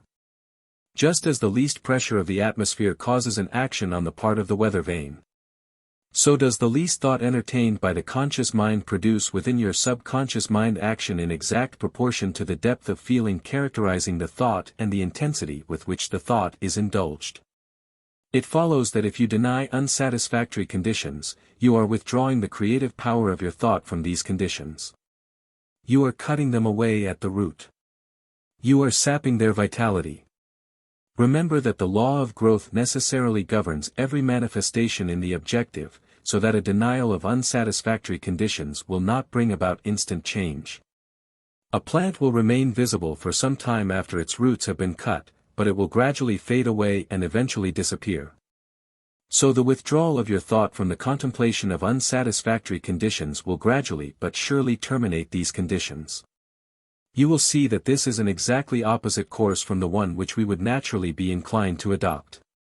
It will therefore have an exactly opposite effect to the one usually secured. Most persons concentrate intently upon an unsatisfactory condition, thereby giving the condition that measure of energy and vitality which is necessary in order to supply a vigorous growth. Part 14. 1. The universal energy in which all motion, light, heat, and color have their origin, does not partake of the limitation of the many effects of which it is the cause, but it is supreme over them all. This universal substance is the source of all power, wisdom and intelligence. 2. To recognize this intelligence is to acquaint yourself with the knowing quality of mind and through it to move upon the universal substance, and bring it into harmonious relations in your affairs. 3. This is something that the most learned physical science teacher has not attempted, a field of discovery upon which he has not yet launched, in fact, but few of the materialistic schools have ever caught the first ray of this light. It does not seem to have dawned upon them that wisdom is just as much present everywhere as are force and substance. 4. Some will say, if these principles are true, why are we not demonstrating them? As the fundamental principle is obviously correct, why do we not get proper results? We do. We get results in exact accordance with our understanding of the law and our ability to make the proper application. We secured no results from the laws governing electricity until someone formulated the law and showed us how to apply it. 5. This puts us in an entirely new relation to our environment, opening up possibilities hitherto undreamed of, and this by an orderly sequence of law which is naturally involved in our new mental attitude. 6. Mind is creative, and the principle upon which this law is based is sound and legitimate and is inherent in the nature of things. But this creative power does not originate in the individual but in the universal, which is the source and fountain of all energy and substance. The individual is simply the channel for the distribution of this energy. The individual is the means by which the universal produces the various combinations which result in the formation of phenomena. 7. We know that scientists have resolved matter into an immense number of molecules. These molecules have been resolved into atoms, and the atoms into electrons. The discovery of electrons in high-vacuum glass tubes containing fused terminals of hard metal indicates conclusively that these electrons fill all space. That they exist everywhere, that they are omnipresent. They fill all material bodies and occupy the whole of what we call empty space. This, then, is the universal substance from which all things proceed. 8. Electrons would forever remain electrons unless directed where to go to be assembled into atoms and molecules, and this director is mind. A number of electrons revolving around a center of force constitutes an atom. Atoms unite in absolutely regular mathematical ratios and form molecules, and these unite with each other to form a multitude of compounds which unite to build the universe. 9. The lightest known atom is hydrogen, and this is 1,700 times heavier than an electron. An atom of mercury is 300,000 times heavier than an electron. Electrons are pure negative electricity, and as they have the same potential velocity as all other cosmic energy, such as heat, light, electricity and thought, of about 186,000 miles a second, neither time or space require consideration. The manner in which the velocity of light was ascertained is interesting. 10. The velocity of light was obtained by the Danish astronomer Romer in 1676, by observing the eclipses of Jupiter's moons. When the Earth was nearest to Jupiter, the eclipse appeared about 8½ minutes too soon for the calculations, and when the Earth was most remote from Jupiter, they were about 8½ minutes too late. Romer concluded the reason to be that it required 17 minutes for light from the planet to traverse the diameter of the Earth's orbit, which measured the difference of the distances of the Earth from Jupiter. This calculation has since been verified, and proves that light travels about 186,000 miles a second. 11. Electrons manifest in the body as cells, and possess mind and intelligence sufficient for them to perform their offices in the human physical anatomy. Every part of the body is composed of cells, some of which operate independently. Others in communities. Some are busy building tissue, while others are engaged in forming the various secretions necessary for the body. Some act as carriers of material, others are the surgeons whose work it is to repair damage. Others are scavengers, carrying off waste, others are constantly ready to repel invaders or other undesirable intruders of the germ family. 12. All these cells are moving for a common purpose, and each one is not only a living organism, but has sufficient intelligence to enable it to perform its necessary duties. It is also endowed with sufficient intelligence to conserve the energies and perpetuate its own life. It must, therefore, secure sufficient nourishment, and it has been found that it exercises choice in the selection of such nourishment. 13. Each cell is born, reproduces itself, dies and is absorbed. The maintenance of health and life itself depends upon the constant regeneration of these cells. 14. It is therefore apparent that there is mind in every atom of the body. This mind is negative mind, and the power of the individual to think makes him positive, so that he can control this negative mind. This is the scientific explanation for metaphysical healing, and will enable anyone to understand the principle upon which this remarkable phenomenon rests. 15. This negative mind, which is contained in every cell of the body, has been called the subconscious mind, because it acts without our conscious knowledge. We have found that this subconscious mind is responsive to the will of the conscious mind. 16. All things have their origin in mind, and appearances are the result of thought. So that we see that things in themselves have no origin, permanency or reality. Since they are produced by thought, they can be erased by thought. 17. In mental, as in natural science, experiments are being made, and each discovery lifts man one step higher toward his possible goal.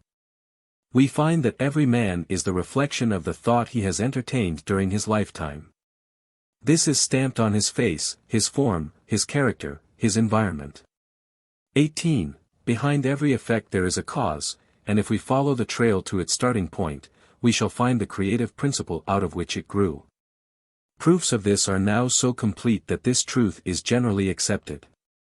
19. The objective world is controlled by an unseen and, heretofore, unexplainable power. We have, heretofore, personalized this power and called it God. We have now, however, learned to look upon it as the permeating essence or principle of all that exists, the infinite or universal mind. 20. The universal mind, being infinite and omnipotent, has unlimited resources at its command, and when we remember that it is also omnipresent, we cannot escape the conclusion that we must be an expression or manifestation of that mind. 21. A recognition and understanding of the resources of the subconscious mind will indicate that the only difference between the subconscious and the universal is one of degree. They differ only as a drop of water differs from the ocean. They are the same in kind and quality, the difference is one of degree only. 22. Can you appreciate the value of this all-important fact? Do you realize that a recognition of this tremendous fact places you in touch with omnipotence? The subconscious mind being the connecting link between the universal mind and the conscious mind, is it not evident that the conscious mind can consciously suggest thoughts which the subconscious mind will put into action? And as the subconscious is one with the universal, is it not evident that no limit can be placed upon its activities? 23. A scientific understanding of this principle will explain the wonderful results which are secured through the power of prayer. The results which are secured in this way are not brought about by any special dispensations of providence, but on the contrary, they are the result of the operation of a perfectly natural law. There is, therefore, nothing either religious or mysterious about it.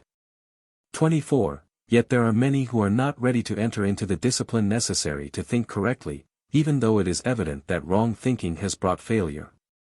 25. Thought is the only reality, conditions are but the outward manifestations. As the thought changes, all outward or material conditions must change in order to be in harmony with their creator, which is thought. 26. But the thought must be clear-cut, steady, fixed, definite, unchangeable. You cannot take one step forward and two steps backward, neither can you spend 20 or 30 years of your life building up negative conditions as the result of negative thoughts, and then expect to see them all melt away as the result of 15 or 20 minutes of right thinking. 27. If you enter into the discipline necessary to bring about a radical change in your life, you must do so deliberately, after giving the matter careful thought and full consideration, and then you must allow nothing to interfere with your decision. 28. This discipline, this change of thought, this mental attitude will not only bring you the material things which are necessary for your highest and best welfare, but will bring health and harmonious conditions generally. 29. If you wish harmonious conditions in your life, you must develop an harmonious mental attitude. 30. Your world without will be a reflection of your world within. 31. For your next exercise, concentrate on harmony, and when I say concentrate, I mean all that the word implies. Concentrate so deeply, so earnestly, that you will be conscious of nothing but harmony. Remember, we learn by doing. Reading this book will get you nowhere. It is in the practical application that the value consists. Learn to keep the doors shut, keep out of your mind and out of your world every element that seeks admittance with no definite helpful end in view. George Matthew Adams. Part 14. 131. What is the source of all wisdom, power and intelligence? The universal mind. 132. Where do all motion, light, heat and color have their origin? In the universal energy, which is one manifestation of the universal mind. 133. Where does the creative power of thought originate? In the universal mind. 134. What is thought? Mind in motion. 135. How is the universal differentiated in form? The individual is the means by which the universal produces the various combinations which result in the formation of phenomena. 136. How is this accomplished? The power of the individual to think is his ability to act upon the universal and bring it into manifestation. 137. What is the first form which the universal takes so far as we know? Electrons, which fill all space. 138. Where do all things have their origin? In mind. 139. What is the result of a change of thought? A change in conditions. 140. What is the result of a harmonious mental attitude? Harmonious conditions in life. Thought, immaterial though it may be, is the matrix that shapes the issues of life. The mind has been active in all fields during this fruitful century, but it is to science we must look for the thoughts that have shaped all thinking. Selected. Advice. Remember. Fully to understand grand and beautiful thought requires, perhaps, as much time as to conceive it. Schubert. If you wish to enjoy the utmost practical benefit from the Master Key, go slowly. Transfuse into your mind the contents of one part only, each week for 24 weeks. Realize the meaning of every phrase. Consult the Master Key constantly, as your perpetual help and stimulus. Each time you read the work you will get a better understanding of the eternal cosmic principles. Tell others of the Master Key so that more and more people may reciprocate with you, as conscious adepts in harmony. The Publishers. Part 15. This part explains the law of growth, and explains why we cannot obtain if we tenaciously cling to what we have, and that difficulties, inharmonies and obstacles indicate that we are either refusing to give up what we no longer need, or refusing to accept what we require. We are holding on to worn-out and useless material, or we are allowing a deficiency to exist and are not obtaining the material necessary for our growth. It explains how the ability to appropriate what we require for our growth is secured. It explains how vitality is important to thought, and what determines the importance of words, the vessels in which thought is carried. How abundance may be secured and why we must be prepared to assume the responsibility for every thought and action. It explains the necessity of insight, its value in examining facts and conditions at long range and in turning our attention to profitable channels instead of working with problems which contain no possibility of any kind. Introduction. Part 15. Experiments with parasites found on plants indicate that even the lowest order of life is enabled to take advantage of natural law. This experiment was made by Jacques Loeb, M.D., Ph.D., a member of the Rockefeller Institute. In order to obtain the material, potted rose bushes are brought into a room and placed in front of a closed window. If the plants are allowed to dry out, the aphids, parasites, previously wingless, change to winged insects. After the metamorphosis, the animals leave the plants, fly to the window and then creep upward on the glass. It is evident that these tiny insects found at the plants on which they had been thriving were dead, and that they could therefore secure nothing more to eat and drink from this source. The only method by which they could save themselves from starvation was to grow temporary wings and fly, which they did. Experiments such as these indicate that omniscience as well as omnipotence is omnipresent and that the tiniest living thing can take advantage of it in an emergency. Part 15 will tell you more about the laws under which we live. It will explain that these laws operate to our advantage, that all conditions and experiences that come to us are for our benefit. That we gain strength in proportion to the effort expended, and that our happiness is best attained through a conscious cooperation with natural laws. Part 15. 1. The laws under which we live are designed solely for our advantage. These laws are immutable and we cannot escape from their operation. 2. All the great eternal forces act in solemn silence, but it is in our power to place ourselves in harmony with them and thus express a life of comparative peace and happiness. 3. Difficulties, inharmonies, and obstacles indicate that we are either refusing to give out what we no longer need, or refusing to accept what we require. 4. Growth is attained through an exchange of the old for the new, of the good for the better. It is a conditional or reciprocal action, for each of us is a complete thought entity, and this completeness makes it possible for us to receive only as we give. 5. We cannot obtain what we lack if we tenaciously cling to what we have. We are able to consciously control our conditions as we come to sense the purpose of what we attract, and are able to extract from each experience only what we require for our further growth. Our ability to do this determines the degree of harmony or happiness we attain. 6.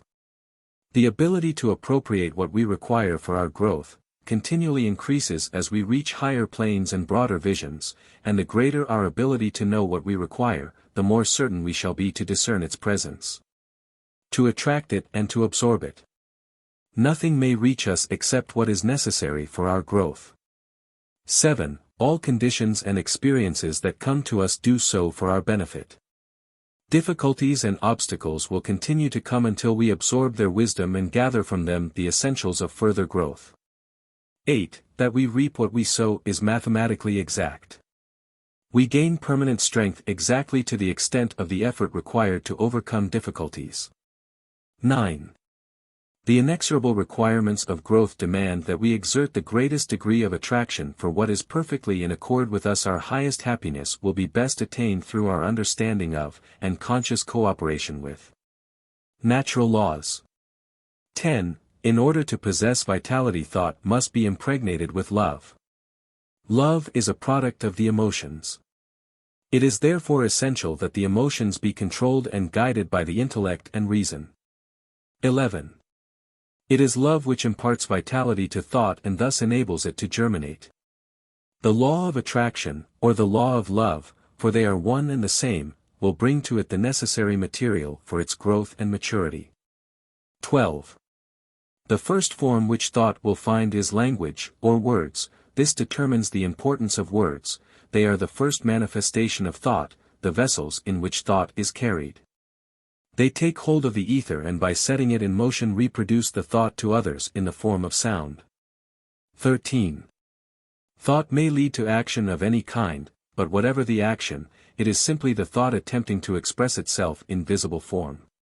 It is evident, therefore, that if we wish desirable conditions, we can afford to entertain only desirable thoughts. 14.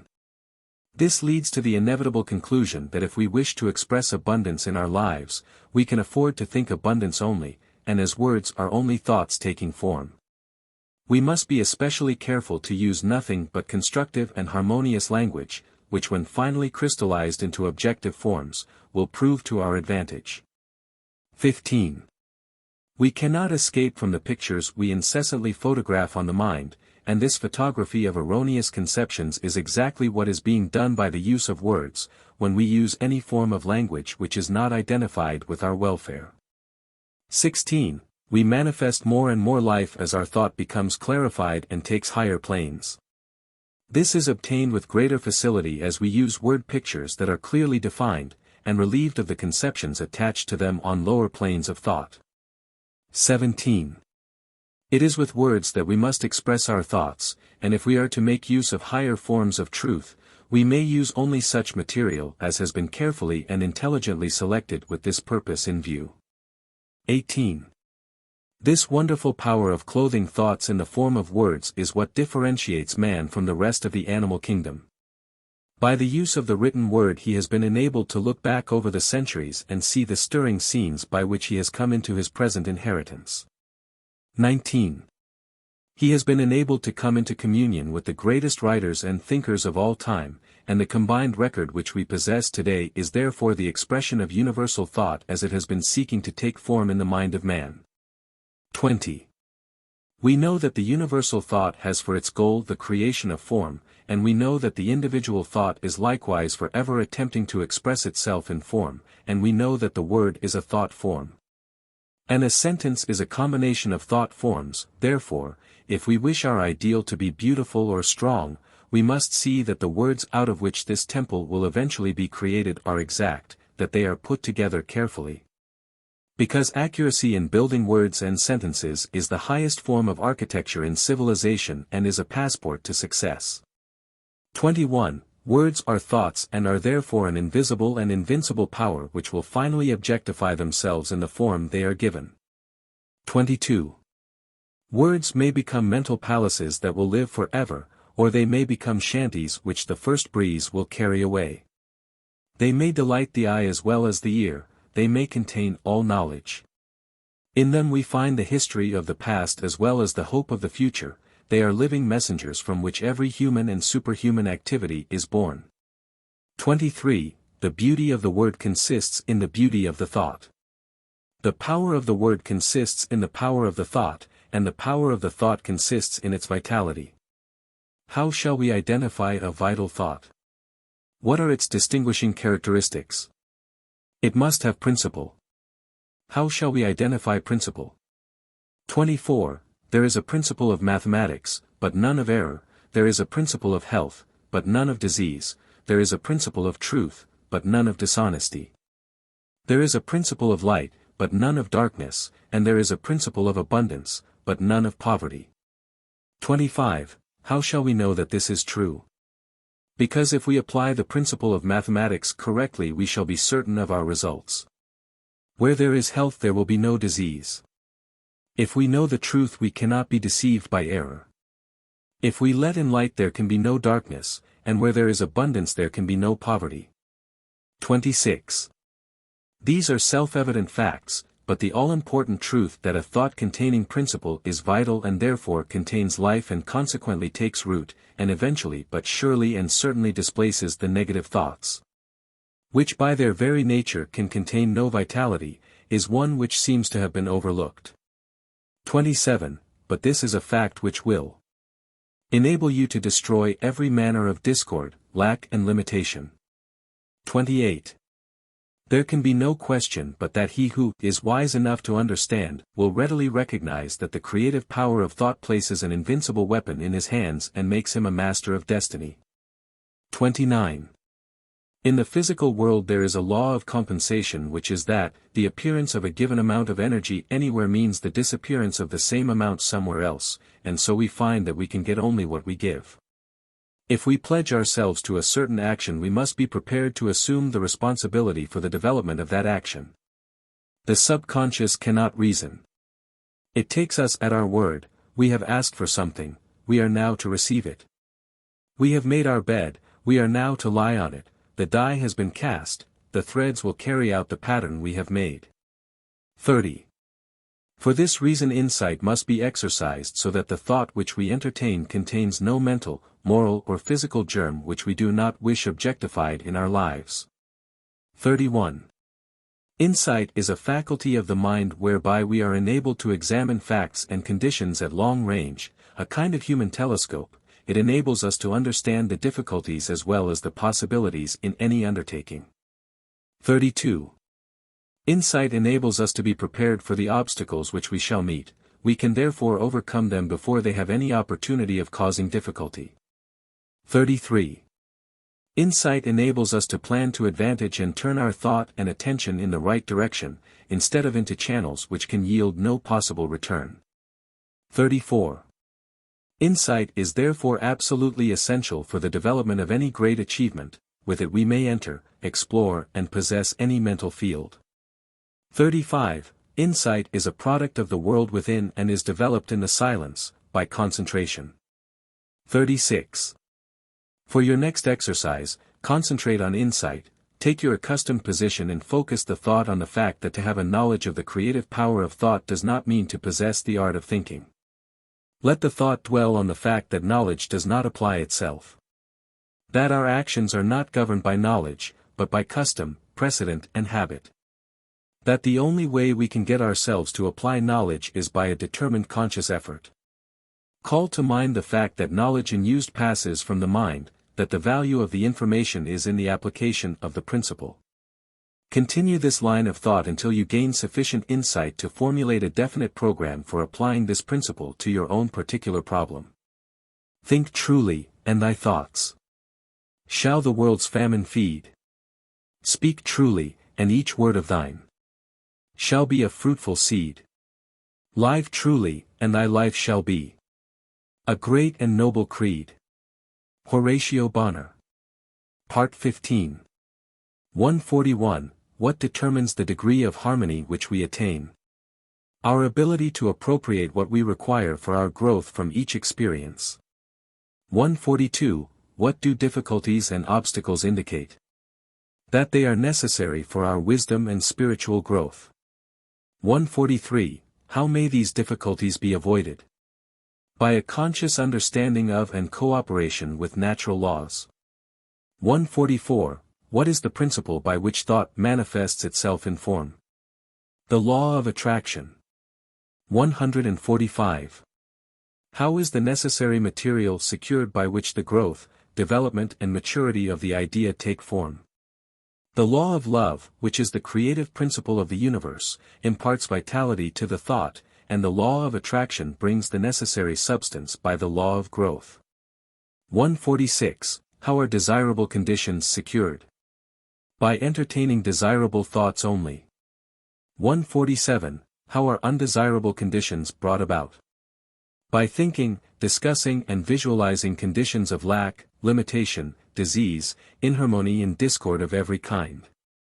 This mental photography of erroneous conceptions is taken up by the subconscious, and the law of attraction will inevitably crystallize it into objective form. That we reap what we sow is scientifically exact. 148. How can we overcome every kind of fear, lack, limitation, poverty and discord? By substituting principle for error. 149. How may we recognize principle? By a conscious realization of the fact that truth invariably destroys error. We do not have to laboriously shovel the darkness out, all that is necessary is to turn on the light. The same principle applies to every form of negative thought. 150. What is the value of insight? It enables us to understand the value of making application of the knowledge which we gain. Many seem to think that knowledge will automatically apply itself, which is by no means true. Part 16. This part explains the nature of wealth, it shows how it is created and upon what it depends.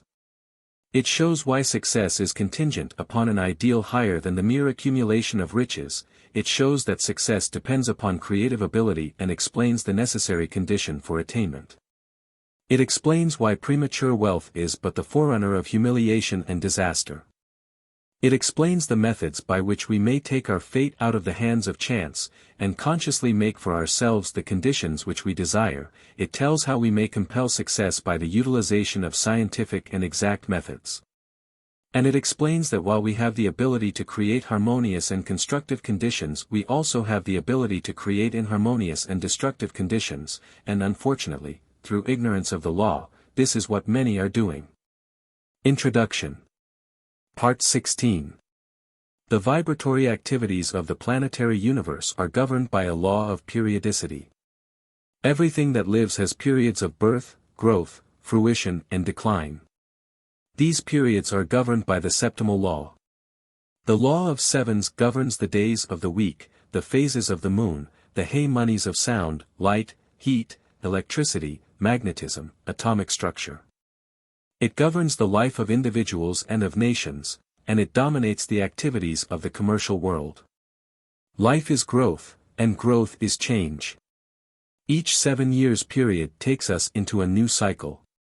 The first 7 years is the period of infancy.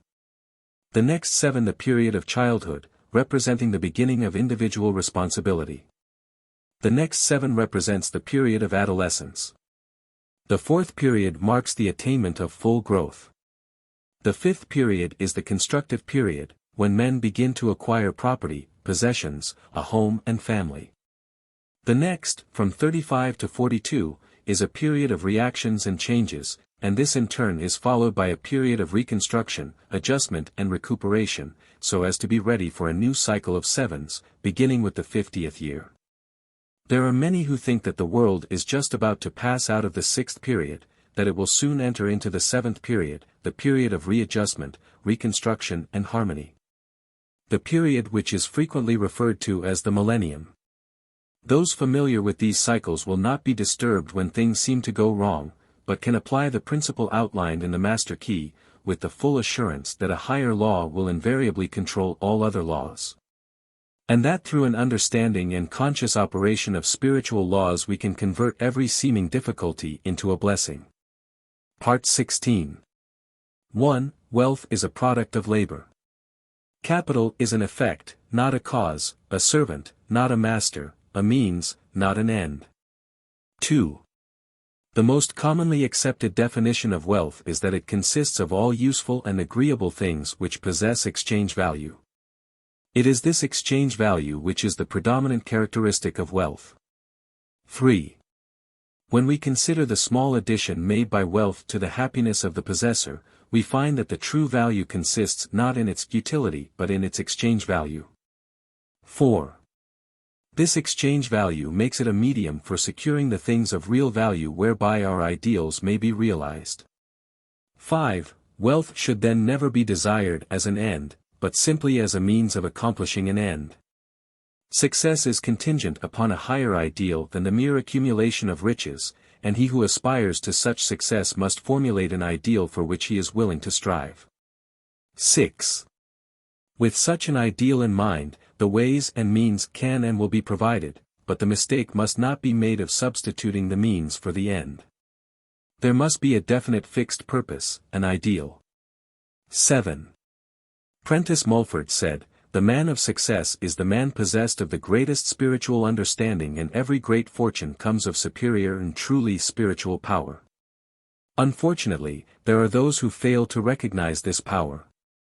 They forget that Andrew Carnegie's mother had to help support the family when they went to America, that Harriman's father was a poor clergyman with a salary of only $200 a year, that Sir Thomas Lipton started with only 1 shilling.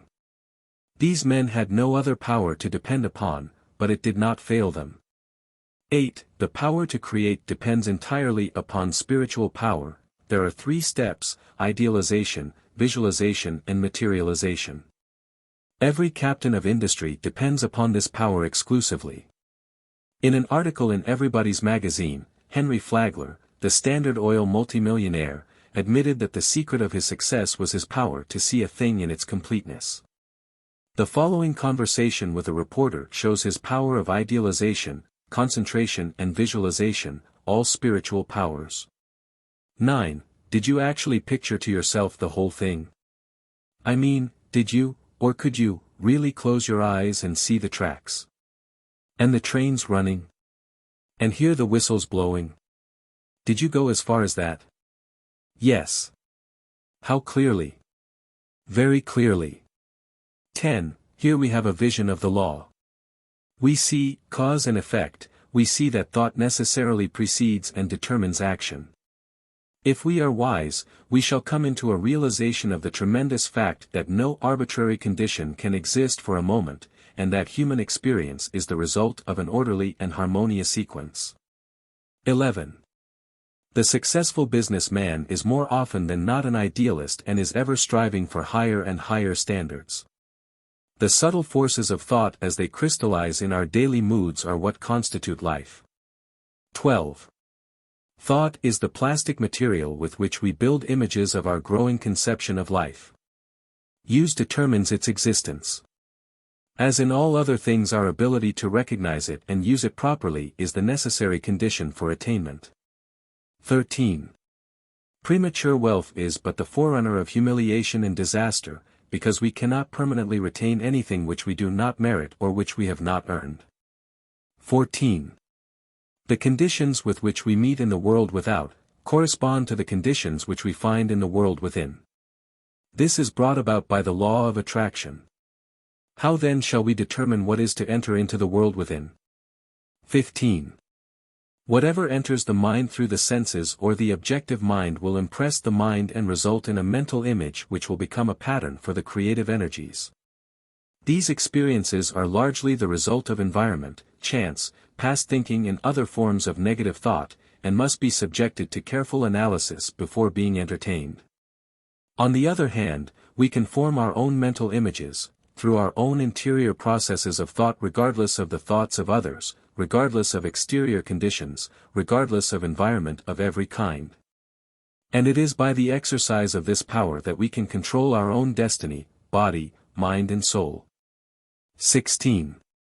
It is by the exercise of this power that we take our fate out of the hands of chance, and consciously make for ourselves the experiences which we desire, because when we consciously realize a condition, that condition will eventually manifest in our lives.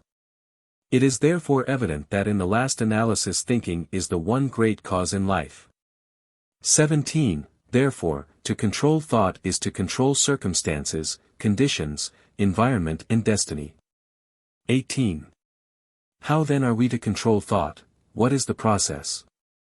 To think is to create a thought, but the result of the thought will depend upon its form, its quality and its vitality. 19. The form will depend upon the mental image from which it emanates.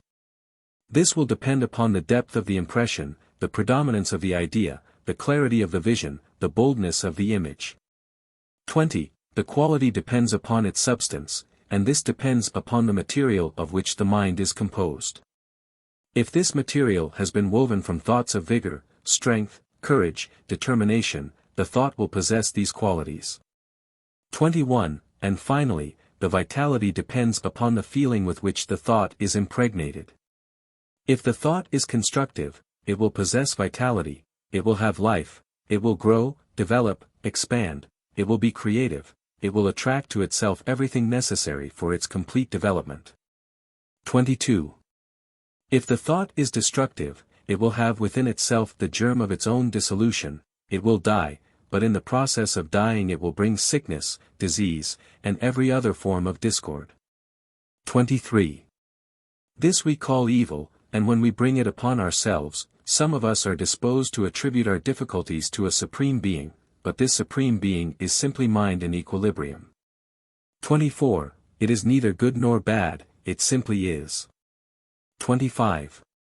Our ability to differentiate it into form is our ability to manifest good or evil. 26. Good and evil therefore are not entities, they are simply words which we use to indicate the result of our actions, and these actions are in turn predetermined by the character of our thought. 27. If our thought is constructive and harmonious we manifest good, if it is destructive and discordant we manifest evil. 28. If you desire to visualize a different environment, the process is simply to hold the ideal in mind, until your vision has been made real. Give no thought to persons, places or things, these have no place in the absolute.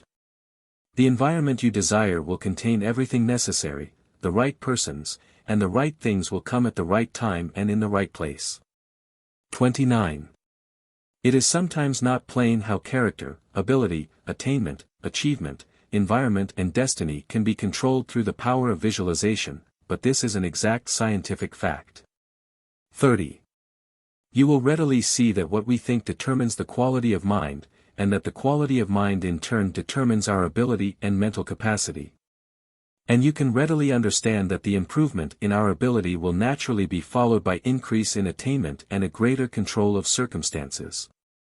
31. It will thus be seen that natural laws work in a perfectly natural and harmonious manner, everything seems to just happen. If you want any evidence of this fact simply compare results of your efforts in your own life, when your actions were prompted by high ideals and when you had selfish or ulterior motives in mind. You will need no further evidence. 32. If you wish to bring about the realization of any desire, form a mental picture of success in your mind, by consciously visualizing your desire. In this way you will be compelling success, you will be externalizing it in your life by scientific methods. 33. We can only see what already exists in the objective world, but what we visualize, already exists in the spiritual world, and this visualization is a substantial token of what will one day appear in the objective world. If we are faithful to our ideal. The reason for this is not difficult. Visualization is a form of imagination.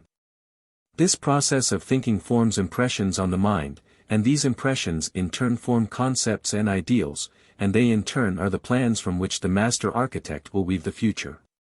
34. The psychologists have come to the conclusion that there is but one sense, the sense of feeling, and that all other senses are but modifications of this one sense. This being true, we know why feeling is the very fountainhead of power, why the emotions so easily overcome the intellect, and why we must put feeling into our thought, if we wish results. Thought and feeling are the irresistible combination. 35. Visualization must, of course, be directed by the will. We are to visualize exactly what we want. We must be careful not to let the imagination run riot. Imagination is a good servant but a poor master, and unless it is controlled it may easily lead us into all kinds of speculations and conclusions which have no basis or foundation of fact whatever. Every kind of plausible opinion is liable to be accepted without any analytical examination, and the inevitable result is mental chaos. 36. We must therefore construct only such mental images as are known to be scientifically true. Subject every idea to a searching analysis and accept nothing which is not scientifically exact. When you do this you will attempt nothing but what you know you can carry out, and success will crown your efforts. This is what business men call farsightedness. It is much the same as insight, and is one of the great secrets of success in all important undertakings. 37. For your next exercise, try to bring yourself to a realization of the important fact that harmony and happiness are states of consciousness and do not depend upon the possession of things. That things are effects and come as a consequence of correct mental states. So that if we desire material possession of any kind, our chief concern should be to acquire the mental attitude which will bring about the result desired. This mental attitude is brought about by a realization of our spiritual nature and our unity with the universal mind which is the substance of all things. This realization will bring about everything which is necessary for our complete enjoyment. This is scientific or correct thinking. When we succeed in bringing about this mental attitude, it is comparatively easy to realize our desire as an already accomplished fact. When we can do this we shall have found the truth, which makes us free from every lack or limitation of any kind. A man might frame and let loose a star, to roll in its orbit, and yet not have done so memorable a thing before God as he who lets a golden-orbed thought to roll through the generations of time. H. W. Beecher. Part 16. 151. Upon what does wealth depend? Upon an understanding of the creative nature of thought. 152. Upon what does its true value consist? Upon its exchange value. 153. Upon what does success depend? Upon spiritual power. 154. Upon what does this power depend? Upon use. Use determines its existence. 155. How may we take our fate out of the hands of chance? By consciously realizing the conditions which we desire to see manifested in our lives. 156. What then is the great business in life? Thinking. 157. Why is this so?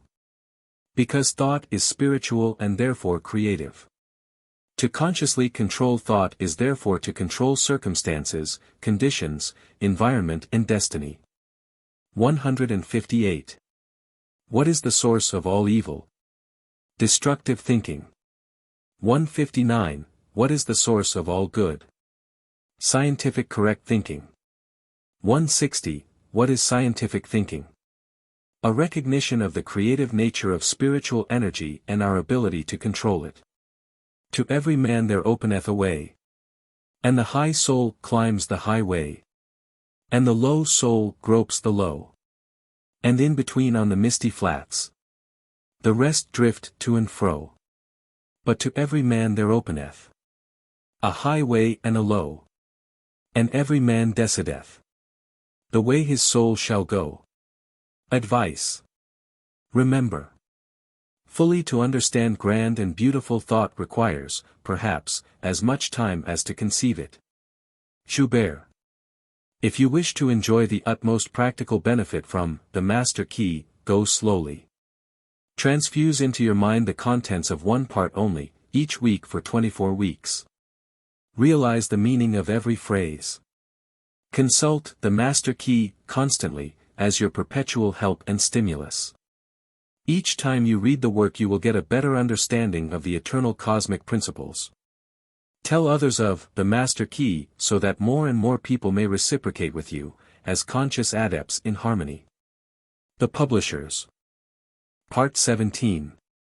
This part tells of the law of vibration and why the highest principle necessarily determines the circumstances, aspects, and relations of everything with which it comes in contact.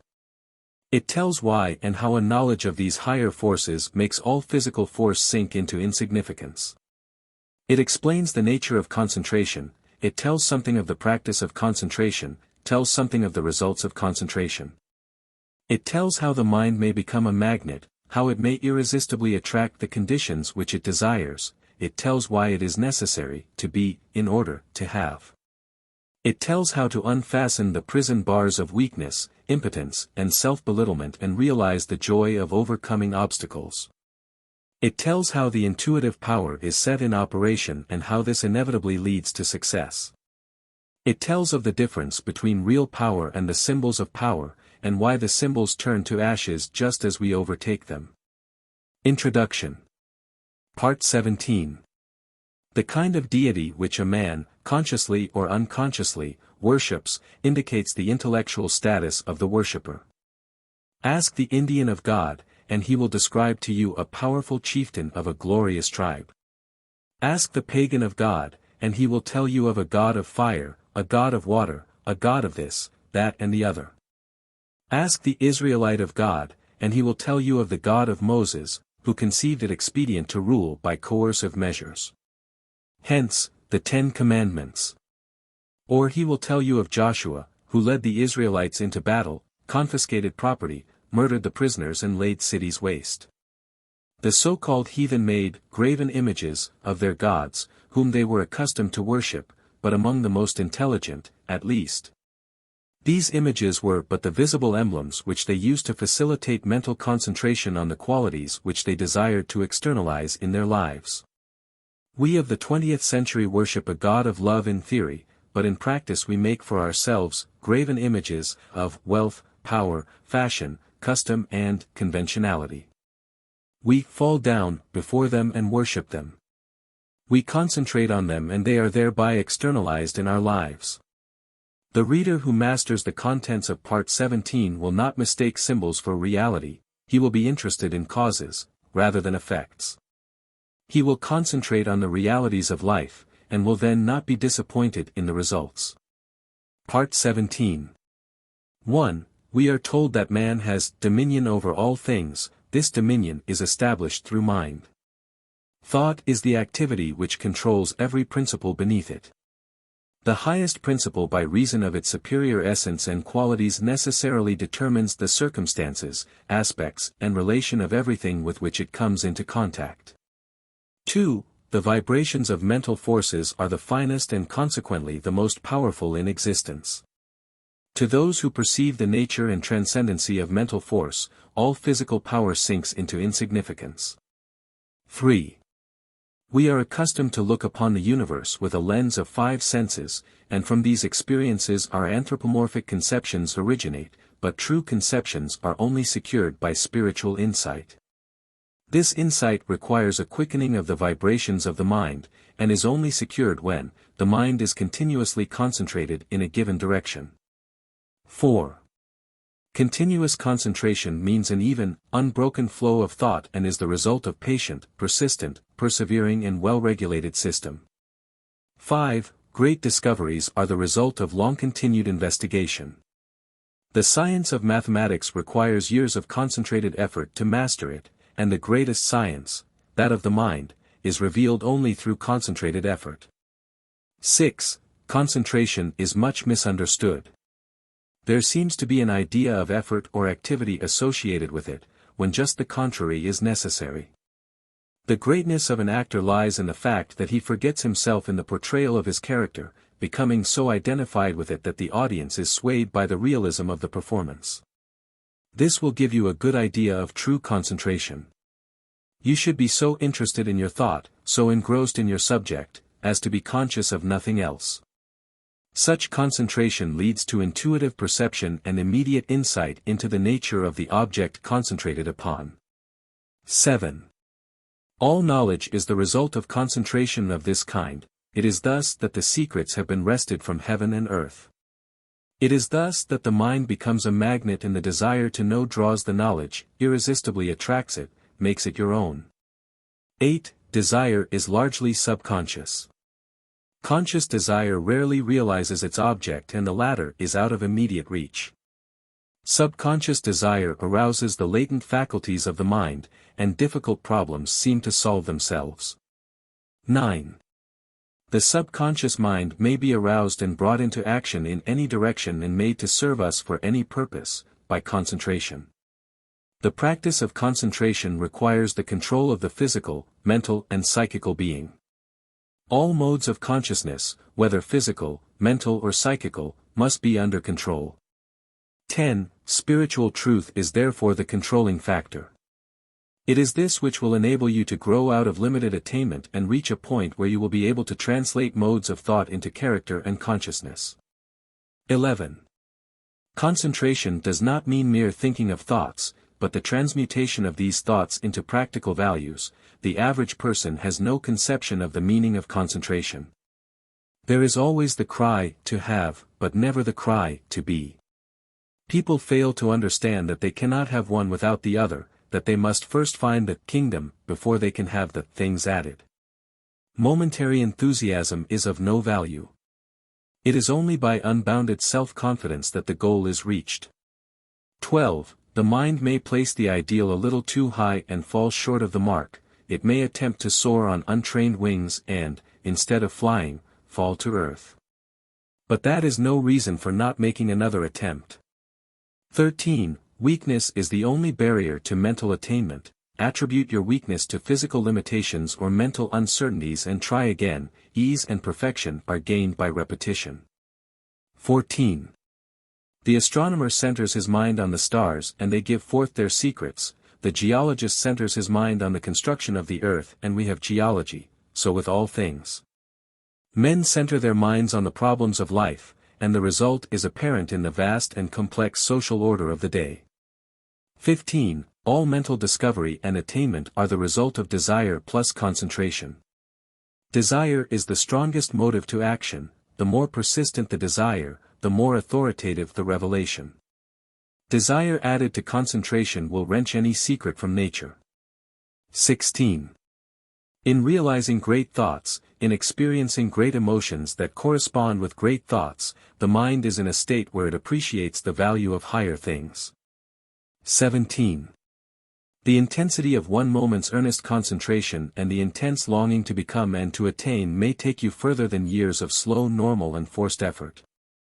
It will unfasten the prison bars of unbelief, weakness, impotence and self-belittlement, and you will corn into a realization of the joy of overcoming. 18. The spirit of initiative and originality is developed through persistence and continuity of mental effort. Business teaches the value of concentration and encourages decision of character. It develops practical insight and quickness of conclusion. The mental element in every commercial pursuit is dominant as the controlling factor, and desire is the predominating force. All commercial relations are the externalization of desire. 19. Many of the sturdy and substantial virtues are developed in commercial employment. The mind is steadied and directed, it becomes efficient. The principal necessity is the strengthening of the mind so that it rises superior to the distractions and wayward impulses of instinctive life and thus successfully prevails in the conflict between the higher and lower self. 20. All of us are dynamos, but the dynamo of itself is nothing. The mind must work the dynamo, then it is useful and its energy can be definitely concentrated. The mind is an engine whose power is undreamed. Thought is an omni-working power. It is the ruler and creator of all form and all events occurring in form. Physical energy is nothing in comparison with the omnipotence of thought, because thought enables man to harness all other natural power. 21. Vibration is the action of thought. It is vibration which reaches out and attracts the material necessary to construct and build. There is nothing mysterious concerning the power of thought. Concentration simply implies that consciousness can be focalized to the point where it becomes identified with the object of its attention. As food absorbed is the essence of the body, so the mind absorbs the object of its attention, gives it life and being. 22. If you concentrate on some matter of importance, the intuitive power will be set in operation, and help will come in the nature of information which will lead to success. 23. Intuition arrives at conclusions without the aid of experience or memory. Intuition often solves problems that are beyond the grasp of the reasoning power. Intuition often comes with a suddenness that is startling. It reveals the truth for which we are searching, so directly that it seems to come from a higher power. Intuition can be cultivated and developed. In order to do this, it must be recognized and appreciated. If the intuitive visitor is given a royal welcome when he comes, he will come again. The more cordial the welcome, the more frequent his visits will become, but if he is ignored or neglected, he will make his visits few and far apart. 24. Intuition usually comes in the silence. Great minds seek solitude frequently. It is here that all the larger problems of life are worked out. For this reason, every businessman who can afford it has a private office, where he will not be disturbed.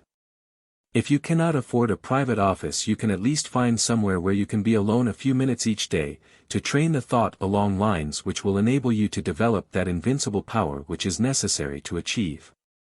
25. Remember that fundamentally the subconscious is omnipotent. There is no limit to the things that can be done when it is given the power to act. Your degree of success is determined by the nature of your desire. If the nature of your desire is in harmony with natural law or the universal mind, it will gradually emancipate the mind and give you invincible courage. 26. Every obstacle conquered, every victory gained, will give you more faith in your power, and you will have greater ability to win. Your strength is determined by your mental attitude. If this attitude is one of success, and is permanently held with an unswerving purpose, you will attract to yourself from the invisible domain the things you silently demand. 27. By keeping the thought in mind, it will gradually take tangible form. A definite purpose sets causes in motion which go out in the invisible world and find the material necessary to serve your purpose. 28. You may be pursuing the symbols of power, instead of power itself. You may be pursuing fame instead of honor, riches instead of wealth, position instead of service. In either event you will find that they turn to ashes just as you overtake them. 29. Premature wealth or position cannot be retained because it has not been earned. We get only what we give, and those who try to get without giving always find that the law of compensation is relentlessly bringing about an exact equilibrium. 30. The race has hitherto been for money and other mere symbols of power, but with an understanding of the true source of power we can afford to ignore the symbols. The man with a large bank account finds it unnecessary to load his pockets down with gold, so with the man who has found the true source of power, he is no longer interested in its shams or pretensions. 31. Thought ordinarily leads outwardly in evolutionary directions, but it can be turned within where it will take hold of the basic principles of things, the heart of things, the spirit of things. When you get to the heart of things, it is comparatively easy to understand and command them. 32. This is because the spirit of a thing is the thing itself, the vital part of it, the real substance. The form is simply the outward manifestation of the spiritual activity within. 33. For your next exercise, concentrate as nearly as possible in accordance with the method outlined in this part. Let there be no conscious effort or activity associated with your purpose. Relax completely, avoid any thought of anxiety as to results. Remember that power comes through repose. Let the thought dwell upon your object until it is completely identified with it, until you are conscious of nothing else. 34. If you wish to eliminate fear, concentrate on courage. 35. If you wish to eliminate lack, concentrate on abundance. 36. If you wish to eliminate disease, concentrate on health. 37. Always concentrate on the ideal as an already existing fact. This is the Elohim, the germ cell, the life principle which goes forth, and enters in, and becomes, sets in motion those causes which guide, direct and bring about the necessary relation, which eventually manifests in form. Thought is the property of those only who can entertain it. Emerson. Part 17. 161. What is the true method of concentration? To become so identified with the object of your thought that you are conscious of nothing else. 162. What is the result of this method of concentration? Invisible forces are set in motion which irresistibly bring about conditions in correspondence with your thought. 163. What is the controlling factor in this method of thought? Spiritual truth. 164. Why is this so? Because the nature of our desire must be in harmony with natural law. 165. What is the practical value of this method of concentration? Thought is transmuted into character, and character is the magnet which creates the environment of the individual. 166. What is the controlling factor in every commercial pursuit? The mental element. 167. Why is this so? Because mind is the ruler and creator of all form and all events occurring in form. 168. How does concentration operate? By the development of the powers of perception, wisdom, intuition, and sagacity. 169. Why is intuition superior to reason? Because it does not depend upon experience or memory and frequently brings about the solution of our problem by methods concerning which we are in entire ignorance. 170. What is the result of pursuing the symbol of the reality? Symbols frequently turn to ashes just as we overtake them, because the symbol is only the outward form of the spiritual activity within. Therefore, unless we can possess the spiritual reality, the form disappears. The greatest events of an age are its best thoughts.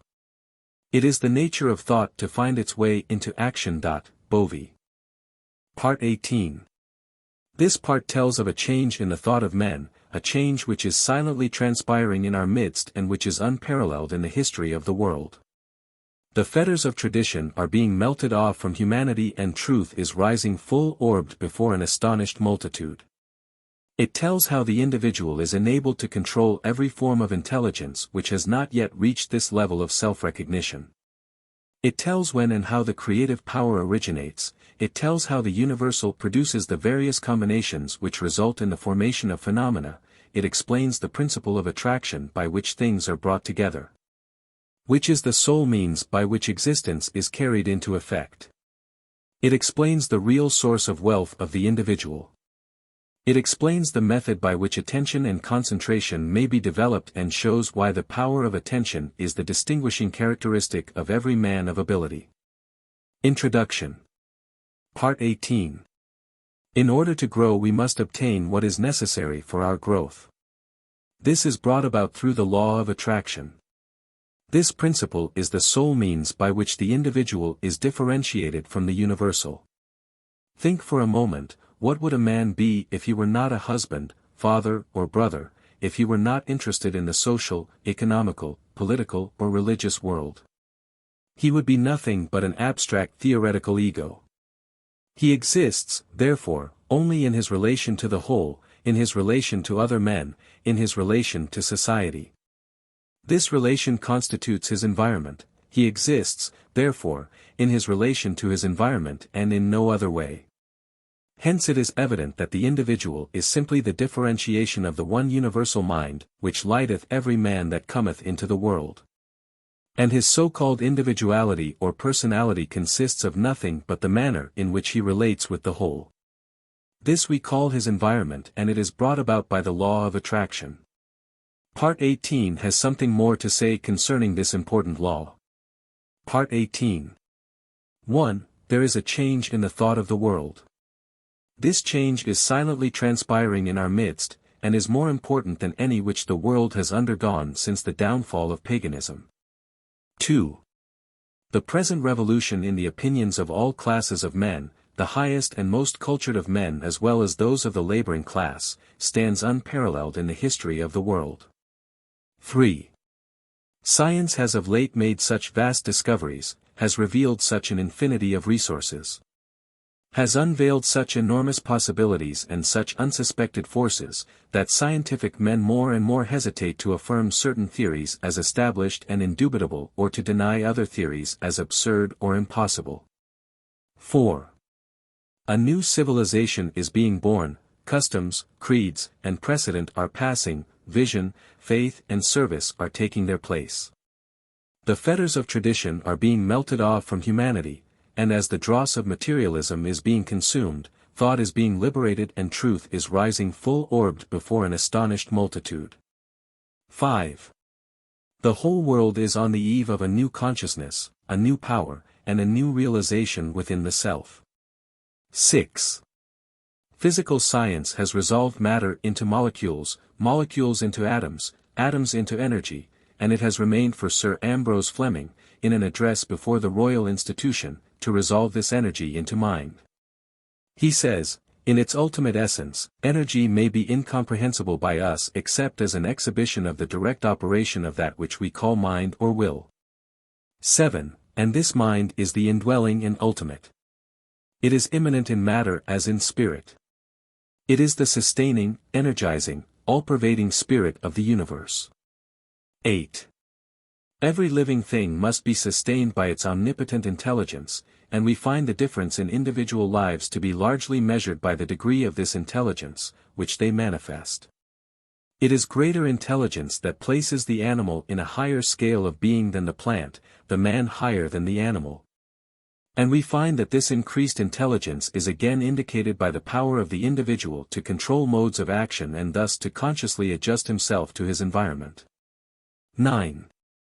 It is this adjustment that occupies the attention of the greatest minds, and this adjustment consists in nothing else than the recognition of an order existing in the universal mind.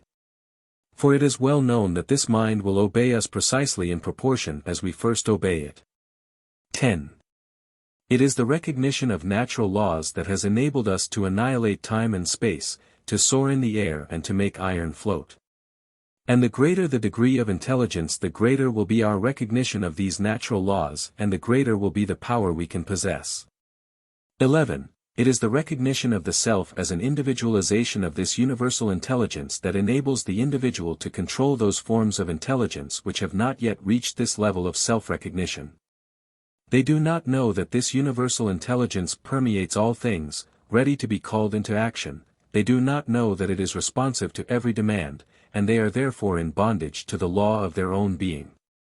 12. Thought is creative and the principle on which the law is based is sound and legitimate and is inherent in the nature of things. But this creative power does not originate in the individual, but in the universal, which is the source and foundation of all energy and substance. The individual is simply the channel for the distribution of this energy. 13. The individual is simply a means by which the universal produces various combinations which result in the formation of phenomena. These depend upon the law of vibration, whereby various rates of rapidity of motion in the primary substance form new substances only in certain exact numerical ratios. 14. Thought is the invisible link by which the individual comes into communication with the universal, the finite with the infinite, the seen with the unseen. Thought is the magic by which the human being is transformed into a being who thinks and knows and feels and acts. 15. As the proper apparatus has enabled the eye to discover worlds without number millions of miles away, so, with the proper understanding, man has been enabled to communicate with the universal mind, the source of all power. 16. The understanding which is usually developed is about as valuable as a telephone box without wires or an exchange. In fact, it is usually nothing more than a belief which means nothing at all. The Indians believe something and so do the savages of the Cannibal Islands, but that proves nothing. 17. The only belief which is of any value to anyone is a belief that has been put to a test and demonstrated to be a fact. It is then no longer a belief, but has become a living faith or the truth. 18. And this truth has been put to the test by hundreds of thousands of people and has been found to be the truth exactly in proportion to the usefulness of the apparatus which they used. 19. A man would not expect to locate stars hundreds of millions of miles away without a sufficiently strong telescope.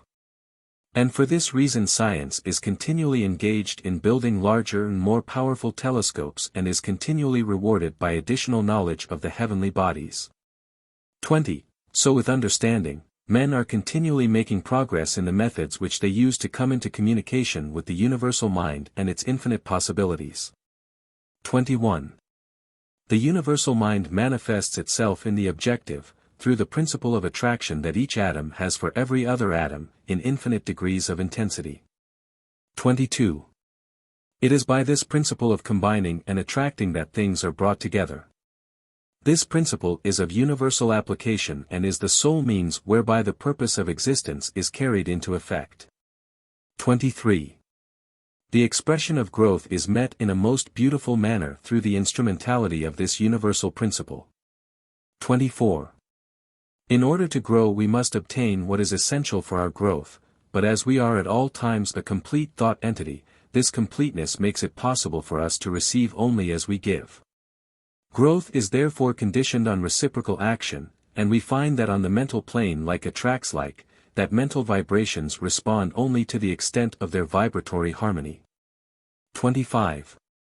It is clear, therefore, that thoughts of abundance will respond only to similar thoughts. The wealth of the individual is seen to be what he inherently is.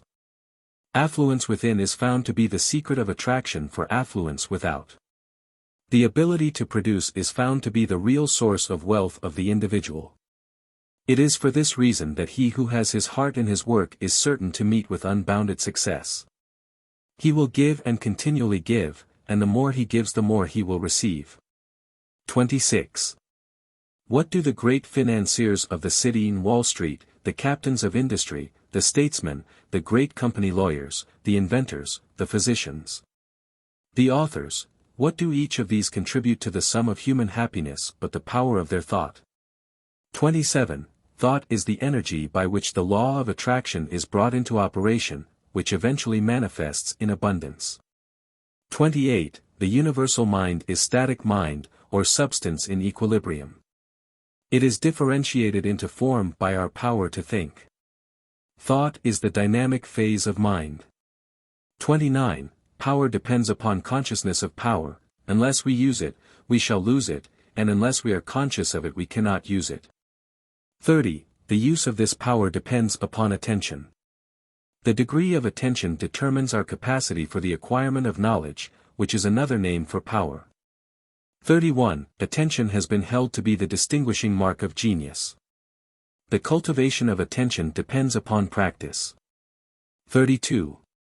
The incentive of attention is interest. The greater the interest, the greater the attention, the greater the attention, the greater the interest. Action and reaction. Begin by paying attention. Before long you will have aroused interest. This interest will attract more attention, and this attention will produce more interest, and so on. This practice will enable you to cultivate the power of attention. 33. Now concentrate upon your power to create, seek insight, perception. Try to find a logical basis for the faith which is in you. Let the thought dwell on the fact that the physical man lives and moves and has his being in the sustainer of all organic life, in air, which he must breathe to live.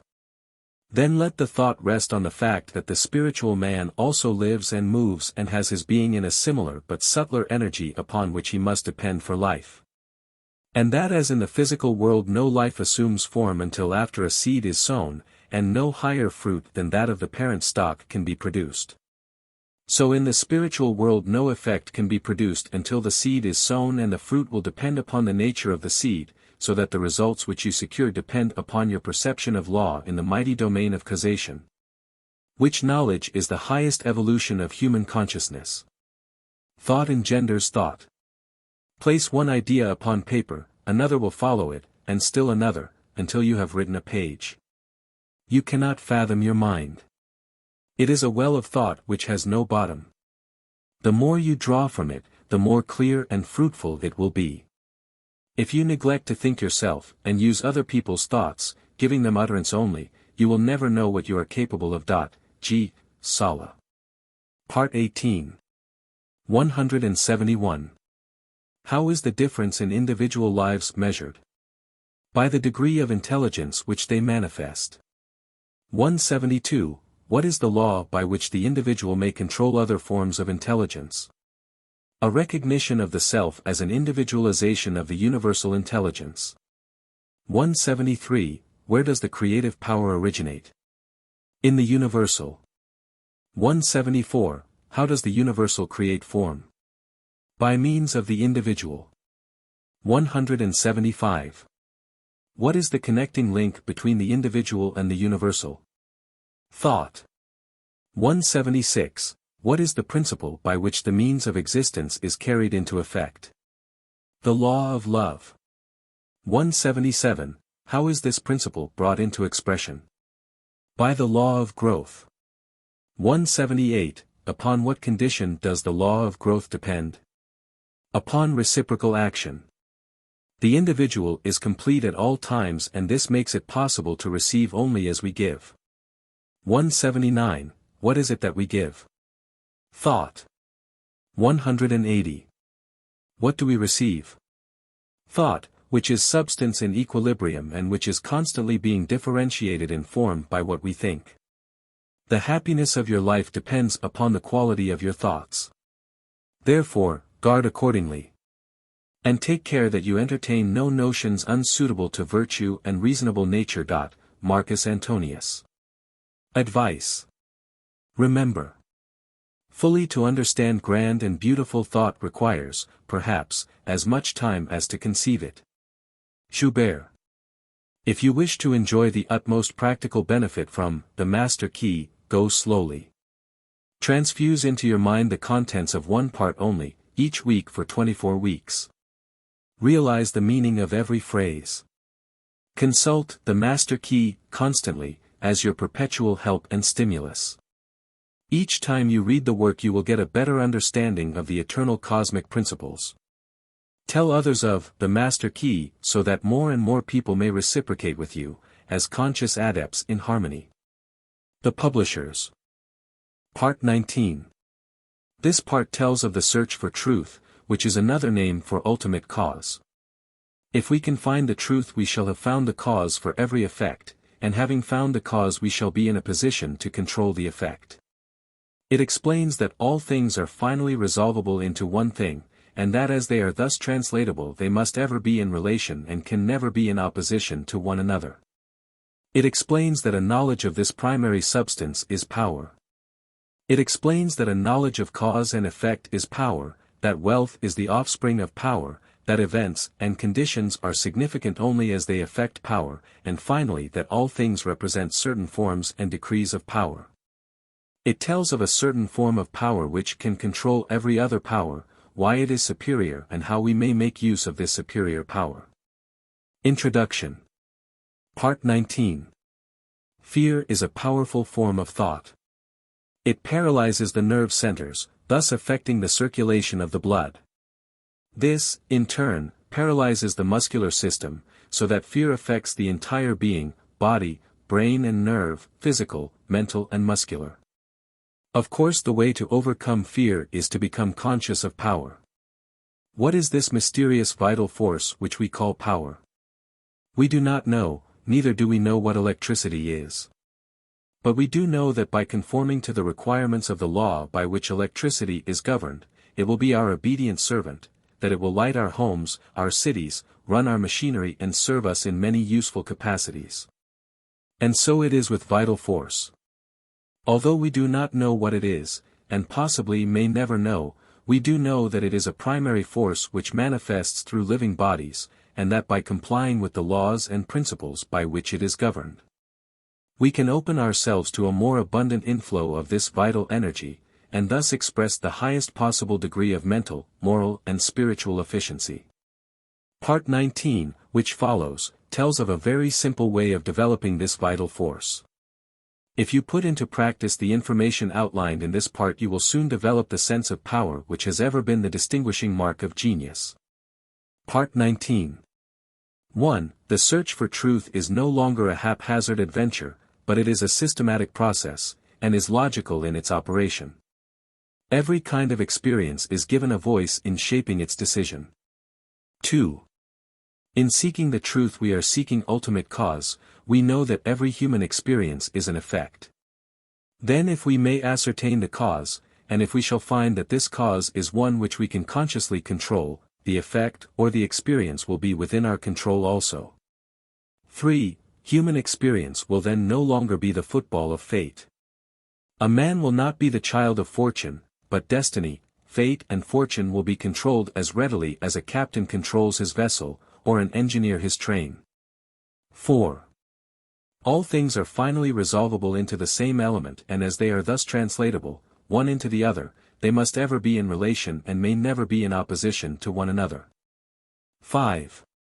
In the physical world there are innumerable contrasts, and these may for convenience sake be designated by distinctive names.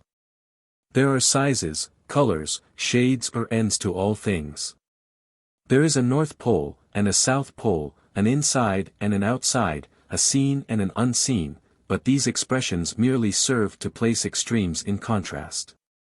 6. They are names given to two different parts of one quantity. The two extremes are relative, they are not separate entities, but are two parts or aspects of the whole. 7. In the mental world we find the same law.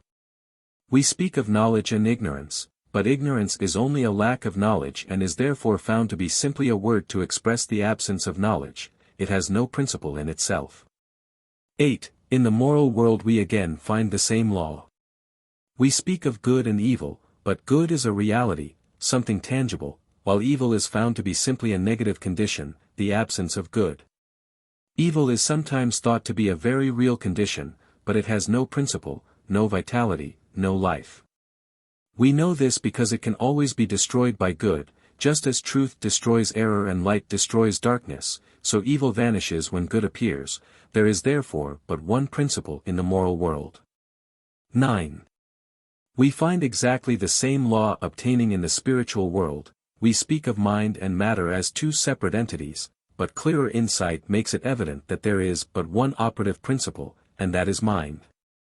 10. Mind is the real and the eternal. Matter is forever changing. We know that in the eons of time 100 years is but as a day. If we stand in any large city and let the eye rest on the innumerable large and magnificent buildings, the railways, the electric trams, the telephones, the electric lights and all the other conveniences of modern civilization, we may remember that not one of them was there 100 years ago, excepting perhaps several of the buildings. And if we could stand on the same spot in 100 years from now, in all probability we should find that but few of them remained. 11. In the animal kingdom we find the same law of change. The millions and millions of animals come and go, a few years constituting their span of life. In the plant world the change is still more rapid. Many plants and nearly all grasses come and go in a single year. When we pass to the inorganic, we expect to find something more substantial, but as we gaze on the apparently solid continent, we are told that it arose from the ocean. We see the giant mountain and are told that the place where it now stands was once a lake, and as we stand in awe before the great cliffs in the Yosemite Valley we can easily trace the path of the glaciers which carried all before them. 12. We are in the presence of continual change, and we know that this change is but the evolution of the universal mind, the grand process whereby all things are continually being created anew. And we come to know that matter is but a form which mind takes and is therefore simply a condition. Matter has no principle, mind is the only principle. 13. We have then come to know that mind is the only principle which is operative in the physical, mental, moral and spiritual world. 14. We also know that this mind is static, or mind at rest. And we know that the ability of the individual to think is his ability to act upon the universal mind and convert it into dynamic mind, or mind in motion. 15. In order to do this fuel must be applied in the form of food, for man cannot think without eating. And so we find that even a spiritual activity such as thinking cannot be converted into sources of pleasure and profit except by making use of material means. 16. It requires energy of some kind to collect electricity and convert it into a dynamic power. It requires the rays of the sun to give the necessary energy to sustain plant life. So it also requires energy in the form of food to enable the individual to think and thereby act upon the universal mind. 17. You may know that thought constantly, eternally, is taking form, is forever seeking expression, or you may not, but the fact remains that if your thought is powerful, constructive, and positive, this will be plainly evident in the state of your health, your business, and your environment. If your thought is weak, critical, destructive and negative generally, it will manifest in your body as fear, worry and nervousness, in your finance as lack and limitation, and in discordant conditions in your environment. 18. All wealth is the offspring of power, possessions are of value only as they confer power. Events are significant only as they affect power, all things represent certain forms and degrees of power. 19. A knowledge of cause and effect as shown by the laws governing steam, electricity, chemical affinity and gravitation enables men to plan courageously and to execute fearlessly. These laws are called natural laws, because they govern the physical world, but all power is not physical power, there is also mental power, and there is moral and spiritual power. 20. What are our schools, our universities, but mental powerhouses, places where mental power is being developed? 21. As there are many mighty powerhouses for the application of power to ponderous machinery, whereby raw material is collected and converted into the necessities and comforts of life, so the mental powerhouses collect the raw material and cultivate and develop it into a power which is infinitely superior to all the forces of nature, marvelous though these may be. 22. What is this raw material which is being collected in these thousands of mental powerhouses all over the world and developed into a power which is evidently controlling every other power? In its static form it is mind, in its dynamic form it is thought. 23. This power is superior because it exists on a higher plane, because it has enabled man to discover the law by which these wonderful forces of nature could be harnessed and made to do the work of hundreds and thousands of men. It has enabled man to discover laws whereby time and space have been annihilated, and now apparently the law of gravitation is to be overcome. 24. Thought is the vital force or energy which is being developed and which has produced such startling results in the last half-century as to bring about a world which would be absolutely inconceivable to a man existing only 50 or even 25 years ago.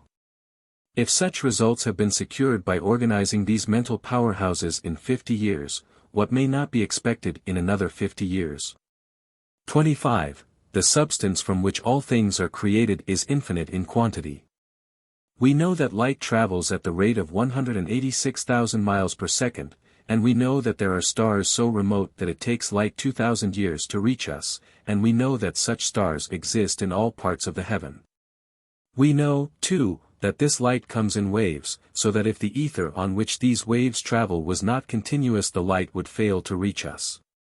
We can then only come to the conclusion that this substance, or ether, or raw material, is universally present. 26. How, then does it manifest in form? In electrical science a battery is formed by connecting the opposite poles of zinc and copper, which causes a current to flow from one to the other and so provides energy. This same process is repeated in respect to every polarity, and as all forms simply depends upon the rate of vibration and consequent relations of atoms to each other. If we wish to change the form of manifestation we must change the polarity. This is the principle of causation. 27. For your next exercise, concentrate, and when I use the word concentrate, I mean all that the word implies. Become so absorbed in the object of your thought that you are conscious of nothing else, and do this a few minutes every day. You take the necessary time to eat in order that the body may be nourished, why not take the time to assimilate your mental food? 28. Let the thought rest on the fact that appearances are deceptive.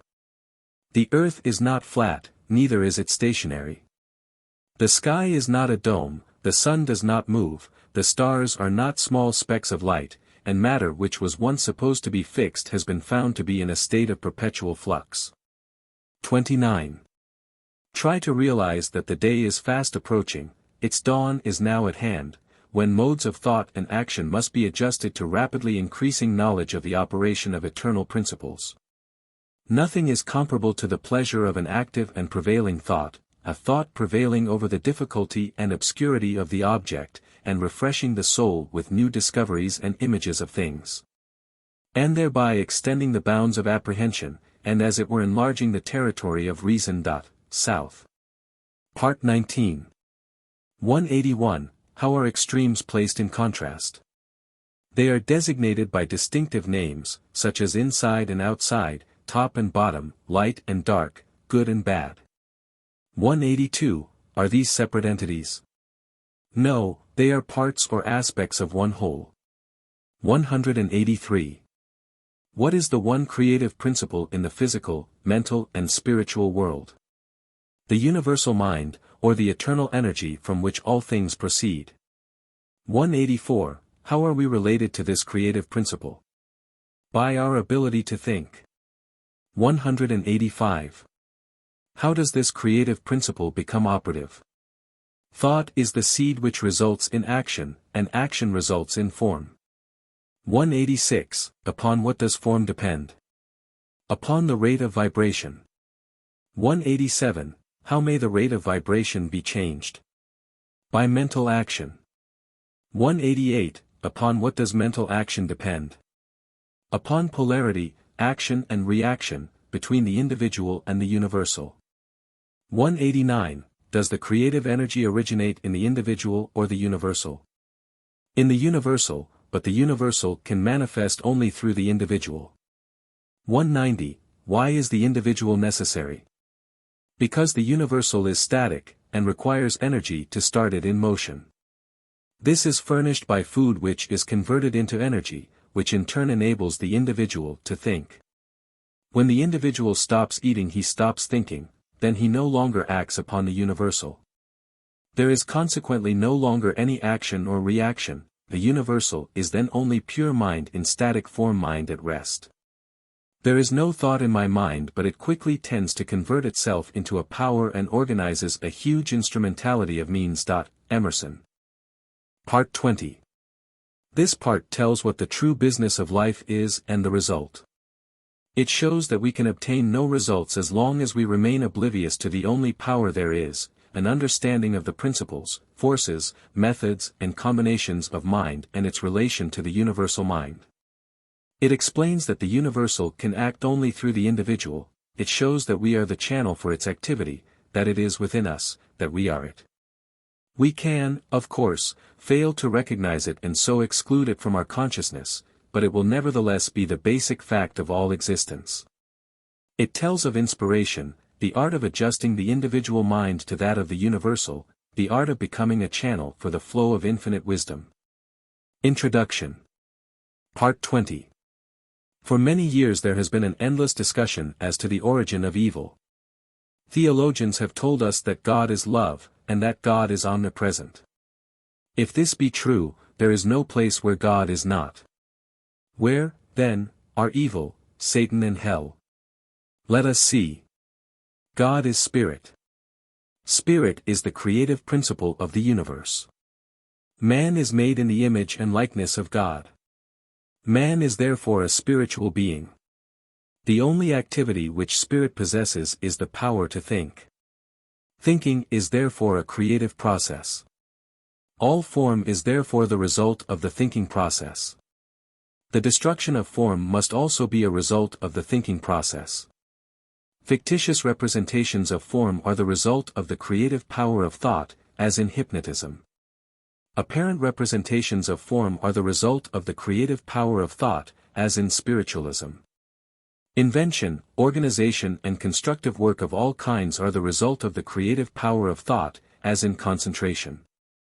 When the creative power of thought is manifested for the benefit of humanity, we call the result good. When the creative power of thought is manifested in a destructive or evil manner, we call the result evil. This indicates the origin of both good and evil. They are simply words which have been coined in order to indicate the nature of the result of the thinking or creative process. Thought necessarily precedes and predetermines action, action precedes and predetermines condition. Part 20 will throw more light upon this important subject. Part 20. 1. The spirit of a thing is that thing, it is necessarily fixed, changeless and eternal. The spirit of you is, you, without the spirit you would be nothing. It becomes active through your recognition of it and its possibilities. 2. You may have all the wealth in Christendom, but unless you recognize it and make use of it, it will have no value. So with your spiritual wealth, unless you recognize it and use it, it will have no value. The one and only condition of spiritual power is use or recognition. 3. All great things come through recognition. The scepter of power is consciousness, and thought is its messenger, and this messenger is constantly molding the realities of the invisible world into the conditions and environments of your objective world. 4. Thinking is the true business of life, power is the result. You are at all times dealing with the magical power of thought and consciousness. What results can you expect so long as you remain oblivious to the power which has been placed within your control? 5. So long as you do this you limit yourself to superficial conditions, and make of yourself a beast of burden for those who think. Those who recognize their power, those who know that unless we are willing to think we shall have to work, and the less we think the more we shall have to work, and the less we shall get for our work. 6. The secret of power is a perfect understanding of the principles, forces, methods and combinations of mind, and a perfect understanding of our relationship to the universal mind. It is well to remember that this principle is unchangeable. If this were not so, it would not be reliable, all principles are changeless. 7. This stability is your opportunity, you are its active attribute, the channel for its activity, the universal can act only through the individual. 8. When you begin to perceive that the essence of the universal is within yourself, is you, you begin to do things, you begin to feel your power, it is the fuel which fires the imagination, which lights the torch of inspiration, which gives vitality to thought, which enables you to connect with all the invisible forces of the universe. It is this power which will enable you to plan fearlessly, to execute masterfully. 9. But perception will come only in the silence. This seems to be the condition required for all great purposes. You are a visualizing entity. Imagination is your workshop. It is here that your ideal is to be visualized. 10. As a perfect understanding of the nature of this power is a primary condition for its manifestation, visualize the entire method over and over again, so that you may use it whenever occasion requires.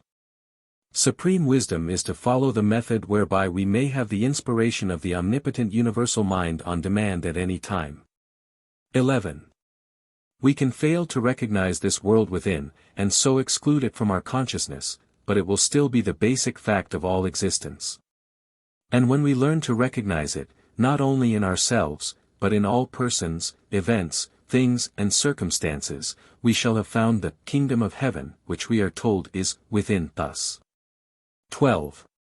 Our failures are a result of the operation of exactly the same principle, the principle is unchangeable, its operation is exact, there is no deviation, if we think lack, limitation, discord, we shall find their fruits on every hand. If we think poverty, unhappiness or disease, the thought messengers will carry the summons as readily as any other kind of thought and the result will be just as certain. If we fear a coming calamity, we shall be able to say with Job, the thing I feared has come upon me. If we think unkindly or ignorantly we shall thus attract to ourselves the results of our ignorance. 13.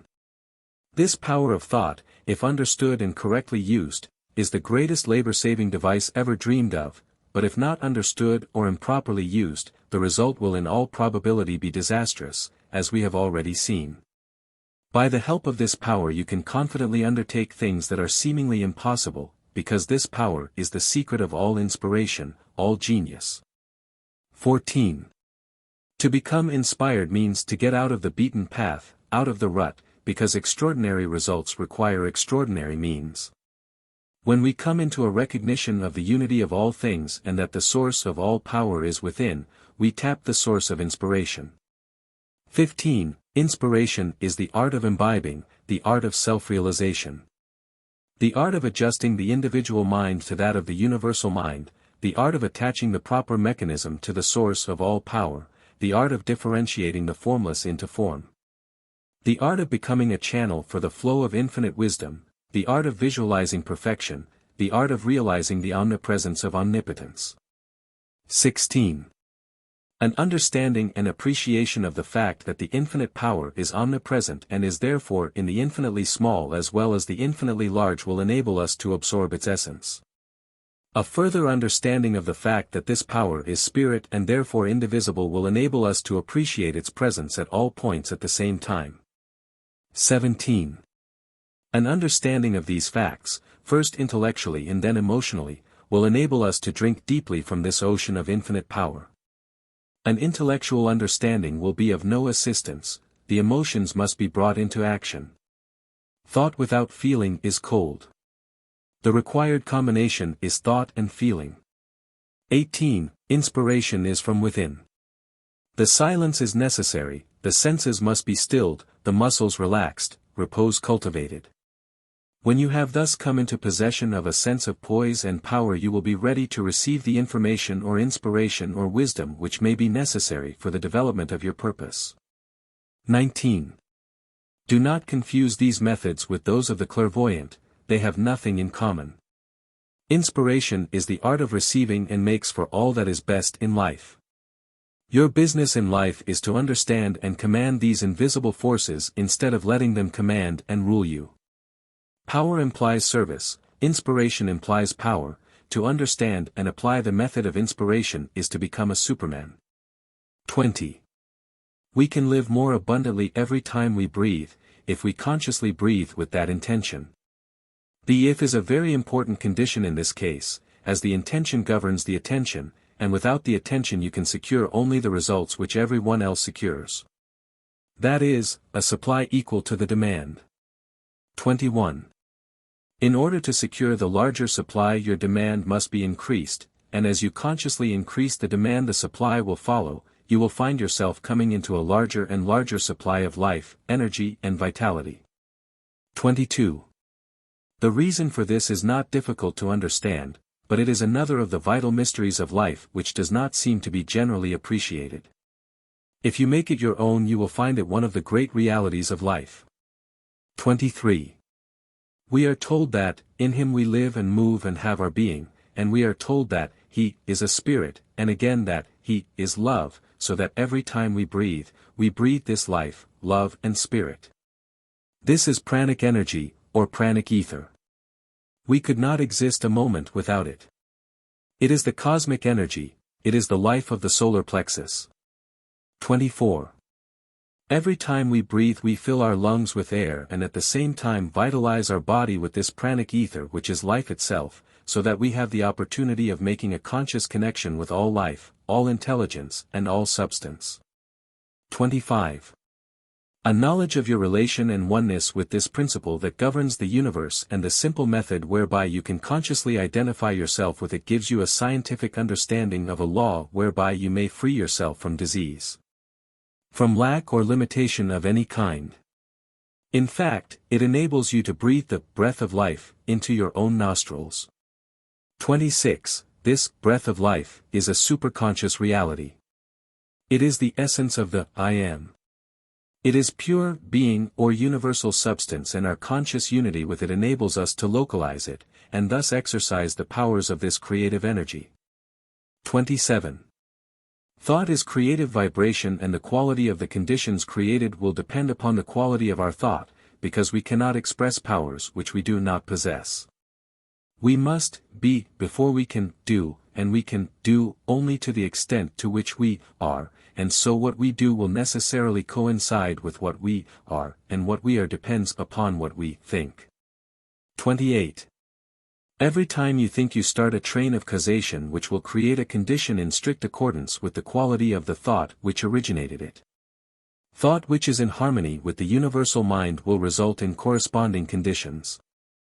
Thought which is destructive or discordant will produce corresponding results.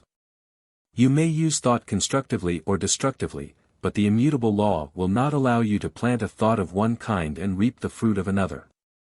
You are free to use this marvelous creative power as you will, but you must take the consequences. 29. This is the danger from what is called willpower.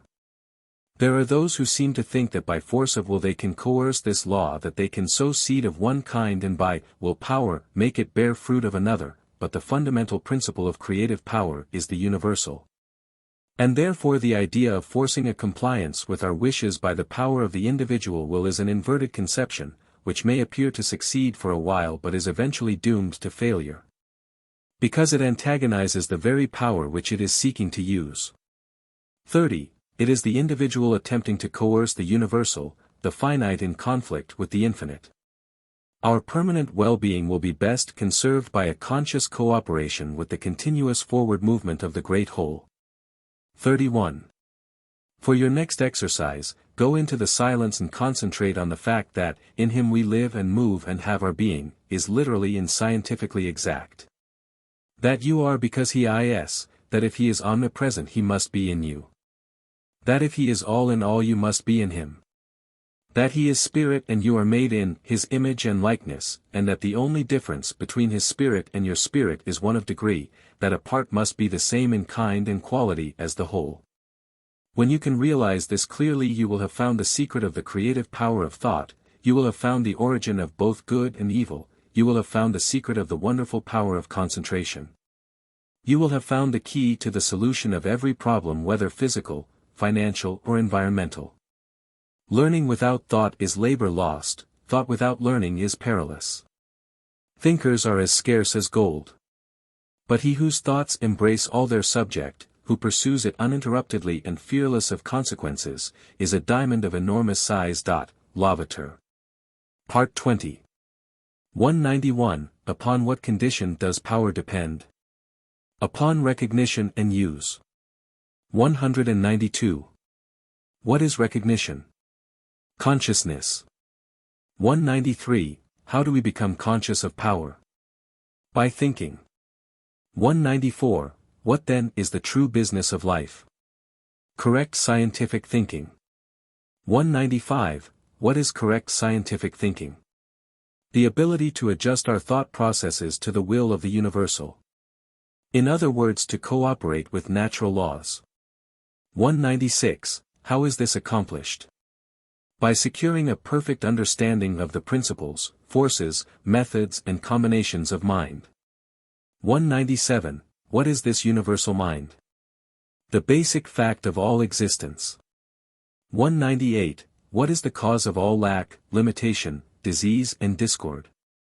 It is due to the operation of exactly the same law. The law operates relentlessly and is continually bringing about conditions in correspondence with the thought which originated or created them. 199. What is inspiration? The art of realizing the omnipresence of omniscience. 200. Upon what does the conditions with which we meet depend? Upon the quality of our thought. Because what we do depends upon what we are and what we are depends upon what we think. All truly wise thoughts have been thought already thousands of times, but to make them truly ours we must think them over again honestly, till they take root in our personal experience. Goethe. Part 21. This part explains how we may come into possession of power sufficient to meet every situation which may arise in life. It explains that the ability to eliminate imperfect conditions depends upon mental action. It explains that great ideas have a tendency to eliminate smaller ideas, so that it is well to hold ideas which are large enough to counteract and destroy all small or undesirable tendencies. This is one of the secrets of success, one of the accomplishments of the master mind. It explains that the creative energy finds no more difficulty in handling a large situation than a small one. It explains how conditions are produced in our lives by the predominant thoughts which we entertain. It explains how you may set causes in motion which will create an irresistible magnetic power which will bring the things you require to you. It explains the issue between the old regime and the new. it explains the crux of the social problem, it explains the true secret of health, wealth and power. Introduction. Part 21. In paragraph 7 of this part you will find that one of the secrets of success, one of the methods of organizing victory, one of the accomplishments of the master mind is to think big thoughts. In paragraph 8 you will find that everything which we hold in our consciousness for any length of time becomes impressed upon our subconsciousness and so becomes a pattern which the creative energy will weave into our life and environment. This is the secret of the wonderful power of prayer. We know that the universe is governed by law, that for every effect there must be a cause, and that the same cause, under the same conditions, will invariably produce the same effect.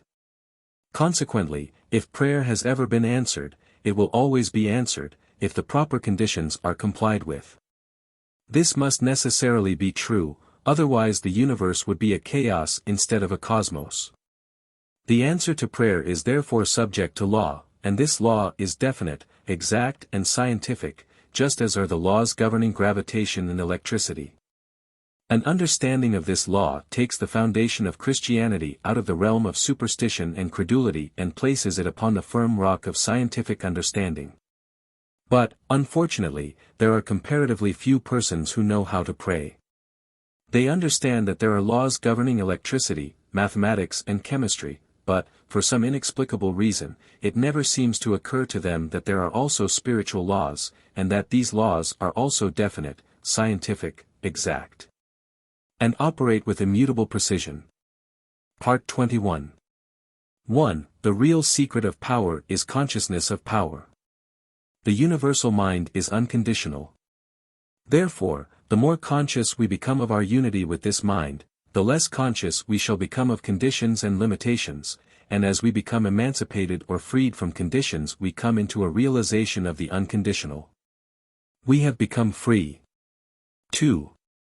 As soon as we become conscious of the inexhaustible power in the world within, we begin to draw on this power and apply and develop the greater possibilities which this discernment has realized, because whatever we become conscious of is invariably manifested in the objective world, is brought forth into tangible expression.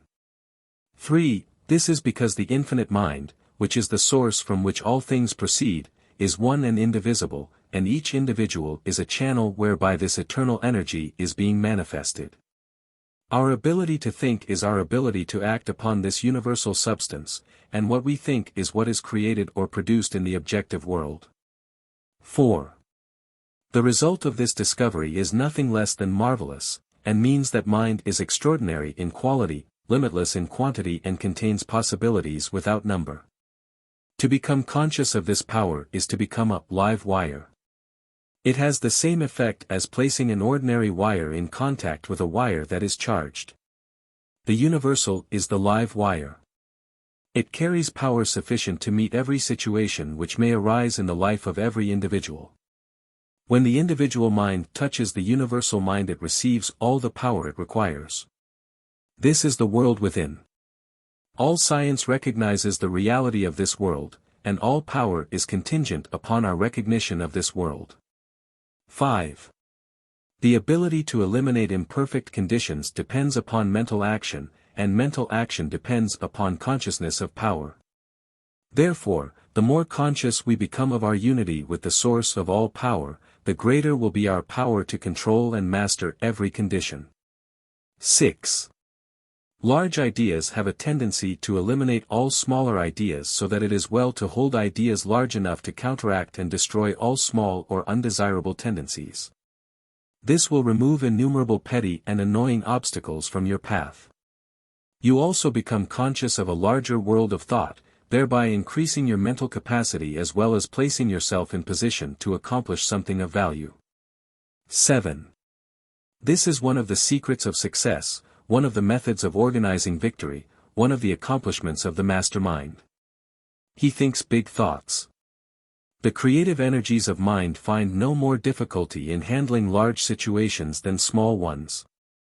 Mind is just as much present in the infinitely large as in the infinitely small. 8. When we realize these facts concerning mind, we understand how we may bring to ourselves any condition by creating the corresponding conditions in our consciousness, because everything which is held for any length of time in the consciousness eventually becomes impressed upon the subconscious and thus becomes a pattern which the creative energy will weave into the life and environment of the individual. 9. In this way conditions are produced and we find that our lives are simply the reflection of our predominant thoughts, our mental attitude. We see then that the science of correct thinking is the one science, that it includes all other sciences. 10.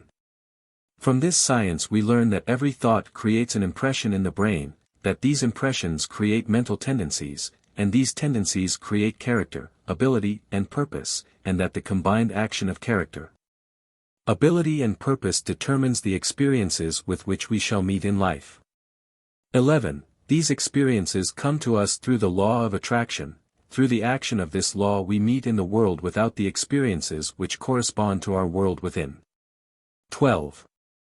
The predominant thought or the mental attitude is the magnet, and the law is that like attracts like, consequently the mental attitude will invariably attract such conditions as correspond to its nature. 13. This mental attitude is our personality and is composed of the thoughts which we have been creating in our own mind. Therefore, if we wish a change in conditions, all that is necessary is to change our thought.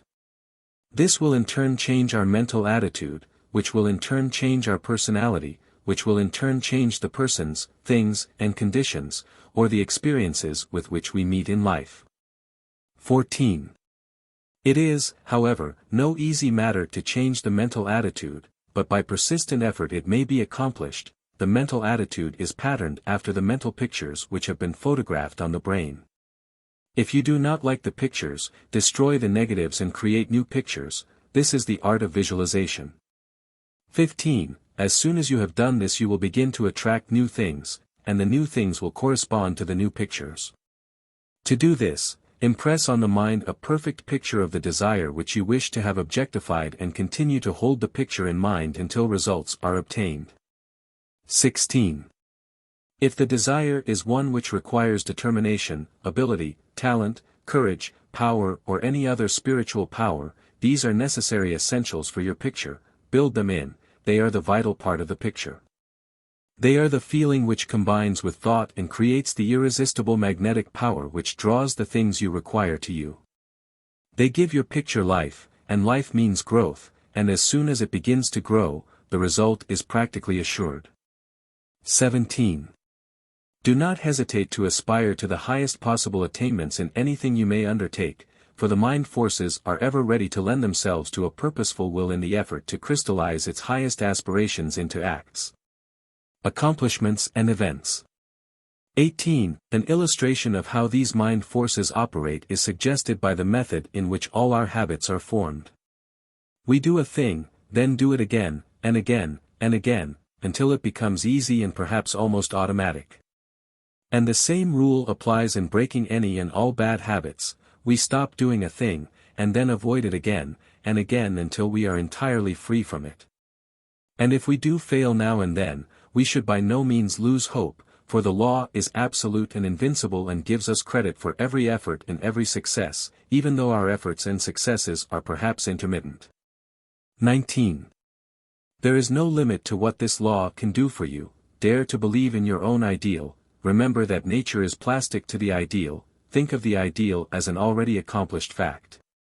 20. The real battle of life is one of ideas. It is being fought out by the few against the many. On the one side is the constructive and creative thought, on the other side the destructive and negative thought. The creative thought is dominated by an ideal, the passive thought is dominated by appearances. On both sides are men of science, men of letters and men of affairs. 21. On the creative side are men who spend their time in laboratories, or over microscopes and telescopes, side by side with the men who dominate the commercial, political and scientific world. On the negative side are men who spend their time investigating law and precedent, men who mistake theology for religion, statesmen who mistake might for right, and all the millions who seem to prefer precedent to progress. Who are eternally looking backward instead of forward, who see only the world without, but know nothing of the world within. 22. In the last analysis there are but these two classes: all men will have to take their place on one side or the other, they will have to go forward, or go back. There is no standing still in a world where all is motion. It is this attempt to stand still that gives sanction and force to arbitrary and unequal codes of law. 23. That we are in a period of transition is evidenced by the unrest which is everywhere apparent. The complaint of humanity is as a roll of heaven's artillery, commencing with low and threatening notes and increasing until the sound is sent from cloud to cloud, and the lightning rends the air and earth. 24. The sentries who patrol the most advanced outposts of the industrial, political and religious world are calling anxiously to each other. What of the night? The danger and insecurity of the position they occupy and attempt to hold is becoming more apparent every hour. The dawn of a new era necessarily declares that the existing order of things cannot much longer be. 25. The issue between the old regime and the new, the crux of the social problem, is entirely a question of conviction in the minds of the people as to the nature of the universe. When they realize that the transcendent force of spirit or mind of the cosmos is within each individual, it will be possible to frame laws that shall consider the liberties and rights of the many instead of the privileges of the few. 26. As long as the people regard the cosmic power as a power non-human and alien to humanity, so long will it be comparatively easy for a supposed privileged class to rule by divine right in spite of every protest of social sentiment. The real interest of humanity is therefore to exalt, emancipate and recognize the divinity of the human spirit. To recognize that all power is from within. That no human being has any more power than any other human being, except such as may willingly be delegated to him. The old regime would have us believe that the law was superior to the lawmakers. Herein is the gist of the social crime of every form of privilege and personal inequality, the institutionalizing of the fatalistic doctrine of divine election. 27. The divine mind is the universal mind. It does not act through sheer caprice or from anger, jealousy or wrath, neither can it be flattered, cajoled or moved by sympathy or petition to supply man with some need which he thinks necessary for his happiness or even his existence. The divine mind makes no exceptions in favor of any individual. But when the individual understands and realizes his unity with the universal principle, he will appear to be favored because he will have found the source of all health, all wealth and all power. 28. For your next exercise, concentrate on the truth. Try to realize that the truth shall make you free, that is, nothing can permanently stand in the way of your perfect success when you learn to apply the scientifically correct thought methods and principles. Realize that you are eternalizing in your environment, your inherent soul potencies. Realize that the silence offers an ever-available and almost unlimited opportunity for awakening the highest conception of truth. Try to comprehend that omnipotence itself is absolute silence, all else is change, activity, limitation. Silent thought concentration is therefore the true method of reaching, awakening and then expressing the wonderful potential power of the world within. The possibilities of thought training are infinite, its consequence eternal, and yet few take the pains to direct their thinking into channels that will do them good, but instead leave all to chance. Martin. Part 21. 201. What is the real secret of power? The consciousness of power, because whatever we become conscious of, is invariably manifested in the objective world, is brought forth into tangible expression. 202. What is the source of this power? The universal mind, from which all things proceed, and which is one and indivisible. 203. How is this power being manifested? Through the individual. Each individual is a channel whereby this energy is being differentiated in form. 204. How may we connect with this omnipotence?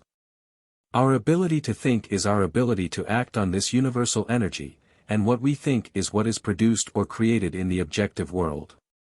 205. What is the result of this discovery? The result is nothing less than marvelous, it opens unprecedented and limitless opportunity. 206. How, then, may we eliminate imperfect conditions? By becoming conscious of our unity with the source of all power. 207. What is one of the distinctive characteristics of the master mind? He thinks big thoughts, he holds ideas large enough to counteract and destroy all petty and annoying obstacles. 208. How do experiences come to us? Through the law of attraction. 209. How is this law brought into operation? By our predominant mental attitude. 210. What is the issue between the old regime and the new? A question of conviction as to the nature of the universe. The old regime is trying to cling to the fatalistic doctrine of divine election. The new regime recognizes the divinity of the individual, the divinity of humanity. The power to think, consecutively and deeply and clearly, is an avowed and deadly enemy to mistakes and blunders, superstitions, unscientific theories, irrational beliefs, unbridled enthusiasm, fanaticism. Haddock. Part 22. This part explains the cause of our present character, our present environment, our present ability, our present physical condition, and tells how we can make our future what we wish it to be.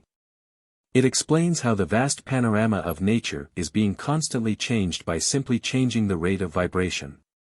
It tells how the rate of vibration is being constantly changed in our bodies, usually unconsciously and often with detrimental and disastrous results. It tells how we may affect this change consciously and thus bring about only harmonious and salutary conditions. It explains that the law of health is based on the law of vibration, and that with a proper knowledge of the law we may externalize health conditions. It explains the operation of this law and how it is being more generally understood and appreciated, and how many physicians are now giving the matter their earnest attention. Introduction. Part 22. In Part 22 you will find that thoughts are spiritual seeds, which, when planted in the subconscious mind, have a tendency to sprout and grow, but unfortunately the fruit is frequently not to our liking. The various forms of inflammation, paralysis, nervousness and diseased conditions generally, are the manifestation of fear, worry, care, anxiety, jealousy, hatred and similar thought. The life processes are carried on by two distinct methods. Firstly, the taking up and making use of nutritive material necessary for constructing cells, secondly, the secretion and excretion of the waste material. All life is based upon these constructive and destructive activities, and as food, water and air are the only requisites necessary for the construction of cells. It would seem that the problem of prolonging life indefinitely would not be a very difficult one. However strange it may seem, it is the second or destructive activity that is, with rare exception, the cause of all disease. The waste material accumulates and saturates the tissues, which causes autointoxication. This may be partial or general. In the first case the disturbance will be local, in the second place it will affect the whole system. The problem, then, before us in the healing of disease is to increase the inflow and distribution of vital energy throughout the system, and this can only be done by eliminating thoughts of fear, worry, care, anxiety, jealousy, hatred, and every other destructive thought, which tend to tear down and destroy the nerves and glands which control the excretion and elimination of poisonous and waste matter. Nourishing foods and strengthening tonics cannot bestow life, because these are but secondary manifestations of life.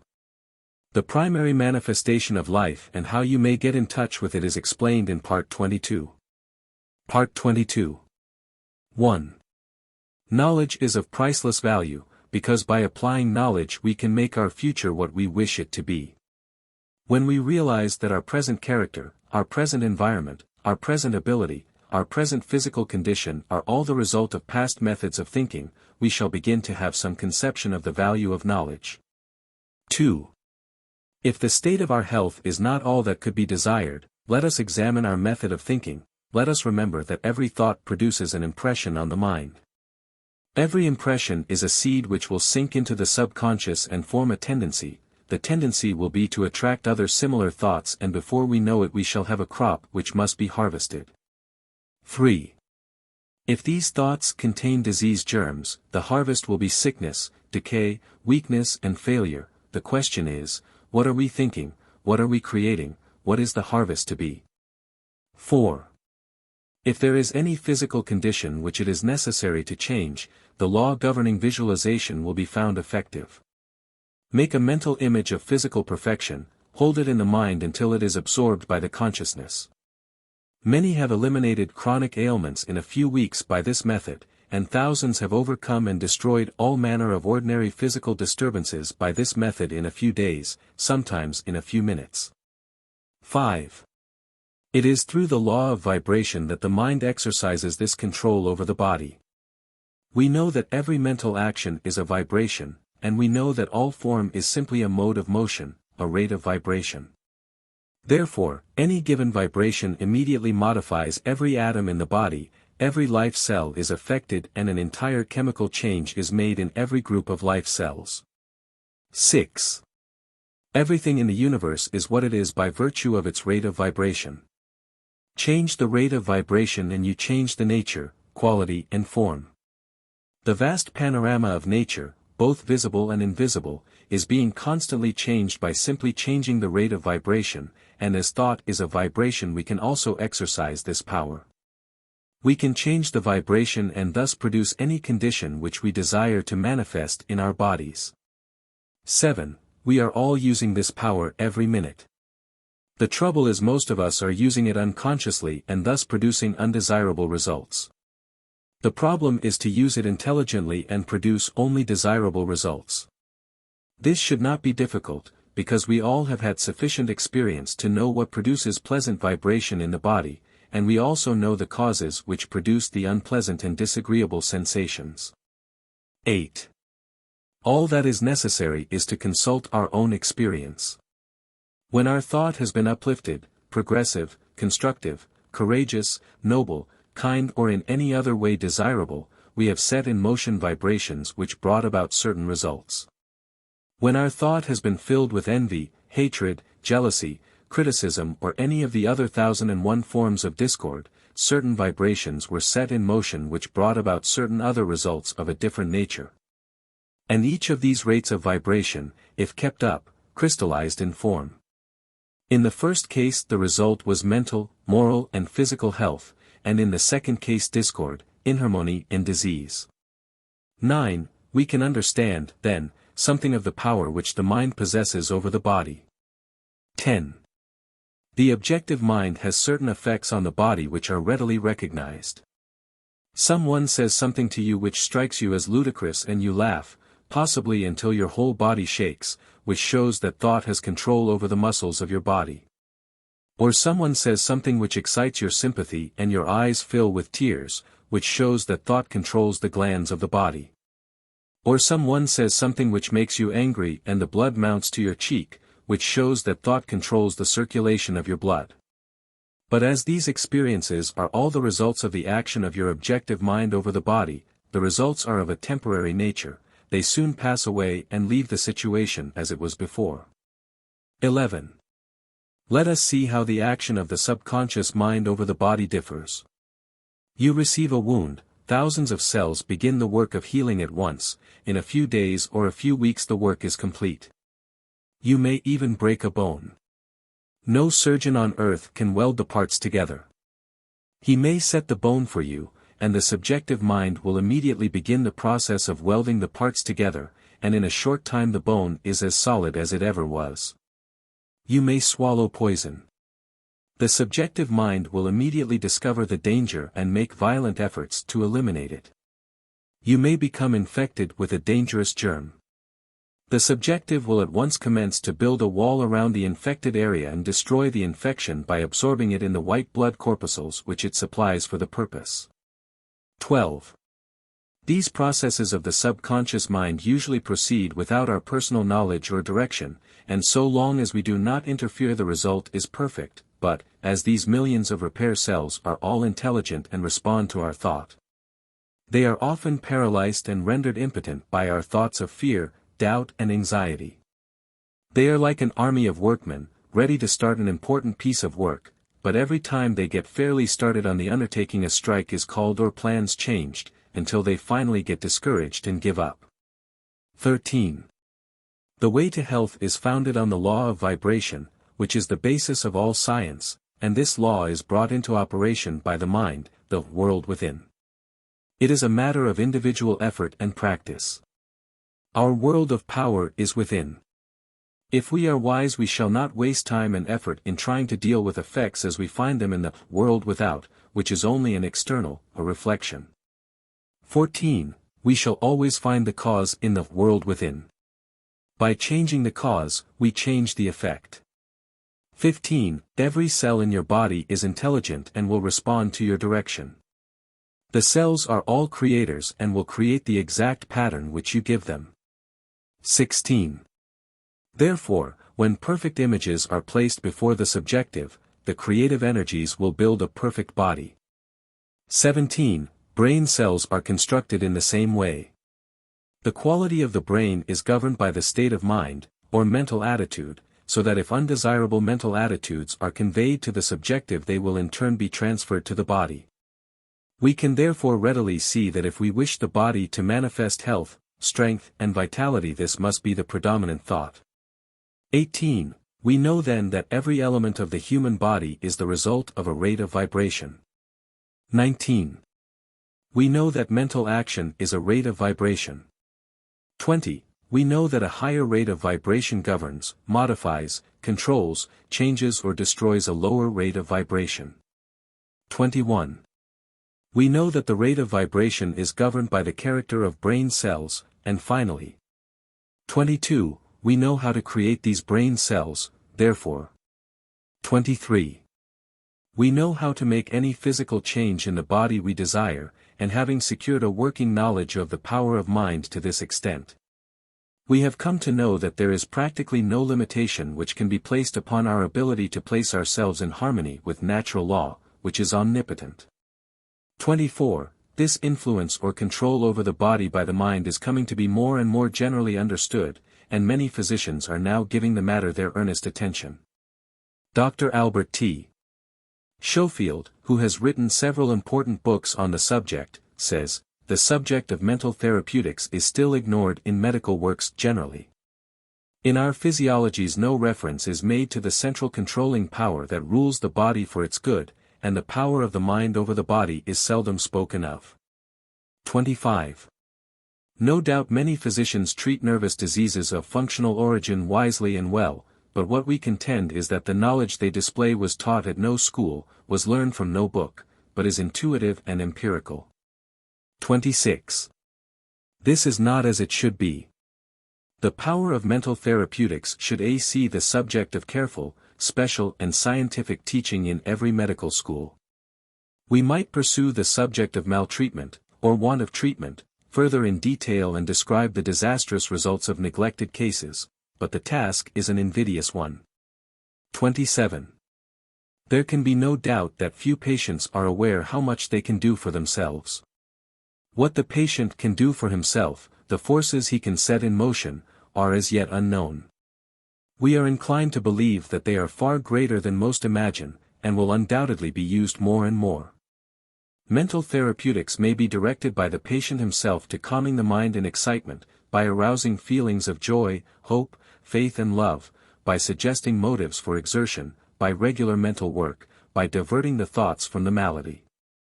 28. For your next exercise concentrate on Tennyson's beautiful lines, speak to him, thou, for he hears, and spirit with spirit can meet, closer is he than breathing, and nearer than hands and feet. Then try to realize that when you do speak to him, you are in touch with omnipotence. 29. This realization and recognition of this omnipresent power will quickly destroy any and every form of sickness or suffering and substitute harmony and perfection. Then remember, there are those who seem to think that sickness and suffering are sent by God. If so, every physician, every surgeon and every Red Cross nurse is defying the will of God, and hospitals and sanatoriums are places of rebellion instead of houses of mercy. Of course, this quickly reasons itself into an absurdity, but there are many who still cherish the idea. 30. Then let the thought rest on the fact that until recently theology has been trying to teach an impossible creator, one who created beings capable of sinning and then allowed them to be eternally punished for such sins. Of course, the necessary outcome of such extraordinary ignorance was to create fear instead of love, and so, after 2,000 years of this kind of propaganda, theology is now busily engaged in apologizing for Christendom. 31. You will then the more readily appreciate the ideal man, the man made in the image and likeness of God, and you will the more readily appreciate the all-originating mind that forms, upholds, sustains, originates and creates all there is. All are but parts of one stupendous whole, whose body nature is, and God the soul. Pope. Opportunity follows perception, action follows inspiration, growth follows knowledge, eminence follows progress. Always the spiritual first, then the transformation into the infinite and illimitable possibilities of achievement. Part 22. 211. How may sickness be eliminated? By placing ourselves in harmony with natural law which is omnipotent. 212. What is the process? A realization that man is a spiritual being and that this spirit must necessarily be perfect. 213. What is the result? A conscious recognition of this perfection, first intellectually, then emotionally, brings about a manifestation of this perfection.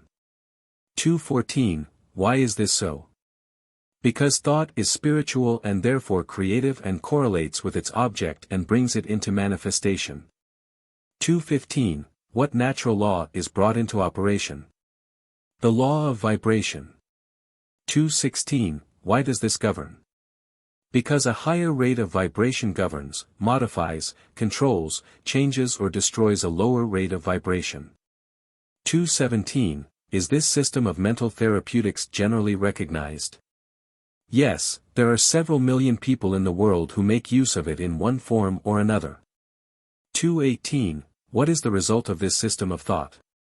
For the first time in the world's history, every man's highest reasoning faculty can be satisfied by a demonstrable truth which is now fast flooding the world. 219. Is this system applicable to other forms of supply? It will meet every human requirement or necessity. 220. Is this system scientific or religious? Both. True science and true religion are twin sisters, where one goes the other necessarily follows. Silent thought is, after all, the mightiest agent in human affairs. Channing. Part 23. This part tells of the money consciousness and the power which sets the current in motion, which produces the attractive force which opens the doors to the arteries of commerce. It tells how the current is stopped or completely reversed and turned away from us. It tells how money is woven into the outer fabric of our existence.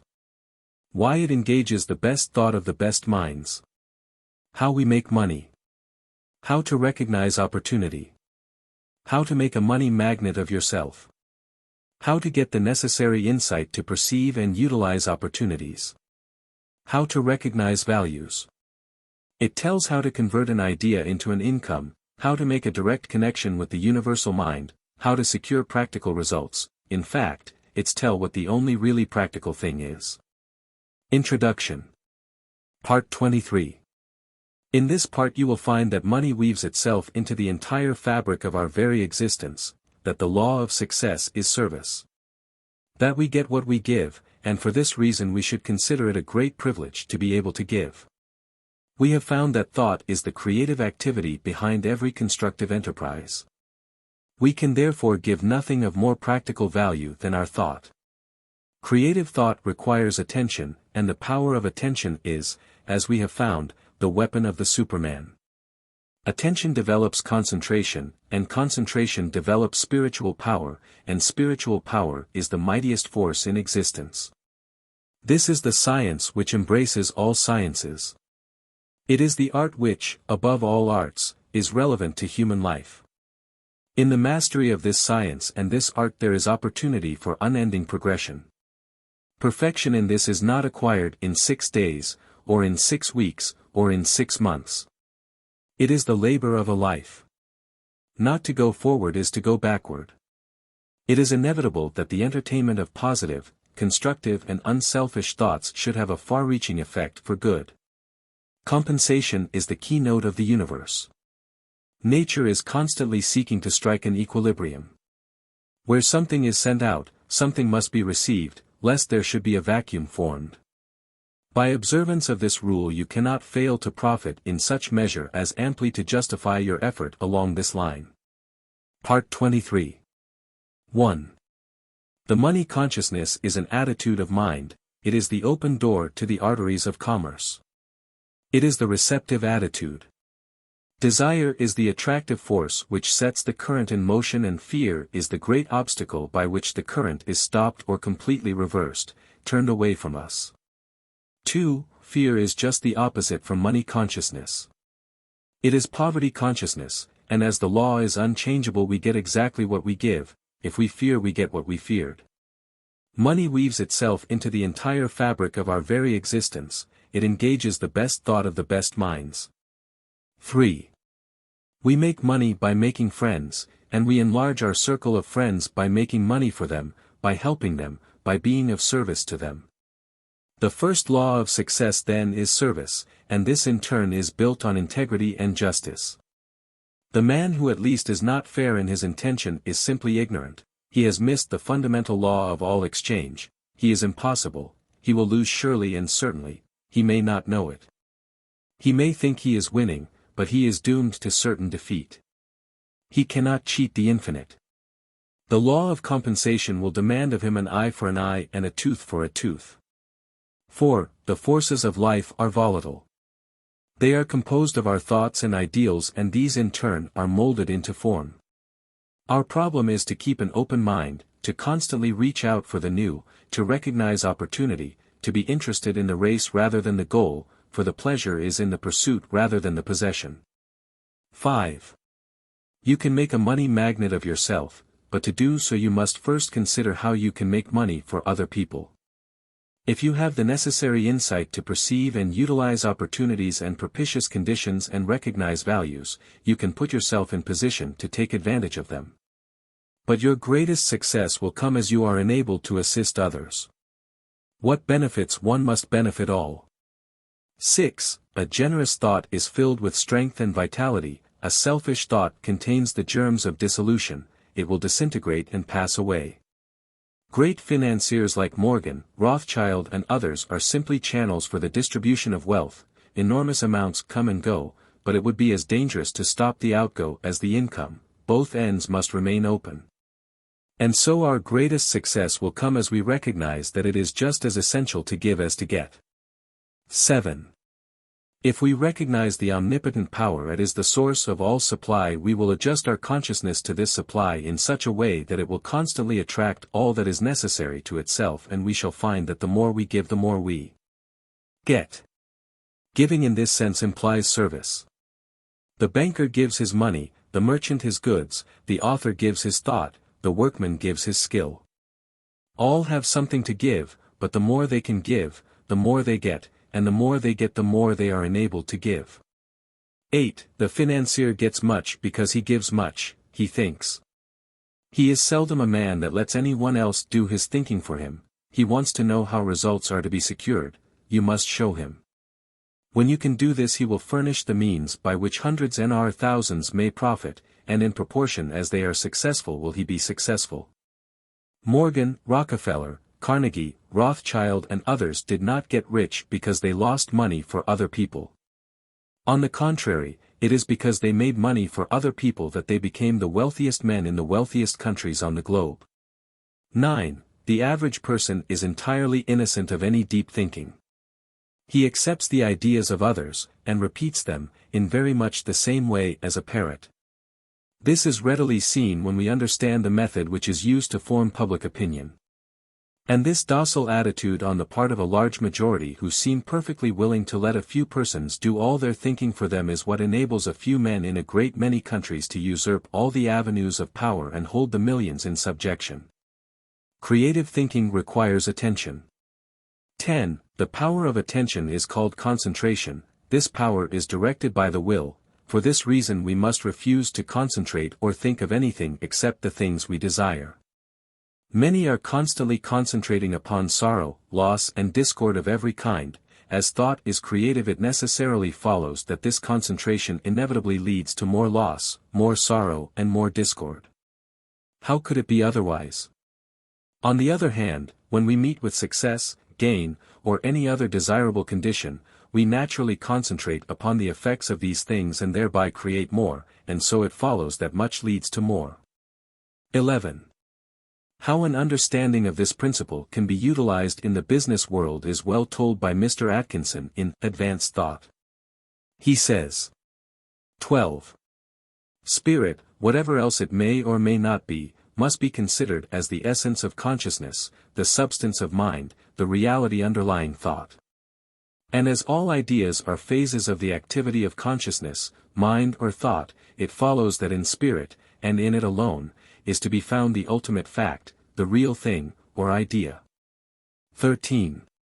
This being admitted, does it not seem reasonable to hold that a true understanding of spirit, and its laws of manifestation, would be about the most practical thing that a practical person can hope to find? Does it not seem certain that if the practical men of the world could but realize this fact, they would fall all over themselves in getting to the place in which they might obtain such knowledge of spiritual things and laws? These men are not fools, they need only to grasp this fundamental fact in order to move in the direction of that which is the essence of all achievement. 14. Let me give you a concrete example. I know a man whom I had always considered to be quite materialistic. He had made several successes in life, and also several failures. The last time I had a talk with him he was practically down and out, as compared with his former business condition. It looked as if he had indeed reached the end of his rope, for he was well advanced into the stage of middle age and new ideas came more slowly, and less frequently to him than in former years. 15. He said to me, in substance, I know that all things that work out in business are the result of thought, any fool knows that. Just now, I seem to be short of thoughts and good ideas. But if this all-mind teaching is correct, there should be possible to the individual the attainment of direct connection with infinite mind. And in infinite mind there must be the possibility of all kinds of good ideas which a man of my courage and experience could put to practical use in the business world, and make a big success of. It looks good to me, and I am going to look into it. 16. This was about 2 years ago. The other day I heard of this man again. Talking to a friend, I said, what has become of our old friend X? Has he ever got on his feet again? The friend looked at me in amazement. Why, said he, don't you know about X's great success? He is the big man in the company. He named a concern which has made a phenomenal success during the last 18 months and is now well known, by reason of its advertisements, from one end of the country to another, and also abroad. He is the man who supplied the big idea for that concern. Why, he is about 500,000 to the good and is moving rapidly toward the 1,000,000 mark, all in the space of 18 months. I had not connected this man with the enterprise mentioned, although I knew of the wonderful success of the company in question. Investigation has shown that the story is true, and that the above stated facts are not exaggerated in the slightest. 17. Now, what do you think of that? To me, it means that this man actually made the direct connection with infinite mind spirit, and, having found it, he set it to work for him. He used it in his business. 18. Does this sound sacrilegious or blasphemous? I hope not. I do not mean it to be so. Take away the implication of personality, or magnified human nature, from the conception of the infinite, and you have left the conception of an infinite presence power, the quintessence of which is consciousness, in fact, at the last, spirit. As this man, also at the last, must be considered as a manifestation of spirit. There is nothing sacrilegious in the idea that he, being spirit, should so harmonize himself with his origin and source that he would be able to manifest at least a minor degree of its power. All of us do this, more or less, when we use our minds in the direction of creative thought. This man did more, he went about it in an intensely practical manner. 19. I have not consulted him about his method of procedure, though I intend doing so at the first opportunity, but he not only drew upon the infinite supply for the ideas which he needed, and which formed the seed of his success. But he also used the creative power of thought in building up for himself an idealistic pattern of that which he hoped to manifest in material form, adding thereto, changing, improving its detail. From time to time, proceeding from the general outline to the finished detail.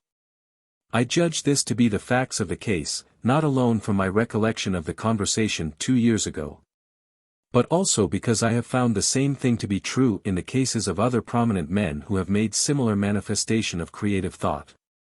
20. Those who may shrink from this idea of employing the infinite power to aid a man in his work in the material world, should remember that if the infinite objected in the least to such a procedure, the thing could never happen. The infinite is quite able to take care of itself. 21. Spirituality is quite practical, very practical, intensely practical.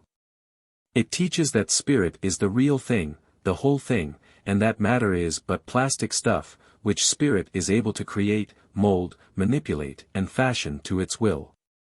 Spirituality is the most practical thing in the world, the only really and absolutely practical thing that there is.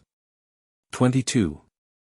Now concentrate on the fact that man is not a body with a spirit, but a spirit with a body, and that it is for this reason that his desires are incapable of any permanent satisfaction in anything not spiritual. Money is therefore of no value except to bring about the conditions which we desire, and these conditions are necessarily harmonious. Harmonious conditions necessitate sufficient supply, so that if there appears to be any lack, we should realize that the idea or soul of money is service, and as this thought takes form, channels of supply will be opened.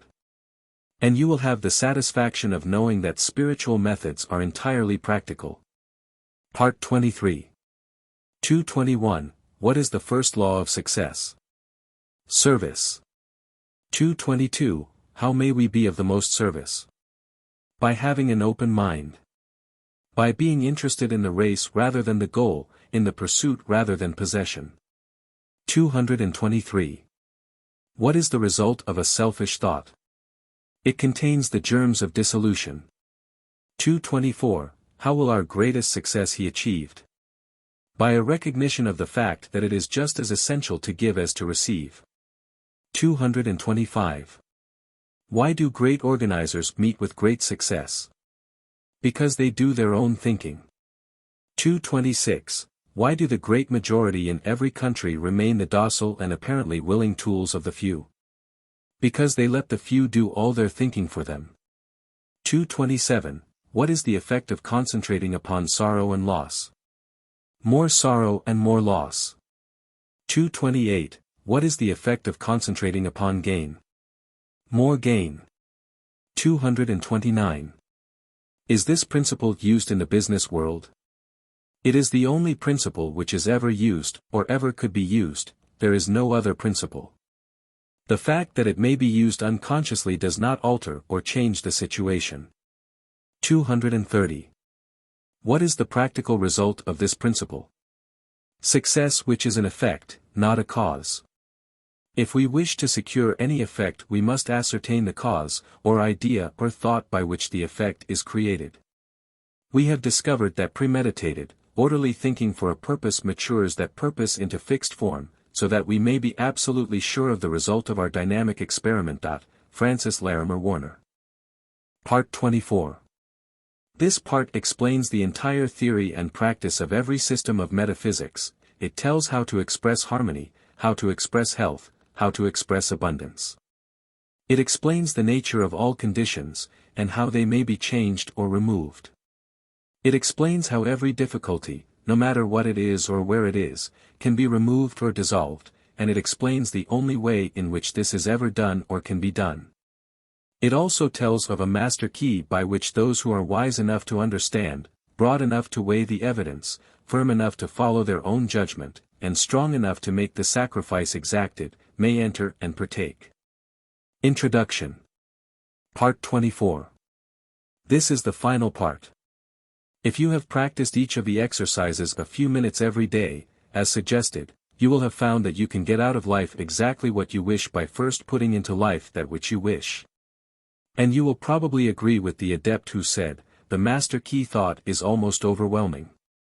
It is so vast, so available, so definite, so reasonable and so usable. The fruit of this knowledge is, as it were, a gift of the gods. It is the truth that makes men free, not only free from every lack and limitation, but free from sorrow, worry and care. Is it not wonderful to realize that omnipotent law is no respecter of persons? That it makes no difference what your past habit of thought may have been, the way has been prepared. If you are inclined to be religious, the greatest religious teacher the world has ever known made the way so plain that all may follow. If your mental bias is toward physical science, the law will operate with mathematical certainty. If you are inclined to be philosophical, Plato or Emerson may be your teacher. But, in each case, you may, by the master key, means reach degrees of power to which it is impossible to assign any limit.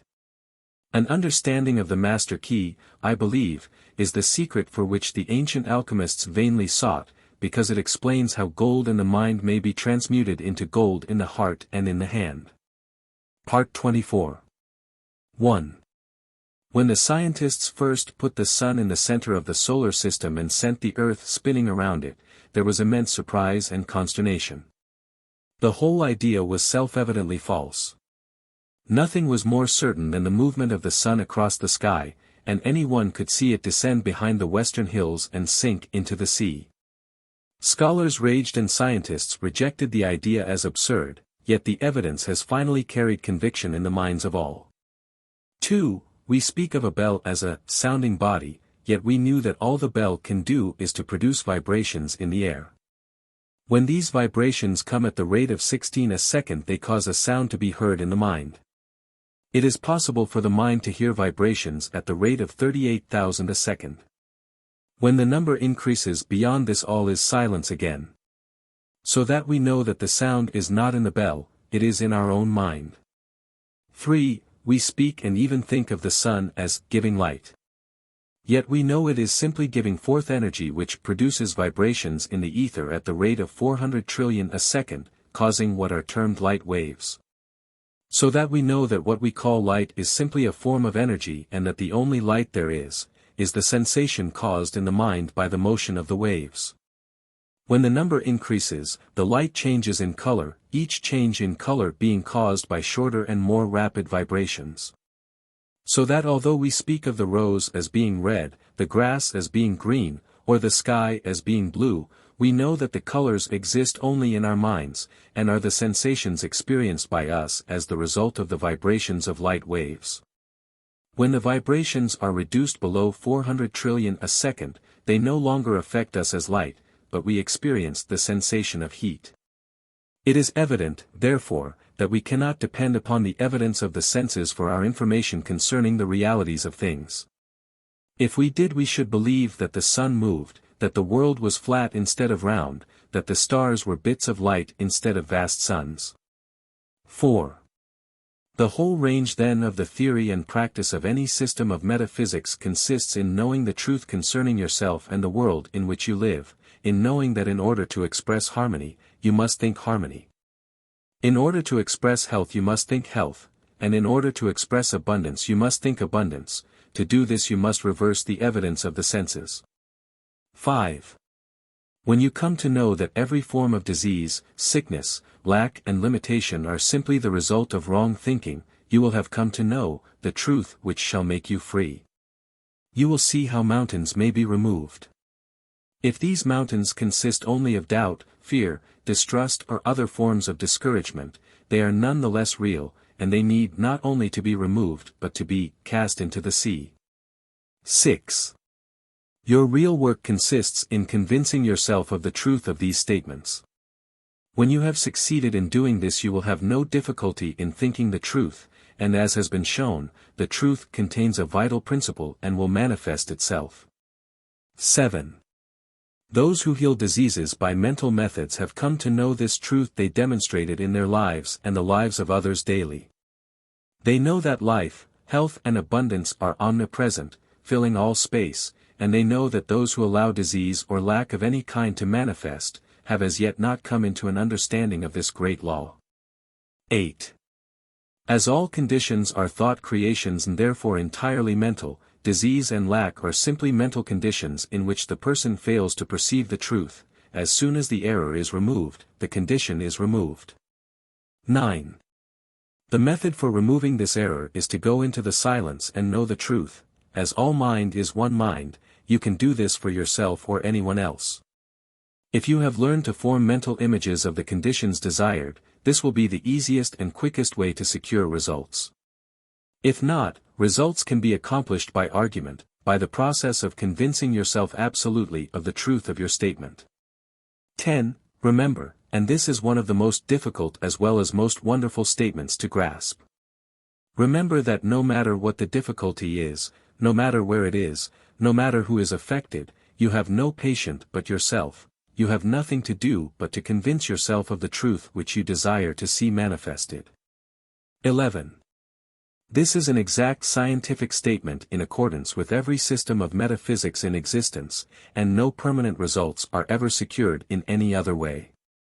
12. Every form of concentration, forming mental images, argument, and autosuggestion are all simply methods by which you are enabled to realize the truth. 13. If you desire to help someone, to destroy some form of lack, limitation or error, the correct method is not to think of the person whom you wish to help. The intention to help them is entirely sufficient, as this puts you in mental touch with the person. Then drive out of your own mind any belief of lack, limitation, disease, danger, difficulty, or whatever the trouble might be. As soon as you have succeeded in doing this, the result will have been accomplished, and the person will be free. 14. But remember that thought is creative, and consequently every time you allow your thought to rest on any inharmonious condition, you must realize that such conditions are apparent only, they have no reality. That spirit is the only reality, and it can never be less than perfect. 15. All thought is a form of energy, a rate of vibration, but a thought of the truth is the highest rate of vibration known, and consequently destroys every form of error in exactly the same way that light destroys darkness. No form of error can exist when the truth appears, so that your entire mental work consists in coming into an understanding of the truth. This will enable you to overcome every form of lack, limitation or disease of any kind. 16. We can get no understanding of the truth from the world without. The world without is relative only, truth is absolute. We must therefore find it in the world within. 17. To train the mind to see truth only is to express true conditions only. Our ability to do this will be an indication of the progress we are making. 18. The absolute truth is that the I is perfect and complete, the real I is spiritual and can therefore never be less than perfect. It can never have any lack, limitation, or disease. The flash of genius does not have origin in the molecular motion of the brain. It is inspired by the ego, the spiritual, which is one with the universal mind, and it is our ability to recognize this unity which is the cause of all inspiration, all genius. These results are far-reaching and have effect upon generations yet to come. They are the pillars of fire which mark the path that millions follow. 19. Truth is not the result of logical training or of experimentation, or even of observation. It is the product of a developed consciousness. Truth within a Caesar manifests in a Caesar's deportment, in his life and his action, his influence upon social forms and progress. Your life and your actions and your influence in the world will depend upon the degree of truth which you are enabled to perceive, for truth will not manifest in creeds, but in conduct. 20. Truth manifests in character, and the character of a man should be the interpretation of his religion, or what to him is truth, and this will in turn be evidenced in the character of his possessions. If a man complains of the drift of his fortune, he is just as unjust to himself as if he should deny rational truth, though it stand patent and irrefutable. 21. Our environment and the innumerable circumstances and accidents of our lives already exist in the subconscious personality which attracts to itself the mental and physical material which is congenial to its nature. Thus is our future being determined from our present, and if there should be apparent injustice in any feature or phase of our personal life, we must look within for the cause. Try to discover the mental fact which is responsible for the outward manifestation. 22. It is this truth which makes you free, and it is the conscious knowledge of this truth which will enable you to overcome every difficulty. 23. The conditions with which you meet in the world without are invariably the result of the conditions obtaining in the world within. Therefore it follows with scientific accuracy that by holding the perfect ideal in mind you can bring about ideal conditions in your environment. 24. If you see only the incomplete, the imperfect, the relative, the limited, these conditions will manifest in your life, but if you train your mind to see and realize the spiritual ego, the I, which is forever perfect and complete, harmonious, wholesome and healthful conditions only will be manifested. 25. As thought is creative, and the truth is the highest and most perfect thought which anyone can think. It is self-evident that to think the truth is to create that which is true, and it is again evident that when truth comes into being that which is false must cease to be. 26. The universal mind is the totality of all mind which is in existence. Spirit is mind, because spirit is intelligent. The words are, therefore, synonymous. 27. The difficulty with which you have to contend is to realize that mind is not individual. It is omnipresent. It exists everywhere. In other words, there is no place where it is not. It is, therefore, universal. 28. Men have, heretofore, generally used the word God to indicate this universal, creative principle, but the word God does not convey the right meaning. Most people understand this word to mean something outside of themselves, while exactly the contrary is the fact. It is our very life. Without it we would be dead. We would cease to exist. The minute the spirit leaves the body, we are as nothing. Therefore, spirit is really all there is of us. 29. Now the only activity which the spirit possesses is the power to think. Therefore, thought must be creative, because spirit is creative. This creative power is impersonal, and your ability to think is your ability to control it and make use of it for the benefit of yourself and others. 30. When the truth of this statement is realized, understood, and appreciated, you will have come into possession of the master key, but remember that only those who are wise enough to understand, broad enough to weigh the evidence, firm enough to follow their own judgment, and strong enough to make the sacrifice exacted, may enter and partake. 31. Now, try to realize that this is truly a wonderful world in which we live, that you are a wonderful being, that many are awakening to a knowledge of the truth. And as fast as they awake and come into a knowledge of the things which have been prepared for them, they, too, realize that for them previously, eye hath not seen, nor ear heard, neither hath it entered into the heart of man, the splendor which exists for those who find themselves in the promised land. They have crossed the river of judgment and have arrived at the point of discrimination between the true and the false, and have found that all they ever willed or dreamed, was but a faint concept of the dazzling reality. Though an inheritance of acres may be bequeathed, an inheritance of knowledge and wisdom cannot. The wealthy man may pay others for doing his work for him, but it is impossible to get his thinking done for him by another, or to purchase any kind of self-culture. Smiles. Part 24. 231. Upon what principle does the theory and practice of every system of metaphysics in existence depend? Upon a knowledge of the truth concerning yourself and the world in which you live. 232. What is the truth concerning yourself? The real I, or ego, is spiritual and can therefore never be less than perfect. 233. What is the method of destroying any form of error?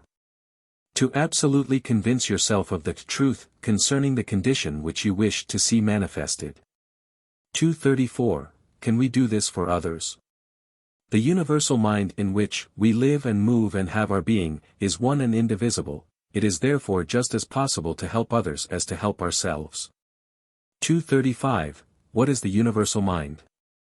The totality of all mind in existence. 236. Where is the universal mind? The universal mind is omnipresent, it exists everywhere. There is no place where it is not. It is therefore within us. It is the world within. It is our spirit, our life. 237. What is the nature of the universal mind? It is spiritual and consequently creative. It seeks to express itself in form. 238. How may we act on the universal mind? Our ability to think is our ability to act on the universal mind and bring it into manifestation for the benefit of ourselves or others. 239. What is meant by thinking? Clear, decisive, calm, deliberate, sustained thought with a definite end in view. 240. What will be the result? You will also be able to say, It is not I that doeth the works, but the Father that dwelleth within me, he doeth the works. You will come to know that the Father is the universal mind and that he does really and truly dwell within you. In other words, you will come to know that the wonderful promises made in the Bible are fact, not fiction, and can be demonstrated by anyone having sufficient understanding. Glossary. A vocabulary of words used in the text of The Master Key, specially explained. Absolute, that which cannot be measured, determined, limited, expressed, the fundamentally and self-existently real from which all other reality springs. Accretion, growth or accumulation by external additions. Altruism, the instinct and emotion which prompts to effort on behalf of others. Analytical, proceeding by analysis, the separating of anything into first principles. Anthropomorphic, the ascription of human attributes, feelings and conduct to the deity, the natural result of the limitation of human thought and language. Apperception, the mental process which associates and brings to attention all the ideas and memories associated with the central thought to which the attention is directly given. Arcana, an inner secret or mystery. Something hidden from the mass of men, one of the great secrets which the alchemists sought to discover. Attention, the act or process of giving a special clearness to one or more particulars in the complex content of consciousness. Thus the difference between an ordinary mind and the mind of a Newton consists principally in this, that the one is capable of a more continuous attention than the other.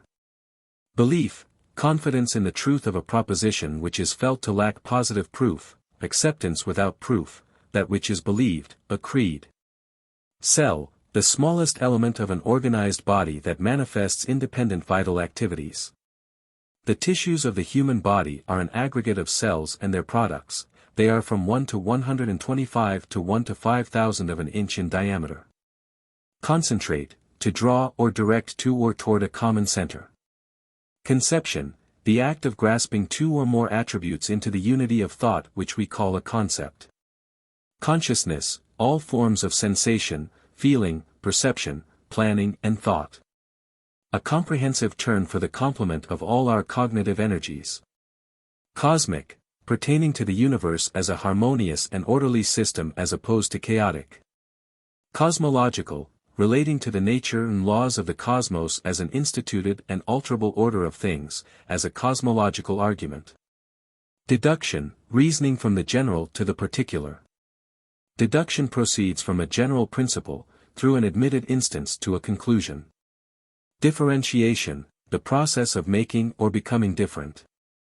As the hypothesis that the characteristic cell growth and divergent particularization of all organisms are due to environment and local conditions as opposed to inherited differentiation by which the characteristics are inherent in the composition of the embryo. EGO, the I which thinks, feels and acts, the conscious individual or the thinking self as distinguished from all objects of thought and from its own states or powers, the pure principle of personal identity. Electricity, a material agency which, when in motion, exhibits magnetic, chemical and thermal effects. Elohim, the Hebrew title of most frequent occurrence in the Old Testament, expressing absolute divine power. Evolution, the unity of action exhibited in the operations of nature, the act or process of evolving, the succession of changes by which a germ passes from a simple to a complex condition. With each succeeding kingdom, evolution has changed its direction upward from the physical to the psychical. Funk. Electron, the smallest known component of matter, always associated with an unvarying unit charge of negative electricity. Faith, active belief, belief which amounts to a basis for action upon the accepted premises. Germinate, the first act of growth, in a seed, spore or ovum. Glossary, an explanatory vocabulary dealing with a class of words, as of those of a dialect or a science. God, the embodiment or some aspect of reality or of some being regarded as the ultimate principle of the universe. Gravitation, the tendency of every particle of matter in the universe toward every other particle, also the law which expresses this force, which is the accelerating tendency of bodies toward the center of the Earth, is equal to the Earth's attraction minus the centrifugal force arising from the rotation of the Earth on its axis. Harmony, completeness and perfection resulting from diversity in unity, agreement in relation, orderliness. Idea, a thought which is conceived to be in a measure independent of the thinker, and, in a sense, self-existent. Thought is used to name the presentation which is the direct product of the active mind and which would not and could not exist apart from the acting mind. While idea is used to name the presentation of the mind which is no longer considered as acting. A presentation which might even exist apart from, and independently of, a mind or its activities. A thought is felt to be peculiar to the one thinking it, while the idea is felt to be, in a measure, self-determined or due to the nature of that with which it is associated, so that all minds would foam at the same. The term still feels the influence of Plato's conception of the ideas as the forms of fundamental reality. Idealize, to render ideal, to conform to some mental standard as of perfection. Inhibit, to restrict by prohibition, to check, to suppress. Imagination, the act or power of combining products of past experiences in new, modified or ideal forms. The creative or constructive power of the mind. The act of constructive intellect in grouping knowledge or thought into new, original or rational systems. Science, invention and philosophy have little use for fancy, but the creative, penetrative power of imagination is to them the breath of life, and the condition of all advance and success. Immutable, not capable of change either by increase or decrease, by development or self-evolution, unchangeable, invariable and permanent. Induction, the scientific method that proceeds by 1. Exact operation, 2. Correct interpretation. 3. Rational explanation, 4. Scientific construction. Reasoning from the particular to the general, induction proceeds from a number of collated instances, through some attribute common to them all, to a general principle. Individual, a complete independent single being, incapable of division without loss of identity. Inexorable, not to be moved by entreaty, unyielding, unrelenting, implacable, inflexible. Infinite, self-existent and all-inclusive reality. Unmeasured, undetermined, unlimited, independent of expression, yet including all expressions, or actualized things, the absolute. Insight, a perception of the inner nature of a thing. Inspiration, the inbreathing or imparting of an idea, emotion or mental or spiritual influence, the elevating and creative influence of genius. Intangible, incapable of being touched. Not perceptible to the senses, having no clear foundation in fact. Intuition, a conclusion which was arrived at without the conscious use of reason and not directly traceable to ordinary understandings of sensory experiences. The faculty of unconscious mind by which we arrive at intuitions, or know things without being taught, direct, or immediate knowledge of physical or moral values. Key, anything which discloses or opens something to the understanding, as a key to a subject or problem, that which opens the way to other projects or renders further progress possible. Kinetic, producing motion, active as opposed to latent. The kinetic theory has been found capable of explaining nearly all the phenomena of gases and is now generally accepted. Levin, anything that by exerting a secret or silent influence gradually brings about a change in character or conditions. Logic, the science or doctrine of correct thinking, the principles governing the reasoning faculties in the pursuit and exposition of truth. Love, the outgoing or yearning of the soul for what is good or excellent. Master, one who controls or has authority, a superior, a ruler or governor, one who gains the victory as, I am the master of my fate. Master key, a key which controls a number of locks, the separate keys of which are not interchangeable. Matter, that force of being or substance that is characterized by extension, inertia, weight, etc., or, in general, by the properties cognized by the senses. Mechanism, the structure or means of action of any mechanical contrivance. A human organism with all its parts in harmonious action is a splendid mechanism. Winchell. Metaphysics, the science of the first principles of being and of knowledge. The reason doctrine of the essential nature and fundamental relations of all that is real. Mind, an abstract, collective form for all forms of conscious intelligence. Natural law, that which is normal or in accordance with the ordinary course of things, as opposed to the supernatural.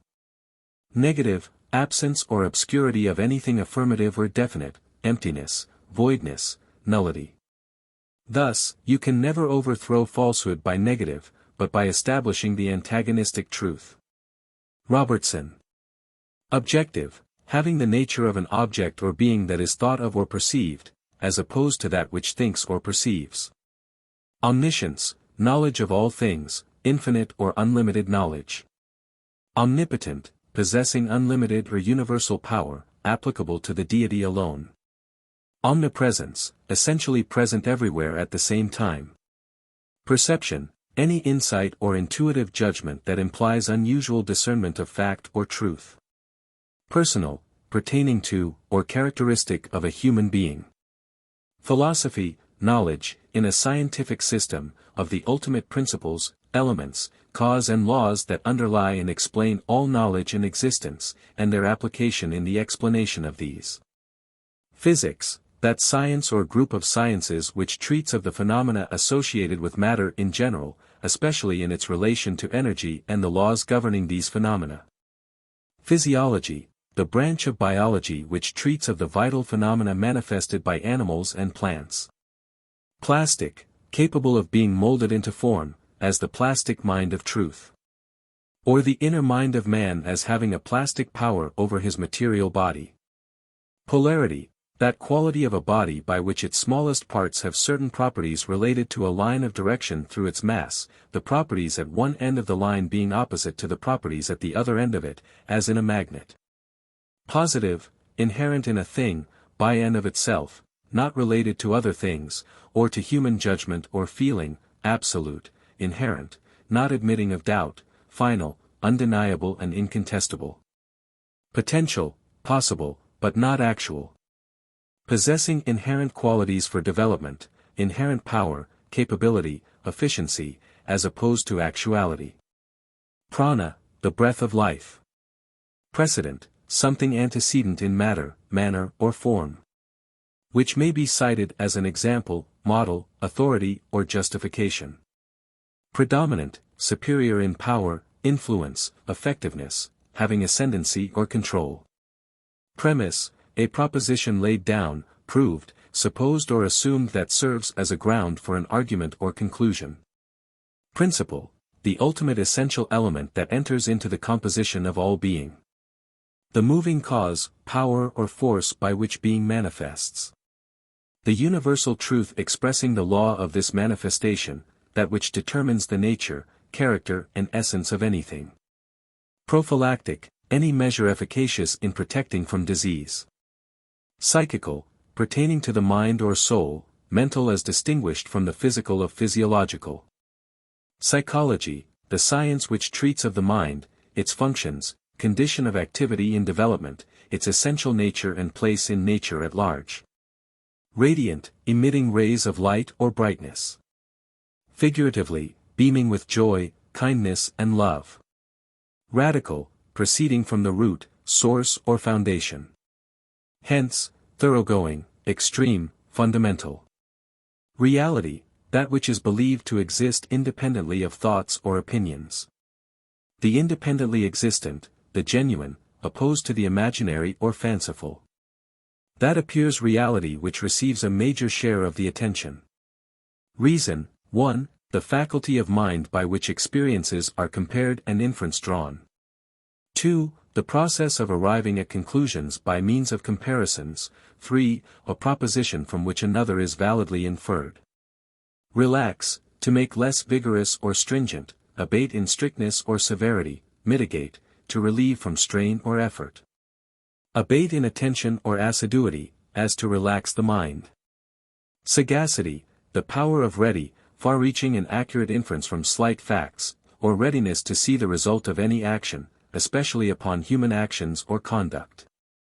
Saneness, the least degree of diversity. Science, knowledge gained and verified by exact observations and correct thinking, methodically formulated and arranged in a rational system. Service, the act of helping another or promoting his interests in any way.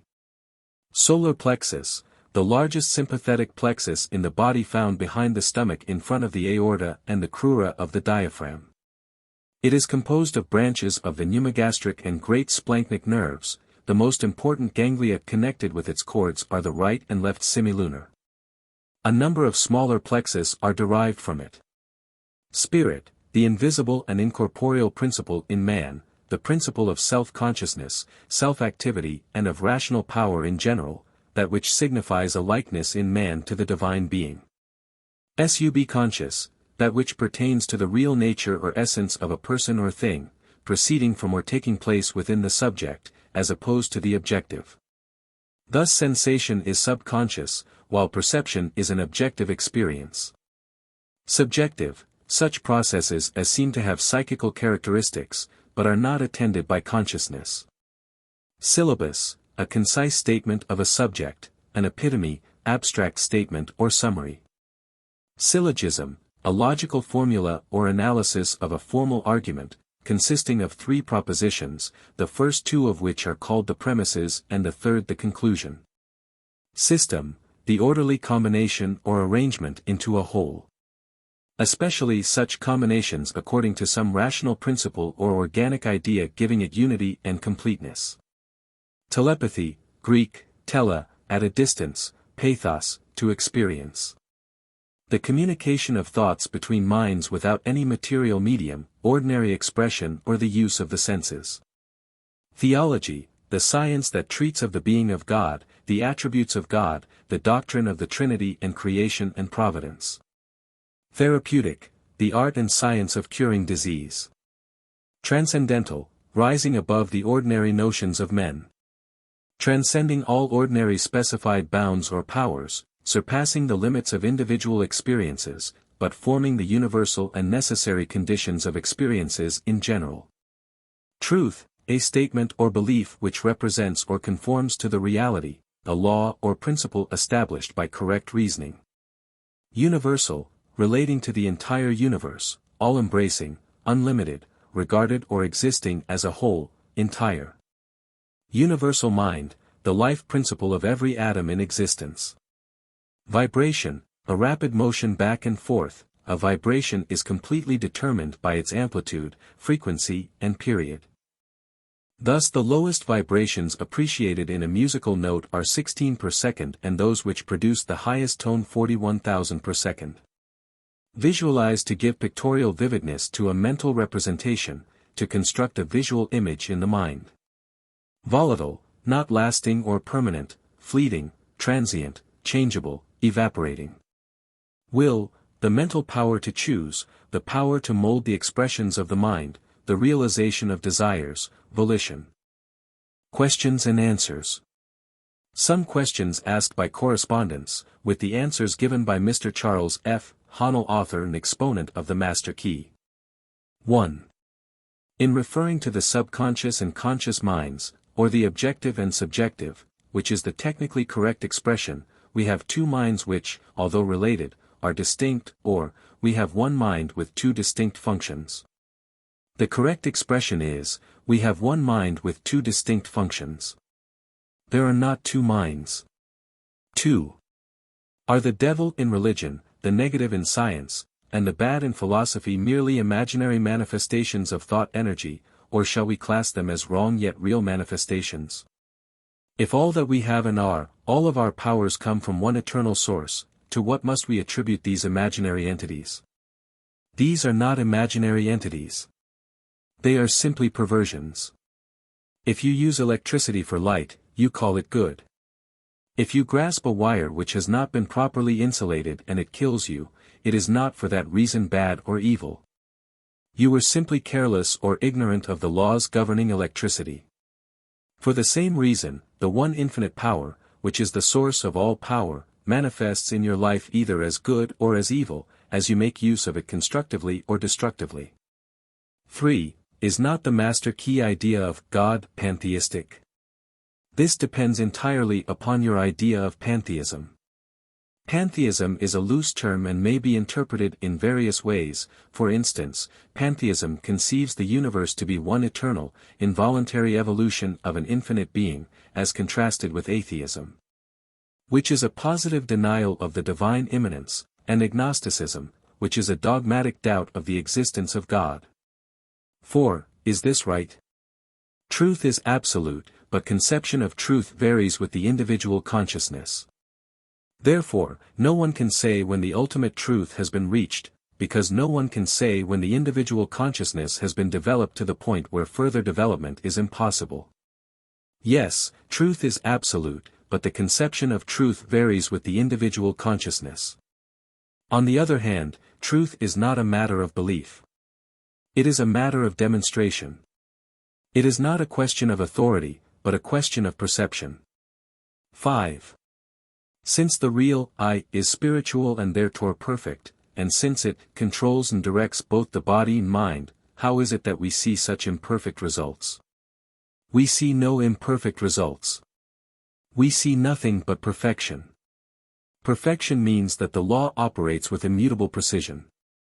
Spiritual law always operates perfectly. If the individual thinks constructively, results are constructive, harmonious. If he thinks destructively, he reaps exactly what he sows. The law works perfectly. We see no imperfect results whatever. We may freely choose what we think, but the result of our thought is governed by an immutable law. 6. What is life?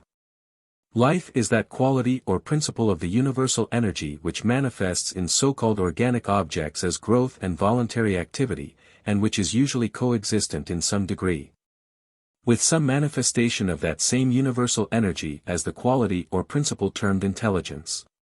You must understand that there is only one supreme principle, evading all comprehension of its essential nature.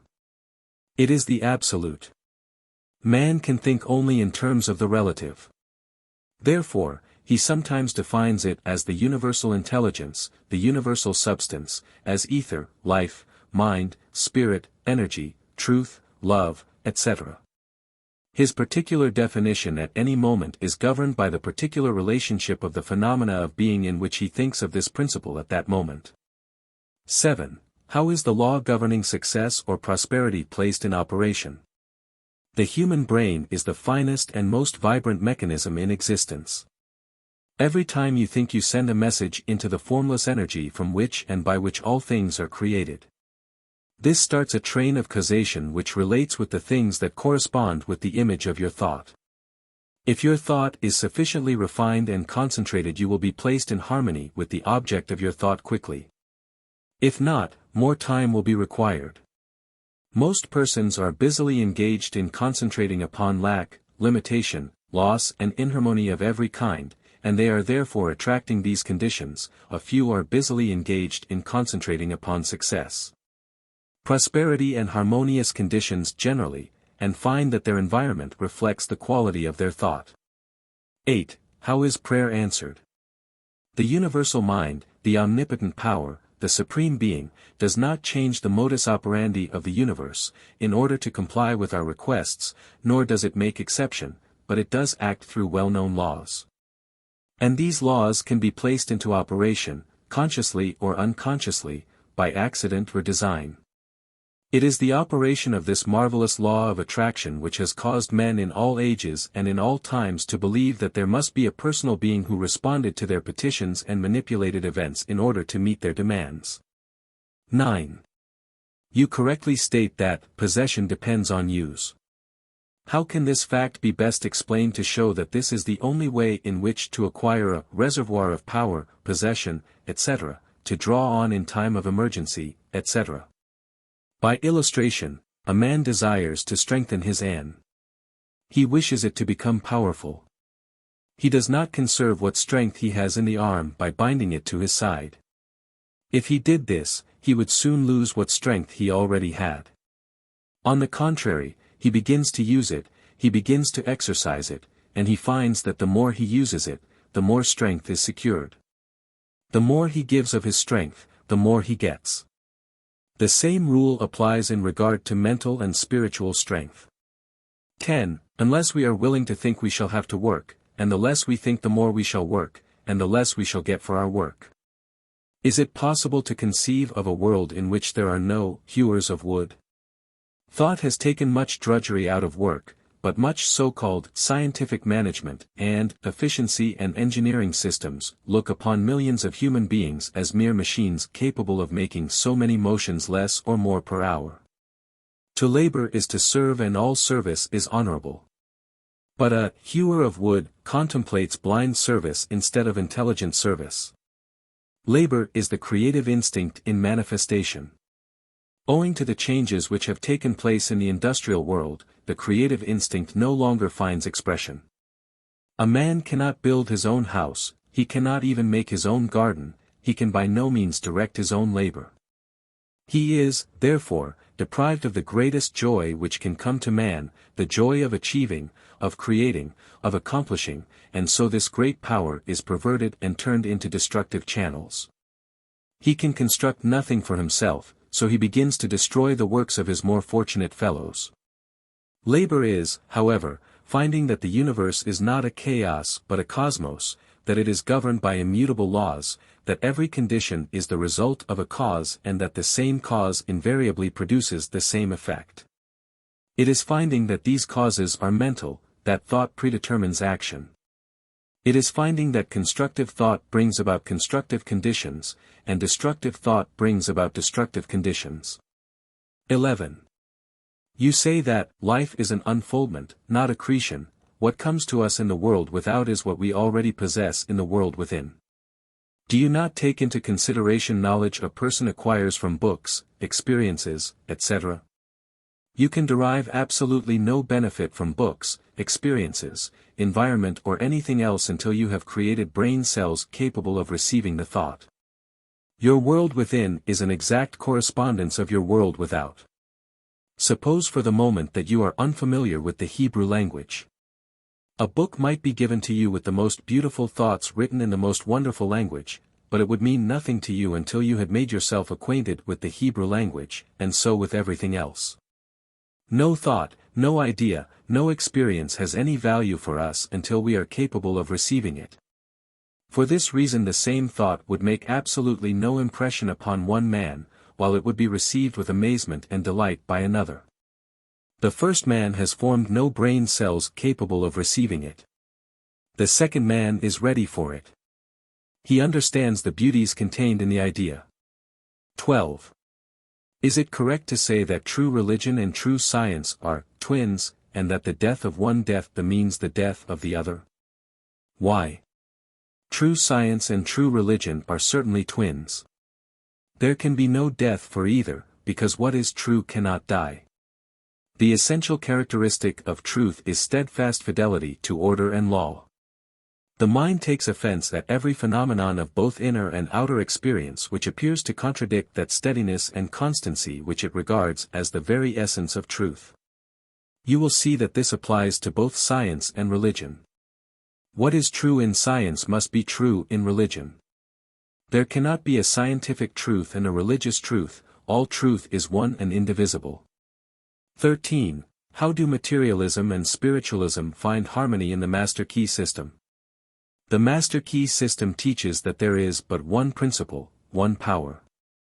That everything which exists is a materialization of this one power. The power itself is spiritual, but the manifestation of the power is material. One is subjective and the other objective. Two phases of one being. We find this everywhere in nature. Man is a spiritual being, but he also has a material body. Spirit must manifest upon the objective plane in an objective manner. The spiritual in this sense has nothing whatever to do with what are usually considered spiritualistic phenomena. 14. What explanation is to be given of the fact that although a great majority of the people not only throughout Europe but in the United States are sick of war and want only peace and a return to prosperous normal conditions? That the return of the desired normal prosperous conditions is such a slow hard process?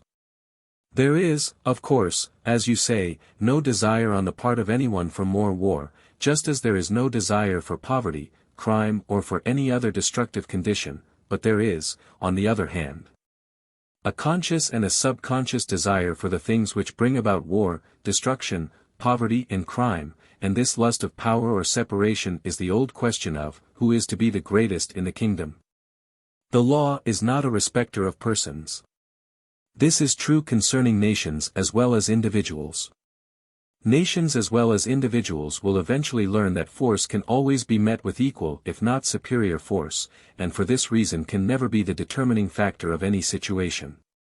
Objective harmony can come only as a result of subjective harmony, and subjective harmony can come only as a result of vision, understanding, and perception. 15. In the acme of achievement aimed at by the master key, how is it possible to ignore theology? A few centuries ago it was thought that we must choose between the Bible and Galileo.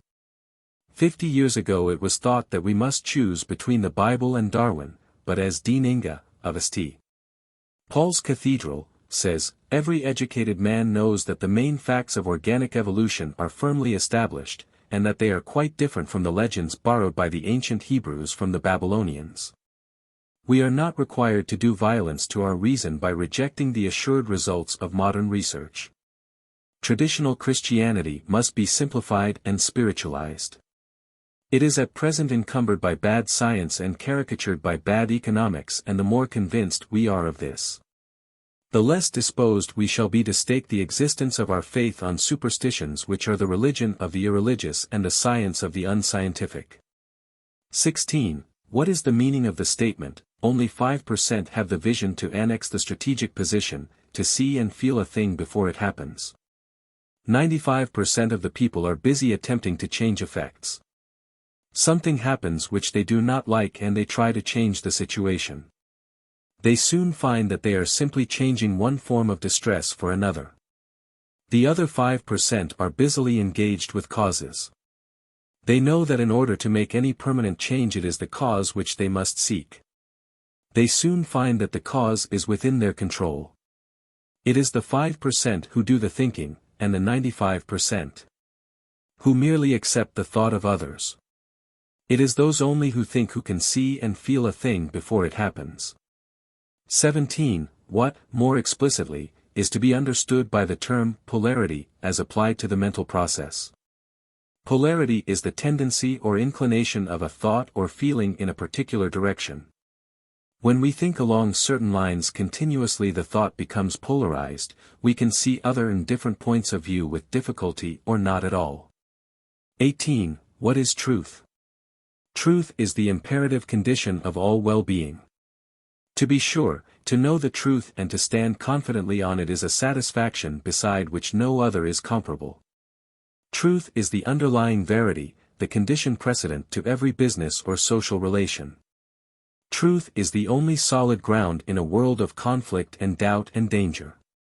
Every act not in harmony with truth, whether through ignorance or design, cuts the ground from under our feet, leads to discord, inevitable loss and confusion, for while the humblest mind can accurately foretell the result of every correct action, the greatest, most profound and penetrating mind loses its way hopelessly and can form no conception of the results due to a departure from correct principles. 19. How are germs created? Creation consists in the art of combining forces which have an affinity for each other, in the proper proportion. Thus oxygen and hydrogen combined in the proper proportions produce water. Oxygen and hydrogen are both invisible gases, but water is visible. Germs, however, have life, they must therefore be the product of something which has life or intelligence. Spirit is the only creative principle in the universe, and thought is the only activity which spirit possesses. Therefore, Germs must be the result of a mental process. A thought goes forth from the thinker, it meets other thoughts for which it has an affinity, they coalesce and form a nucleus for other similar thoughts, this nucleus sends out calls into the formless energy, wherein all thoughts and all things are held in solution, and soon the thought is closed in a form in accordance with the character given to it by the thinker. 1,000,000 men in the agony of death and torture on the battlefield send out thoughts of hatred and distress, soon another 1,000,000 men die from the effect of a germ called influenza. None but the experienced metaphysician knows when and how the deadly germ came into existence. As there are an infinite variety of thoughts, so there are an infinite variety of germs, constructive as well as destructive. But neither the constructive or the destructive germ will germinate and flourish until it finds congenial soil in which to take root. 20. What has given rise to the idea of reincarnation? The germ plasma in each generation always contains the sum of all that has passed before it. The nucleus of every cell contains the chromosomes, and these reproduce the species of nature and condition according to definite law. Each chromosome, microscopically small as it is, contains the elements of every other cell in a matured body, plus characteristics of species, plus characteristics of form and appearance, plus family resemblance, plus nature, plus mind, plus matured tendencies, plus everything that makes personality and individuality. We are then physically exactly what our forefathers were, plus environment and education. It is this persistency of the identity of the individual chromosome from generation to generation which has given rise to the idea of reincarnation. 21. What is black magic? The idea that there is a phenomenon called black magic is attributable to credulity, superstition and a lack of understanding of the laws governing in the mental world. All thoughts and all things are held in solution in the universal mind. The individual may open his mental gates and thereby become receptive to thoughts of any kind or description. If he thinks that there are magicians, witches or wizards who are desirous of injuring him, he is thereby opening the door for the entrance of such thoughts, and he will be able to say with Job, "The things I feared have come upon me." If, on the contrary, he thinks that there are those who are desirous of helping him, he thereby opens the door for such help, and he will find that, as thy faith is, so be it unto thee, is as true today as it was 2,000 years ago. 22. I do not seem to grasp fully the application of the law of vibration to the thought world. How, for instance, are we to change the rate of vibration here? In what direction shall it be changed to produce best results? Every thought changes the rate of vibration. As you are enabled to think greater, deeper, higher and more forceful thoughts, the brain cells are refined, they become more powerful, and they are enabled to receive finer vibrations. This is not only true in the mental and spiritual world, but in the physical world. As the ear becomes trained in music, it is enabled to receive finer vibrations, until the trained musician can hear harmonies of sound of which the ordinary person is entirely unaware. 23. Amid the seeming chaos of present-day conditions, is it not easy to discern the coming of that dawn which all the great ones of earth have foretold, the second coming of the millennium? One of the characteristic signs of a general awakening is the optimism shining through the mist of doubt and unrest. This optimism is taking the form of illumination, and as the illumination becomes general, fear, anger, doubt, selfishness and greed pass away. We are not looking for the Christ child, but the Christ consciousness. We are anticipating a more general realization of the truth which is to make men free. That there may be one man or one woman who shall first realize this truth in the new era is barely possible, but the preponderance of evidence points to a more general awakening to the light of illumination. 24. You speak about the originating mind that forms, upholds, sustains and creates all there is. Does this explain the source from which comes man's ability to think lack, to think war and crime, etc.? Yes, this includes man's ability to think lack, war and crime.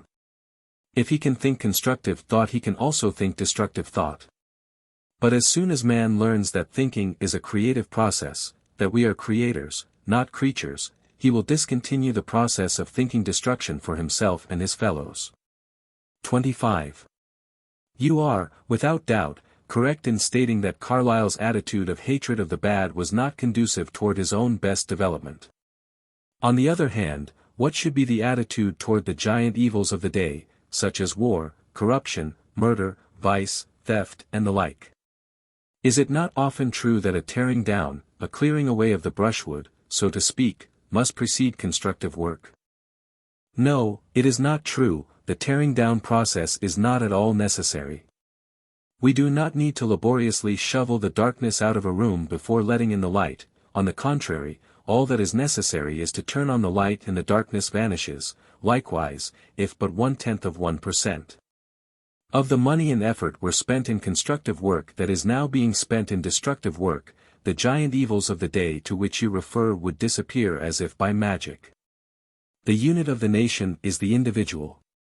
The government represents only the average intelligence of the units comprising the nation. Therefore, our work is with the unit. When the thought of the individual has been changed, the collective thought will take care of itself, but we try to reverse the process. We try to change governments instead of individuals, which cannot be done. But with a little intelligent organized effort, the present destructive thought could be readily changed into constructive thought. Temples have their sacred images, and we see what influence they have always had over a great part of mankind. But in truth, the ideas and images in men's minds are the invisible powers that constantly govern them, and to these they all pay universally a ready submission. Jonathan Edwards.